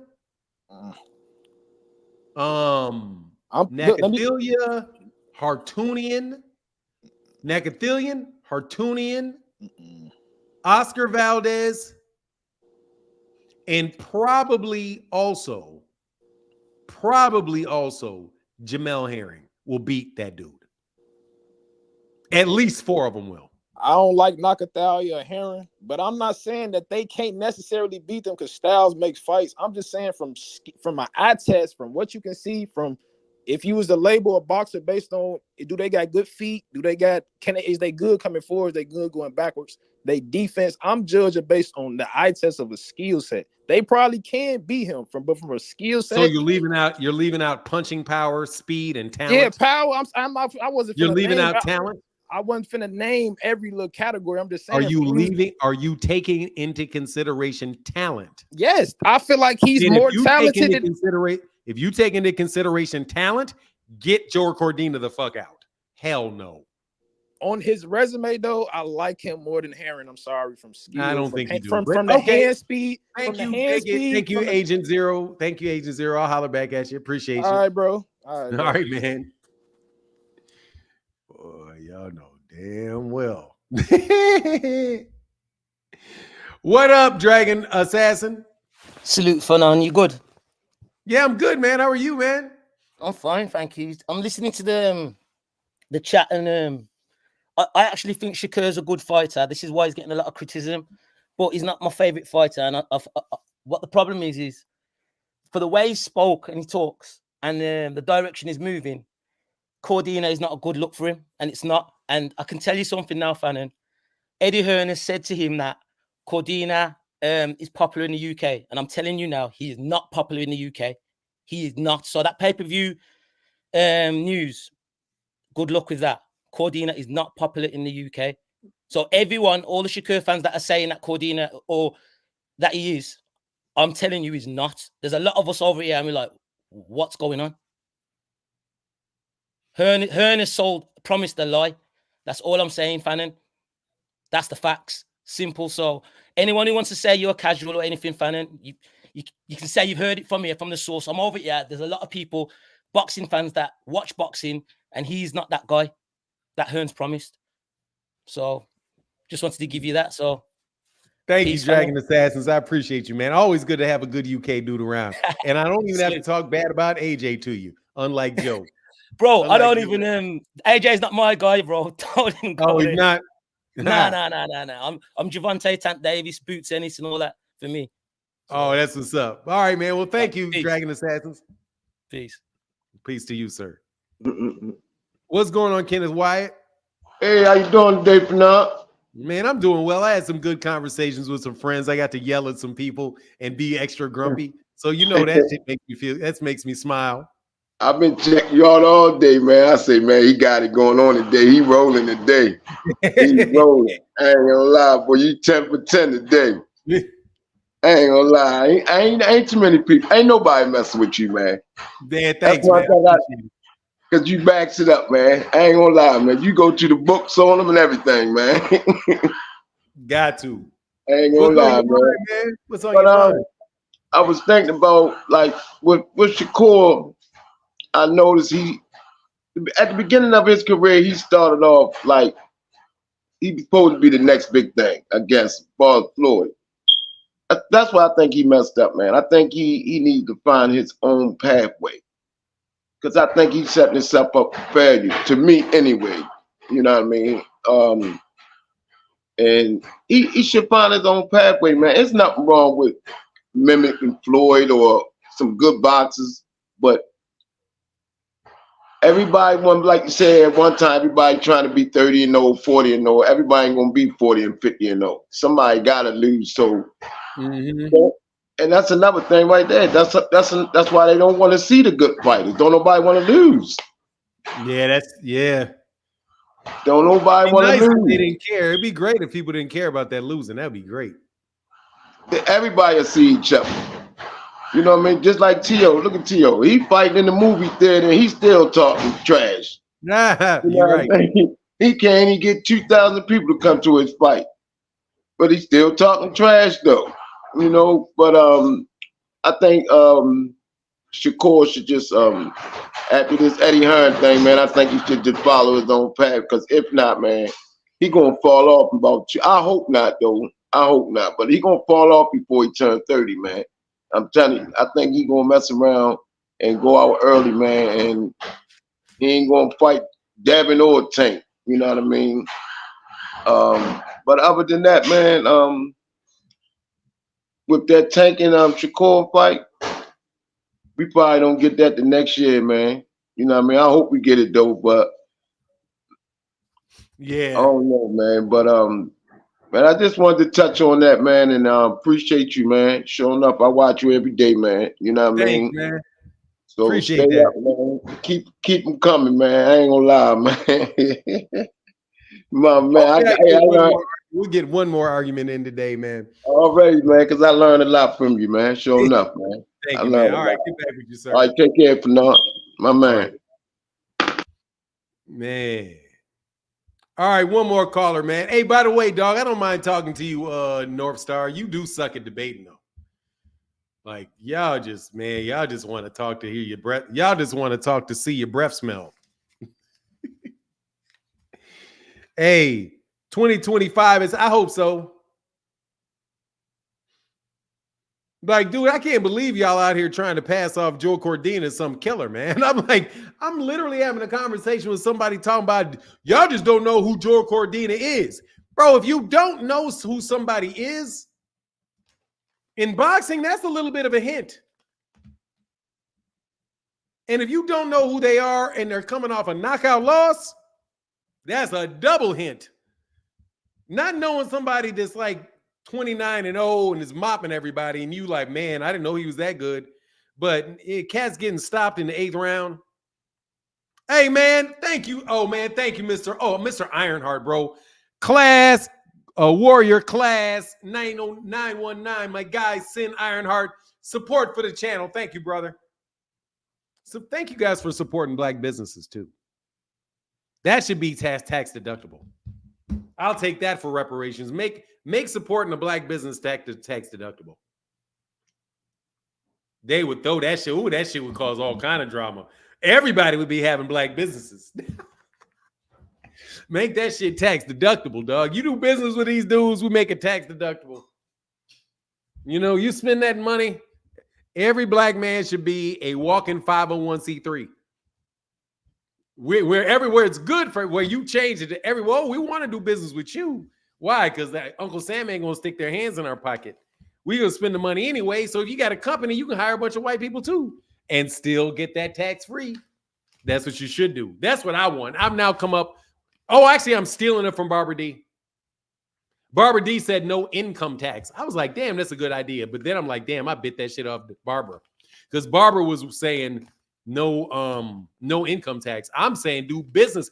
Bump that, pay the income tax. But if you do business with me, then whatever you spend should be deducted from your taxes. That is an incentive to do business where people are going to really do it. Those quotas and all that stuff, that shit don't work because the people that, and it's not because the people that didn't put the quotas in don't want to do it. It's because the people that actually have to go out there and get it done don't want to get it done. Hey, dude, I'll take that. If Native Black American businesses can be by de facto 501c3s, hey man, we can talk about something. We can fucking talk about something then, because now we talking about, hey man, everybody gets to do business. Hell yeah, get a little bit of cost competition out there for us. You know, say, hey, Zulu Line said that's so good. I got butterflies. Yeah, and let that shit pass on and give us about 400 years. Give us about 400 years of tax deductible businesses, and you just got to be grandfathered back. You just got to be grandfathered back. That's it. Just grandfathered back. That could be then people be like, well, shit. What about me? I don't have a business. Well, if you ain't got a business, you ain't offering nothing to the community in exchange for this benefit. You got to put some work in to get this work in. You got to get some work. You got to put work in to get this work. You know what I mean? And they get benefits for dealing with you, so they don't feel like, oh man, this is so terrible. And who could argue with it except for the other business? Well, give them benefits for us doing it too. And nah, you ain't got no slavery. Where's your slavery button? Where's your slavery button? Where's your slavery button? You ain't got your slavery card? No slavery card? No slavery card? No slavery card? Ah, tax it. Do as we like a church. Do us like the black church. Yes. How about you give us what you gave the black church? Don't be surprised if you see Kamala using your idea. Fanon, you're killing it on your black job, man. 100%. I'm killing it on my black job. Hell yeah, that's what I'm talking about. Hey, I'll be 100% behind the tax. If you don't tax the business that you got to do, oh, hell yeah. Tax-free, they be black. Oh, they be old businesses all over the place. You know what I'm saying? All over the place. People would love that. Sunchild said, Fanon works hard as shit, man. I ain't gonna lie, bro. I do. Ooh-wee. Hey, crazy thing is Leo was Tank's first pay-per-view fight coming off a win at 130. Leo moved up and fought Tank, but Shakur got go get 130. Cordina coming off a loss. That's diabolical. That's a good point. That's why you really can't compare it. Oh, I know it'll never pass. You know that. Black churches are being taxed now? For real? They took tax exemption away from churches? Are you sure? Are you sure? That seems to be unconstitutional, as in the separation of church and state. They should lose it when they start endorsing candidates. Yeah, I mean, that seems like very unconstitutional, like structurally a big-ass problem. Because separation of church and states is in the Constitution. But I don't know. I ain't been paying attention for a while, so it may have happened in some kind of, funny-ass way. I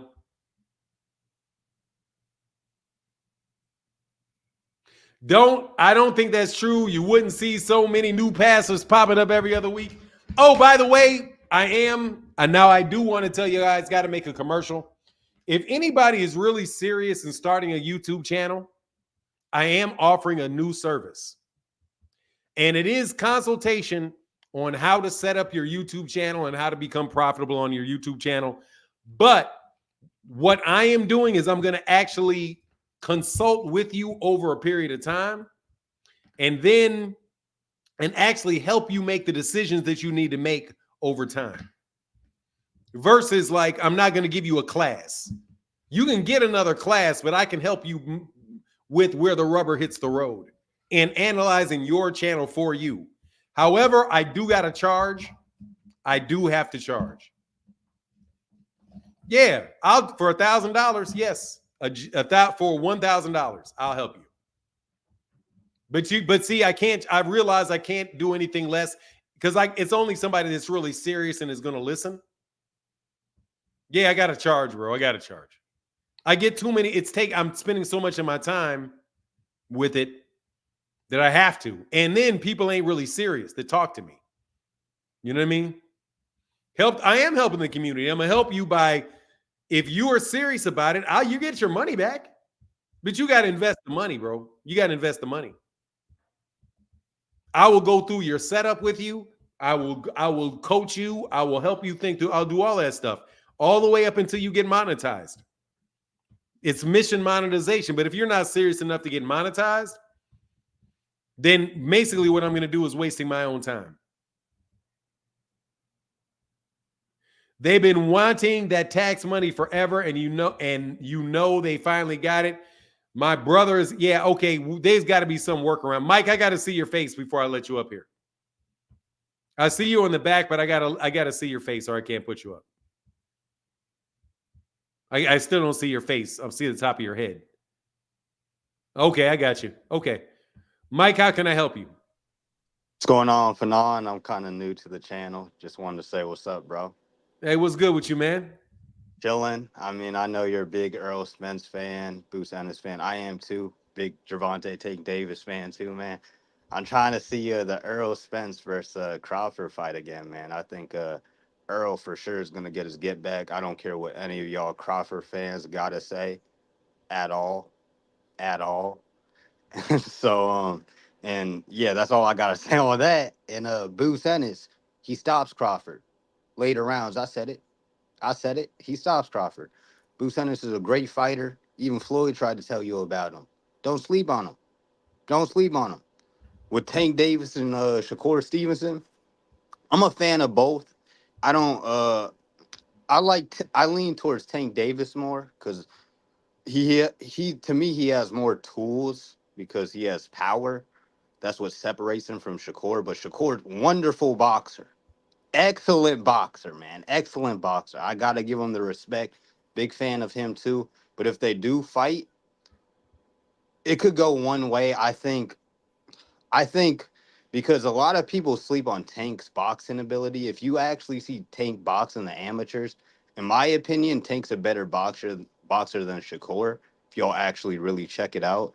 And it's funny because earlier you were talking about a fight against Tank Davis versus what's his name? Francisco something or whatever. Fonseca. I actually watched that. Tank's defense was low key underrated in that. And when you said he stepped back, yeah, his ability to adapt right there, I seen what you mean. So I was like, dang, man, it's gonna be a good fight if they do fight. But I just wanted to give my thoughts on here. Love your channel, man. Keep grinding, bro. And that's all I had to say, Fanon. But peace. I froze. I hope you can hear me. I froze. I can, bro. I can. Thank you for letting me up, man. Okay, yeah. So yeah, I'm gonna all right, man. I get back. I have to restart my thing.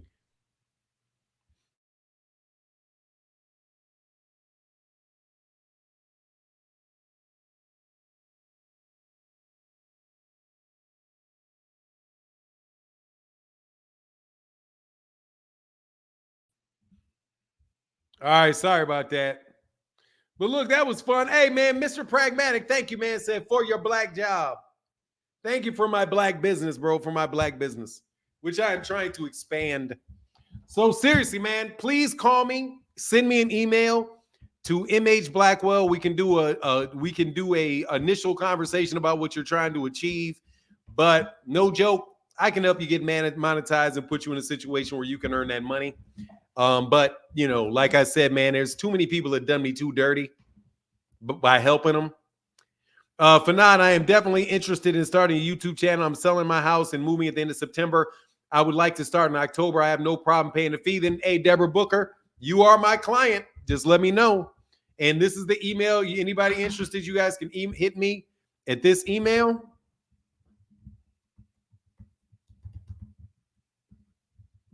And I'm telling you, it's a consultancy. It's not, I'm not going to send you a list and tell you to, okay, hey, do this, do this. I'm not going to give you like a course.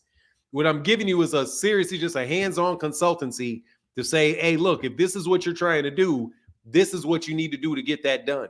And then over time, as you are trying to figure out how to do this or do that, you can always call me and we can look at and analyze what we need to do to help you overcome some challenges. And I'm willing to do that. But again, like I said, I've gotten a lot of people monetized. I've helped a lot of people out with their channels.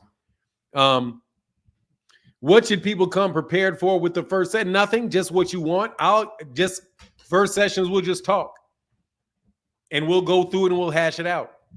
You don't have to bring anything but what's in your head. That's it. That's it.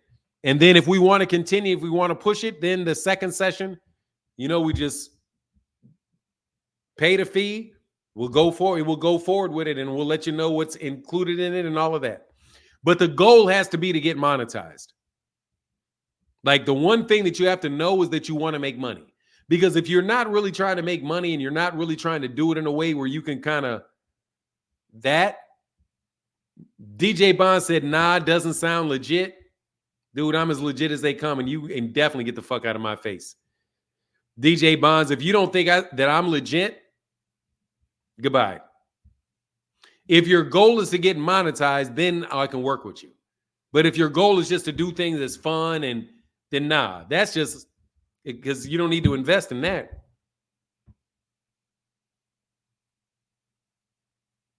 What are you talking about donation? What are you talking about, T. Orlando? I'm really being serious, T. Orlando.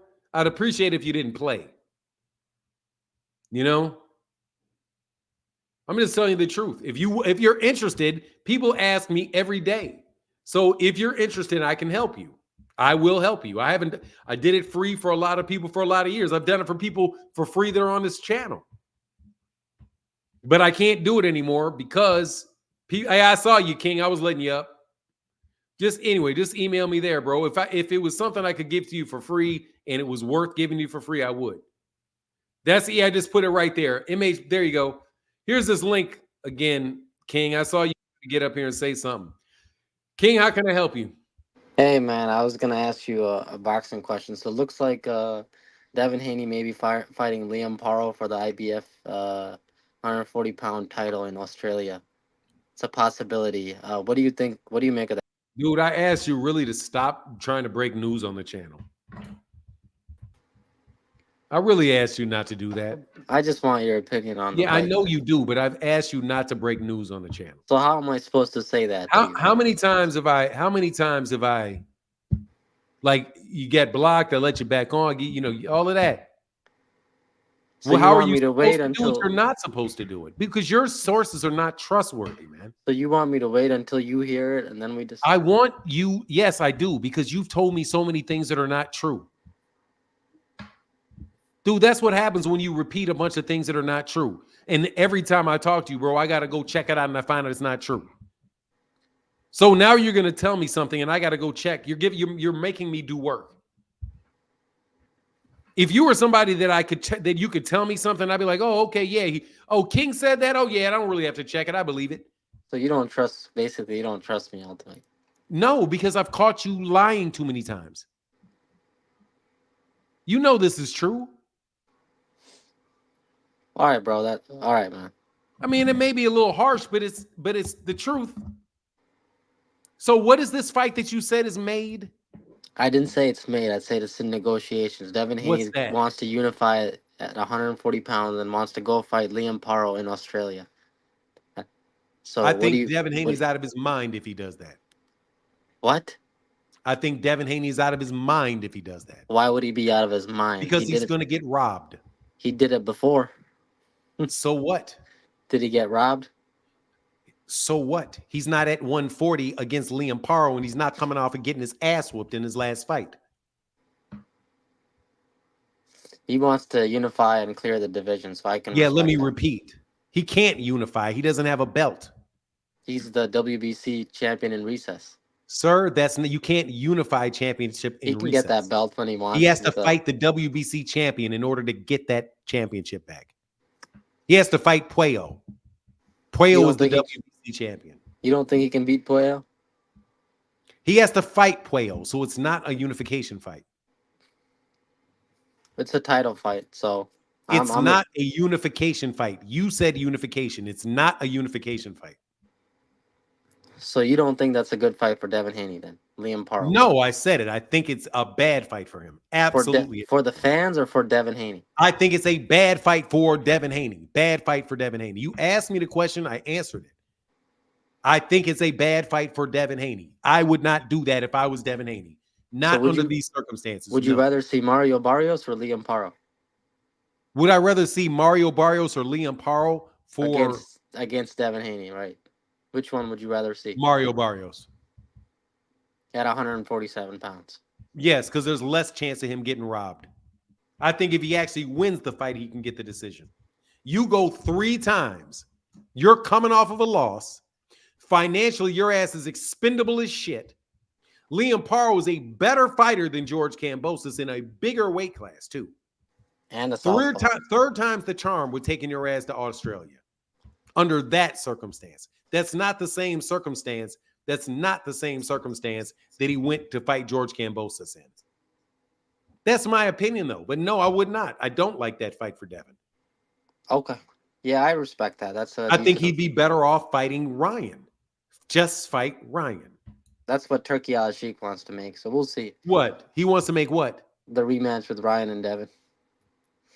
But we'll see, bro. I mean, what's with the smirk on your face, bro? Then why are you telling me about Liam Paro? Because that's also a fight that's in the background too. So we'll see, For, bro. I mean, Liam Paro. yes, Eddie Hearn's fighter in Australia. Liam Paro. Yeah, that's his name from Australia. Yeah. No to that one. If I'm Bill Haney, no.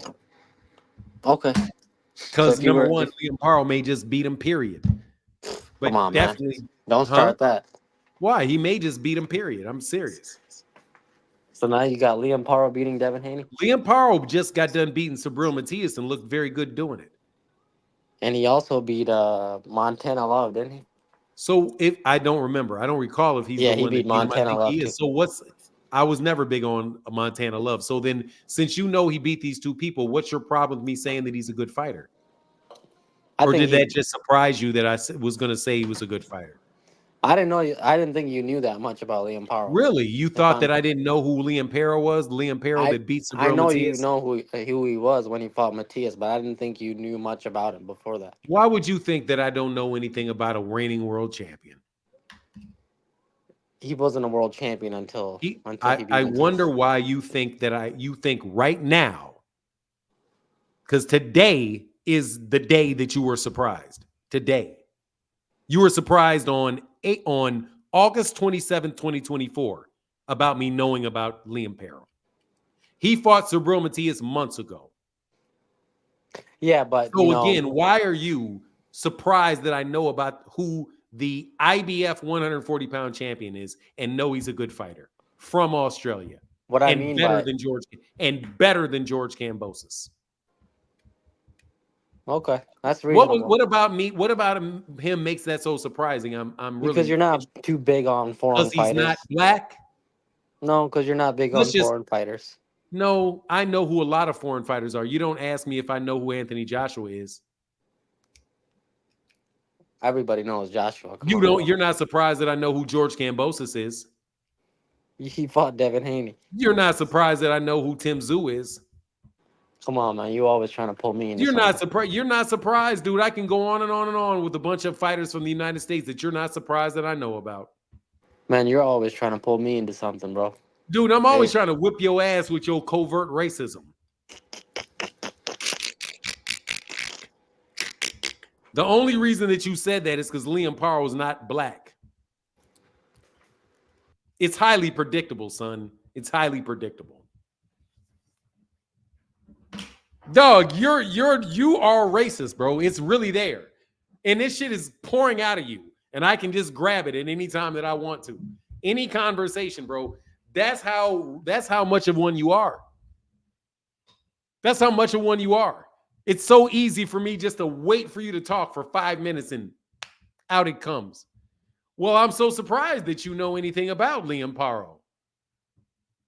It's a boxing channel. Yes, I know who Liam Paro is. Anyway, much love to everybody in the chat, everybody in the super chat. I had a lot of fun today. Thank you, King. He thinks that AA does. He does think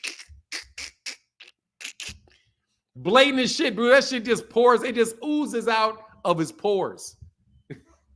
That shit oozes out of his pores, man. Anyway, now I'm out now. Deuces. Have a wonderful day. Oh, after I say thank you for the support for my black job from Mr. Pragmatic, one of the biggest supporters of the channel, and Malcolm Allen back at it said, the wrench for I'm sorry, wrench for Sunchild. I got to do that before I leave. Sunchild, can you leave a comment in the comment section, Sunchild, please? I gotta wait. I'm not leaving. Oh, there's Sunchild right there, just as I see it. Add moderator. Yes. All right, Sunchild's got that moderator. He's got his moderator status. Hey, King, you jump on here again. I'll give you a wrench. But you got to jump on before the chat, before I get off. I'll give you a wrench.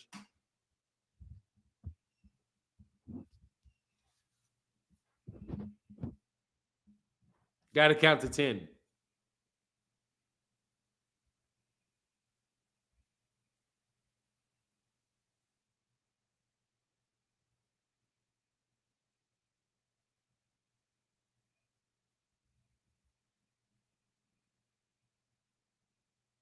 Damn, come on, man. It's 3 more seconds, King. Put a link in there in case you missed.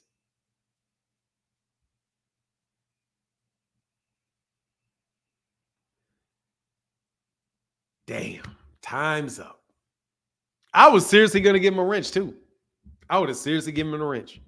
Thank y'all for arguing with me today. Y'all have a wonderful day. I appreciate y'all so much for y'all support. And with that, I'm out. Yeah, he wasn't going to show up.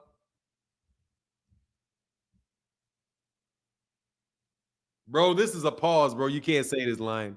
You can't say this line. Too late, man. Hey, am I gonna get a wrench, bro?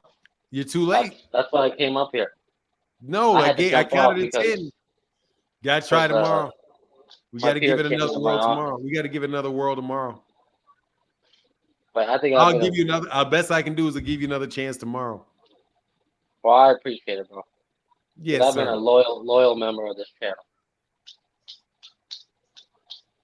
You know that, but even though we disagree on a lot of things, but that's neither here nor there.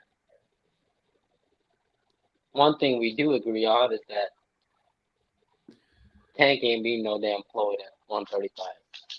No, I don't think I got Floyd. But all right, man, let me let you go. I got somebody, believe it or not, that is even more obnoxious than you. Did you laugh? What's up, bro? How you, man? Did a nigga laugh? No, I ain't ready for you yet, dog. I counted like 40. What do you need, man? Yo, unblock me, man. I want to be in your chat, man. Unblock me, bro. Why? You need some parity in your chat, man. No. It's no fun if everybody agrees. Somebody got to be the go the other way. I'll put an ad in the paper. Come on, man. I'm trying to squash the beef, man. I'll put an ad in the paper, bro. Come on, man. Let's I like the beef. I like the beef. I like the beef right where it is. You coming to Philly? Maybe. No, I heard you say earlier you was gonna come for the boost fight, man. I'll show you. Dude, around you got town. something to say, bro. You did not hear me say that. You said King asked you earlier, would you come to Philly? You said yeah. Yeah, would I come and am I coming to Philly are two different things. Come on, man. I'll get you a cheesesteak, man. Dude, let me tell you something, Doug. First of all, I ain't eating shit you put nowhere near me. You're gonna order it yourself. To Philly, you're the last dude I'm gonna see. Number 3, it's not the same thing to say, yeah, I would go, and yes, I am going. Those are two different things. I'll get you a cheesesteak in a ringside seat, man. I don't want your cheesesteak, bro, and I don't even really want your like bullshittish conversation you got going on. Nigga, hey, I'm not trying to go on a date. You got something to do with boxing you want to talk? No, you know what I was thinking of? You got something for real, bro. For real. I'm serious. Hold on a second. Here for boxing, no joke. Dog, as I lose weight and as my face becomes more cut and I pay more attention to my appearance, I have more and more sexually attracted fanboys literally trying to talk to me, dog. You want some gay when I'm stuff. talking to you, I need for you to get to the fucking, excuse me. I need for you to get to the fucking point. Why you? I need for you to get to the fucking point. Okay, so I don't confuse you for one of them fugazi ass dudes. Get to the fucking point. Get to the point. You be talking that homoerotic shit. That's what you want right now. Nigga, I'm telling you to get to the point. Hey man, I just wanted to come chop it up with you, man. Unblock me, man. Get to the point. I don't want to chop it up with you. That's like hanging out and holding hands, bro. I don't want to hold hands with you, dog. What do you want to talk about, dog? Let me get my wrench back, man. What do you do? That's all you want to talk about is beg me to give you attention? What kind of Philly Negroes? No, I'm not going to Philly. Y'all are embarrassing Philadelphia. Let me get my wrench back, man. Dude, let me speak from Chicago, dog. Look, you ain't from Chicago. Somebody from Chicago, bro. We do not behave in this fashion. We do not condone this type of. Boy, be quiet. We do not condone this type of behavior from one man to another, dog. We don't tolerate this. You don't. If you ain't you don't sit down and try to have no kind. I ain't your boy. Okay, you got something to say it. You keep are not from Chicago. You are from Joliet. You ain't from Chicago, man. Cut that out. From the suburbs. I'm trying to squash the beef, man. You up here acting all crazy. I'm trying to squash the beef, dog. Why you so hostile, man? You got come up off that, man. You gotta cut that out. You all right? Why you staring at the screen like that? Because you got kids in the room with you. Yeah, they in another room. Don't worry about that. They're in the room with you, watching you be a pure 100% dick riding bitch. I am. How can you do that in front of your own kids? For nine. Will you ain't get like, off my nuts in front of your kids? For nine. I'm Dude, outside on my deck grilling. I'm barbecuing. For nine. Let me be nice about this. I will smack the shit out of you. Watch your motherfucking mouth. Not do shit. I will smack the living shit out of you. You better watch your motherfucking mouth, you bitch ass nigga.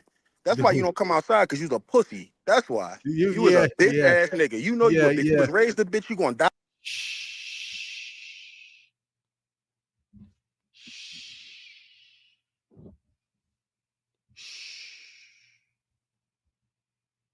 The fuck up. Shh. I am not attracted to you. Get your flirting ass from around me. You sound like you're flirting with me. I'm not interested. Get the fuck on. Do you not understand me, dog?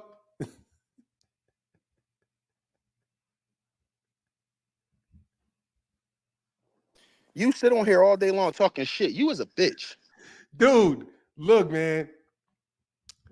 I'm not interested. I'm not interested. I don't want to come hang out with you in Philly and eat a sandwich with you. I don't want to be buddy, walking hand in hand and looking at the row houses. Let me be honest. Let me be clear. Oh, I was going to smack the shit out of you. Dude, you ain't going to smack the shit out of nothing, dude. You going to get the shit smacked out of you. Me, bro. Look, bro. Look, you going to get shit. Look, bro. You getting fired. Look, bro. Shut up. Shut your dumb ass up.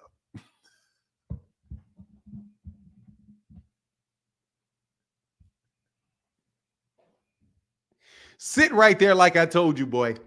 What is wrong with you Philadelphia Negroes? This bitch is still here. Oh, I'm not. He's still there. Don't want to talk about nothing about boxing. Just want to talk to me. Just want to talk to me.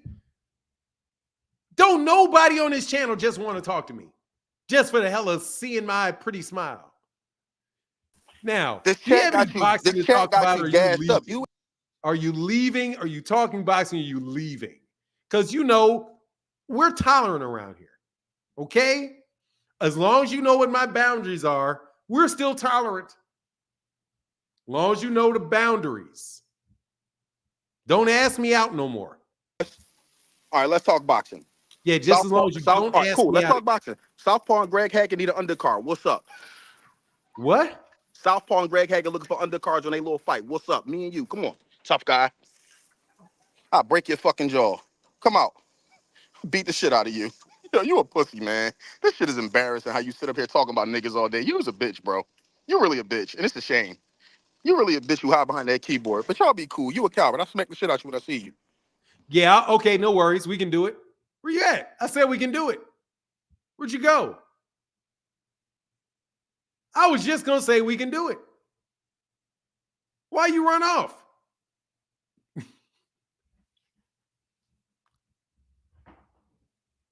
Dude, I'm telling you, T. Orlando, he thinks I'm cute. I'm telling you, T. Orlando. You don't think that's it. That's it. That is it. No, dog, I'm trying to tell you that's what it is, dog. Like, you think I'm playing. It's the truth. What else could it be? This idiot was on Twitter yesterday talking about he want to fight you on the undercard. Dude's a loser. Man, dude, I'm 55 years old. I'm not fighting nobody. Oh, Timothy Stoudemire. Oh, I'm not blocking Timothy Stoudemire. Yeah. He's tripping, bro. Anyway. All right, I'm out. Y'all have a wonderful day. Deuces. Thank y'all for y'all support. I'm out. Ain't no, for real. Thank you to everybody that supported in the super chat. Thank you to everybody that supported in the Cash App. No joke, for real. Thank you. Yeah, it is what it is. And I'm out. Deuces.